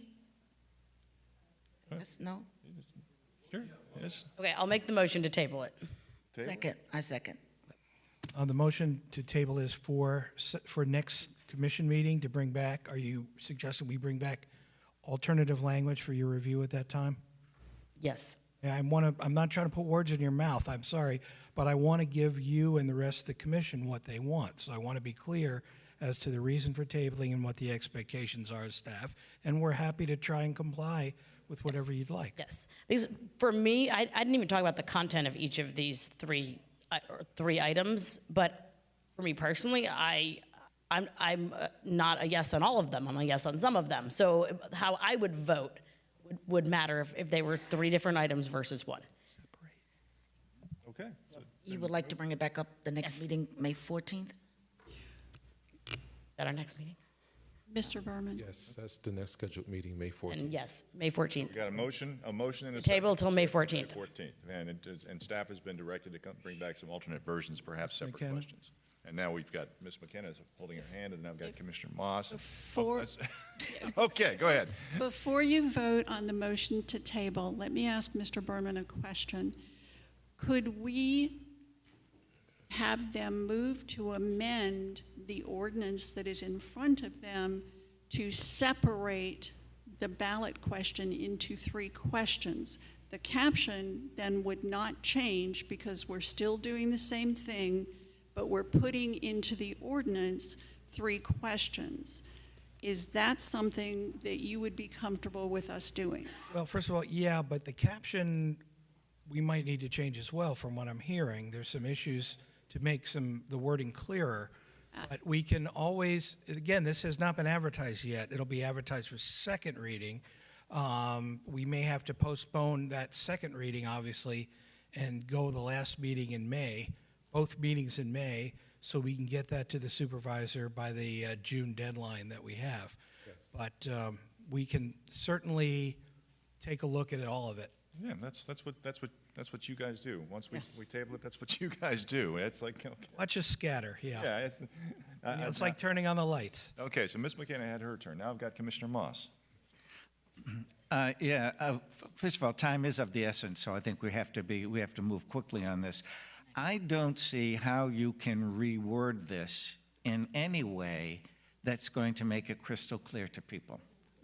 You can juggle the words any way that you want, but you only have 75 of them, and I don't know how you can change the wording that appears on the ballot to be more clear. Now, I completely agree with Commissioner Perkins that when you start the education campaign, it really does need to be put in simple, everyday language that anyone from a PhD to someone with a 4th grade education, anyone who's able to read can understand. That's critical, and you're right, Commissioner, that has to be done. But as far as the language that will appear on the ballot, by nature, it's confusing. And so I don't know how that you can juggle those words around to make it any more clear. I think we're under a timeline, and I think we just need to move forward as quickly as possible. But the key is going to be in explaining it to the people in a way, in a language that people can understand. Thanks. Very good. Please keep the chatter down out there. Thank you. Further commission discussion. I've got Commissioner Forney. I wasn't going to, but I mean, I could do it right now. And list 3 different things that are more clear. As an example, one of them would say something about changing the maximum lease term from 50 years to 99 years. And that would be a question. People would see that right then and there. So they know what they're doing. And one of them would say something about approving leases by resolution instead of ordinance. So, Oh, that's okay. well, I mean, at least people understand what an ordinance, or sorry, what a lease is, and you know, an approval versus here. I don't think. I mean, it's not that I don't think. There's no way anyone knows what they're approving here. Best practices, inconsistencies. Yeah. So it's. Yeah. Thank you. It's been moved and seconded to table, and staff has been directed to come back with some alternates and things of that nature. And wait, I've got Commissioner Perkins. She's wagging her finger. Hypothetical question, if this doesn't pass, if it fails on the ballot, where do we go from there? Just a question. I mean, do we just leave it alone? Do we just go back to the table and think of? We might do it later on. We'll have to find ways to move ahead. Again, and again, I respect former Mayor Rayson's service here on the commission and his position that it served us well, but we're looking to move ahead. What served us well in the past may not serve us well in the future. That's what we're looking to do. And to move ahead, dealing with what worked in the past, we're suggesting is not going to work. We're suggesting alternatives, but we'll take another stab at it. This is the first input we've had from everyone as a group.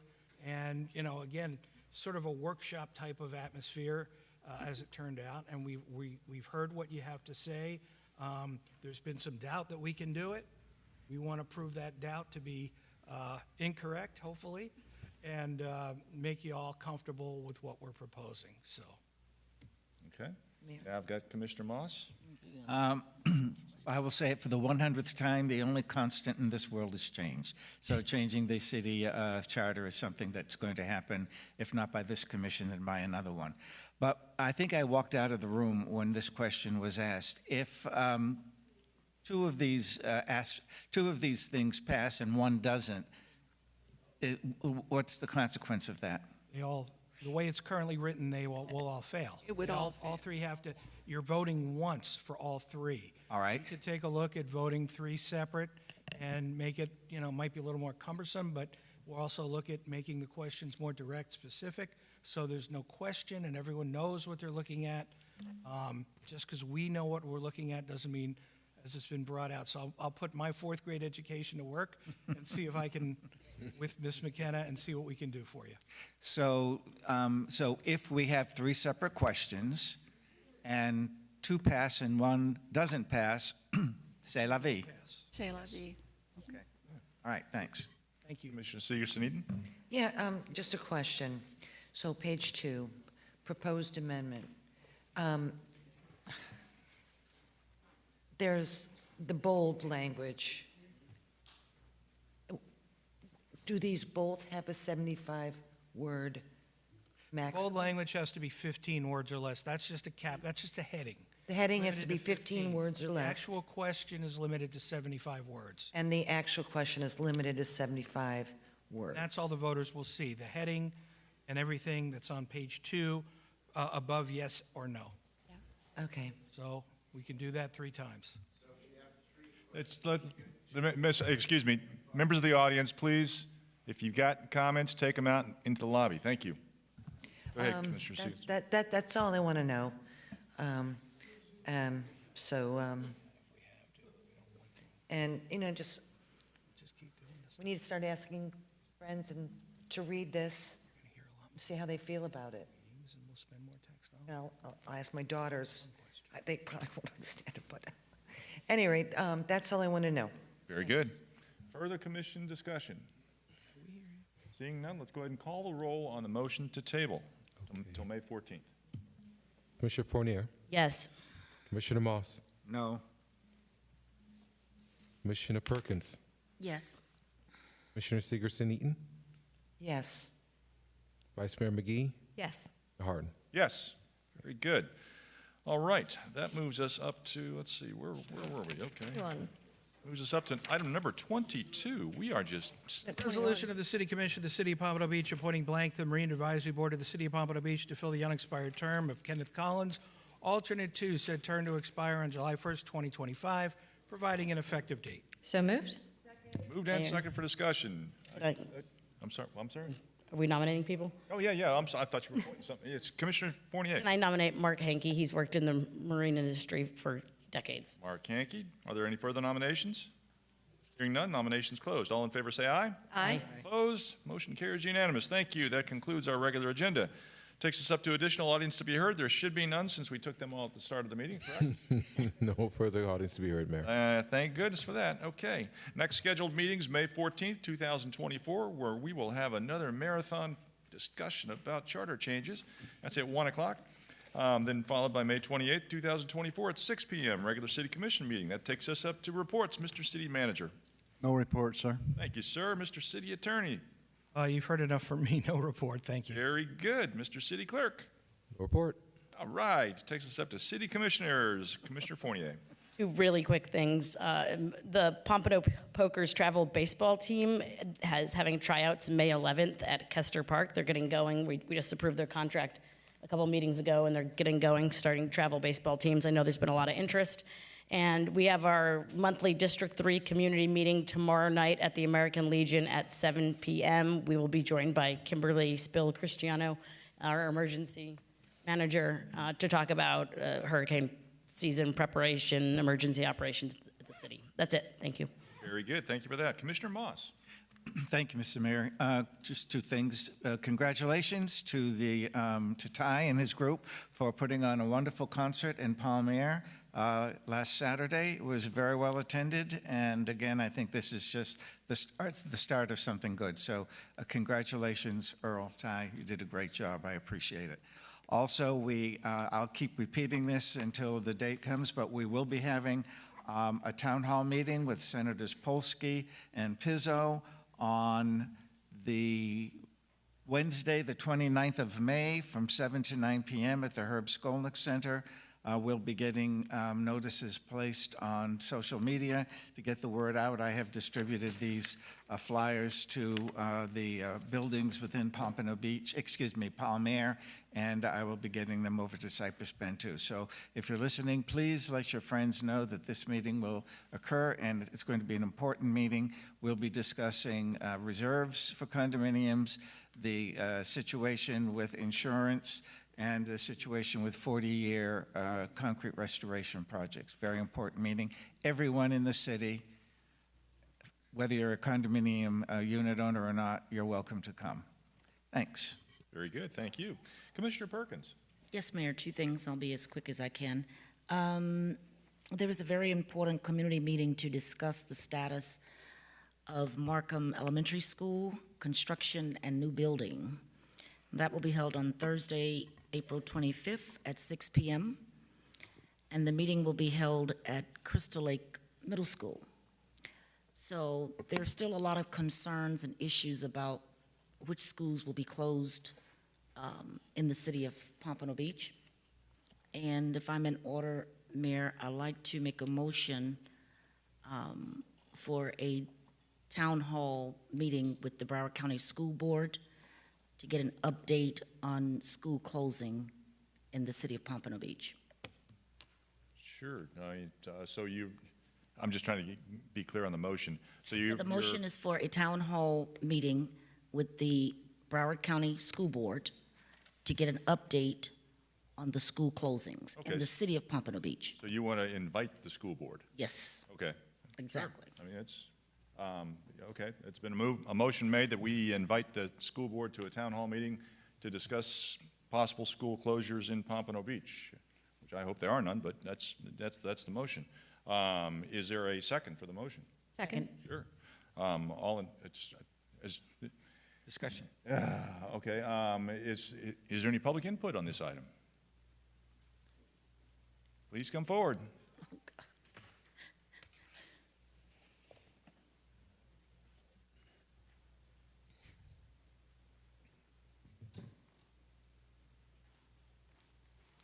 Chandra King, Pompano Beach. Yes, Mayor, I would be so elated if we were able to talk to the school board.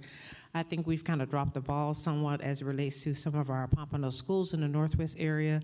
A lot of them need a lot of work. I know it's hard being a teacher these days, but when you don't have the proper equipment, when your school's not suitable, and you have leaking roofs, it's hard to teach.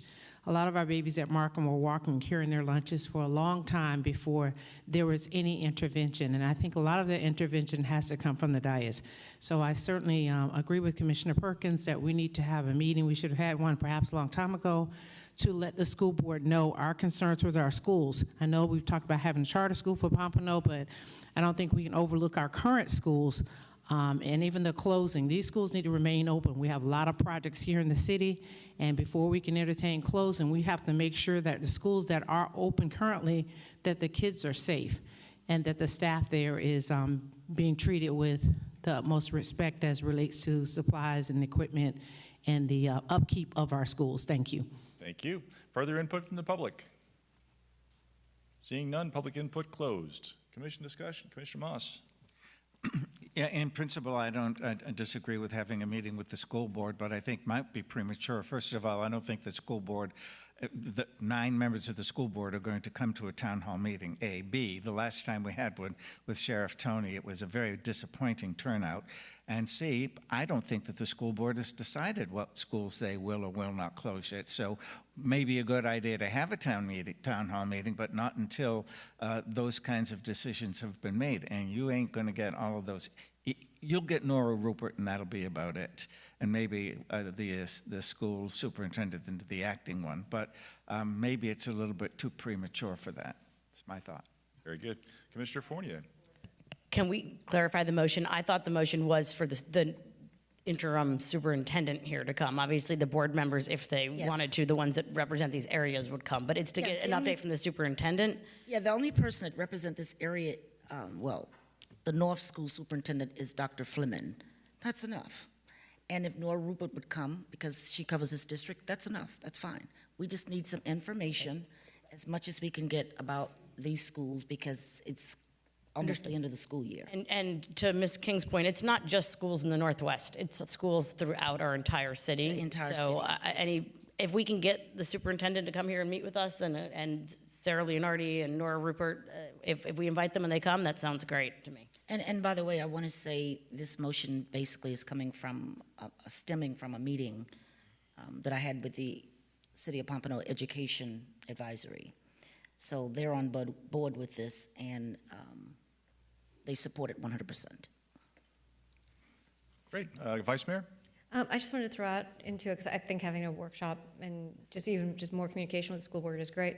But I do know from doing the work on the Third Amendment to the ILA that there is a school board meeting or workshop that's coming up sometime in June, that if we can reach out to the supervisors and find out if they've set a date and figure out exactly when that is going to be discussing the school closures ideas and stuff within the school board. That would be, I think, a great thing for us to be able to relay all, the where, when, where and when, and to our public to be able to attend that meeting as well, as soon as they get it all finalized. Very good. I just would like to point out that actually the superintendent did come to the last meeting that was held at Markham, or Crystal Lake, about Markham. So, I mean, the superintendent was here. So, but Mr. Moss? What happens if they say no? If they say it's premature, we don't want to come? They don't come. I doubt that. No, they get paid pretty good money to come. Yes. Mr. Perkins? They love their jobs. Okay. Further commission discussion? Seeing none, let's go ahead and call the roll on the motion. Commissioner Fournier? Yes. Commissioner Moss? Yes. Commissioner Perkins? Yes. Commissioner Seegerson-Eaton? Yes. Vice Mayor McGee? Yes. Mayor Harden? Yes. Mr. Perkins, you still have the floor. I think that's it. I do have others, but it's late. I'll wait. I'm done. That's it? Thank you. Okay. Commissioner Seegerson-Eaton.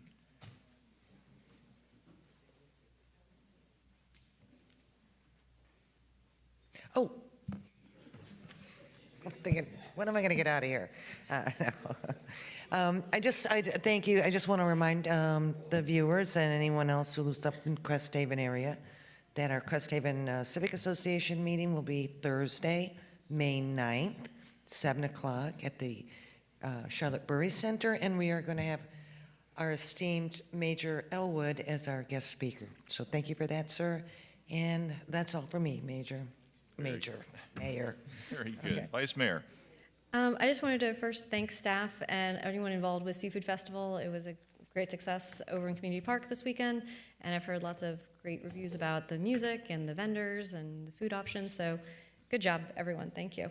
I also wanted to let the rest of the commission know that earlier this month, I was elected by the board of the MPO to serve on their executive board, and so we'll continue to work hard for the city, trying to get us transportation options for city, county, and region that work. You're here. Yes, congratulations. Thank you for that. That's it? That's it. That's it. All right, very good. I just want to publicly thank Sheriff Tony for coming to Pompano Beach. You know, we had a gun violence meeting about gun violence out in the Northwest. Had a lot of people there. It was about City of Pompano, basically. But yes, I want to thank the sheriff for showing up. I think that's important that he show up to Pompano, and hopefully he'll be back again. It's important. So that's it. Thank you. This meeting's adjourned.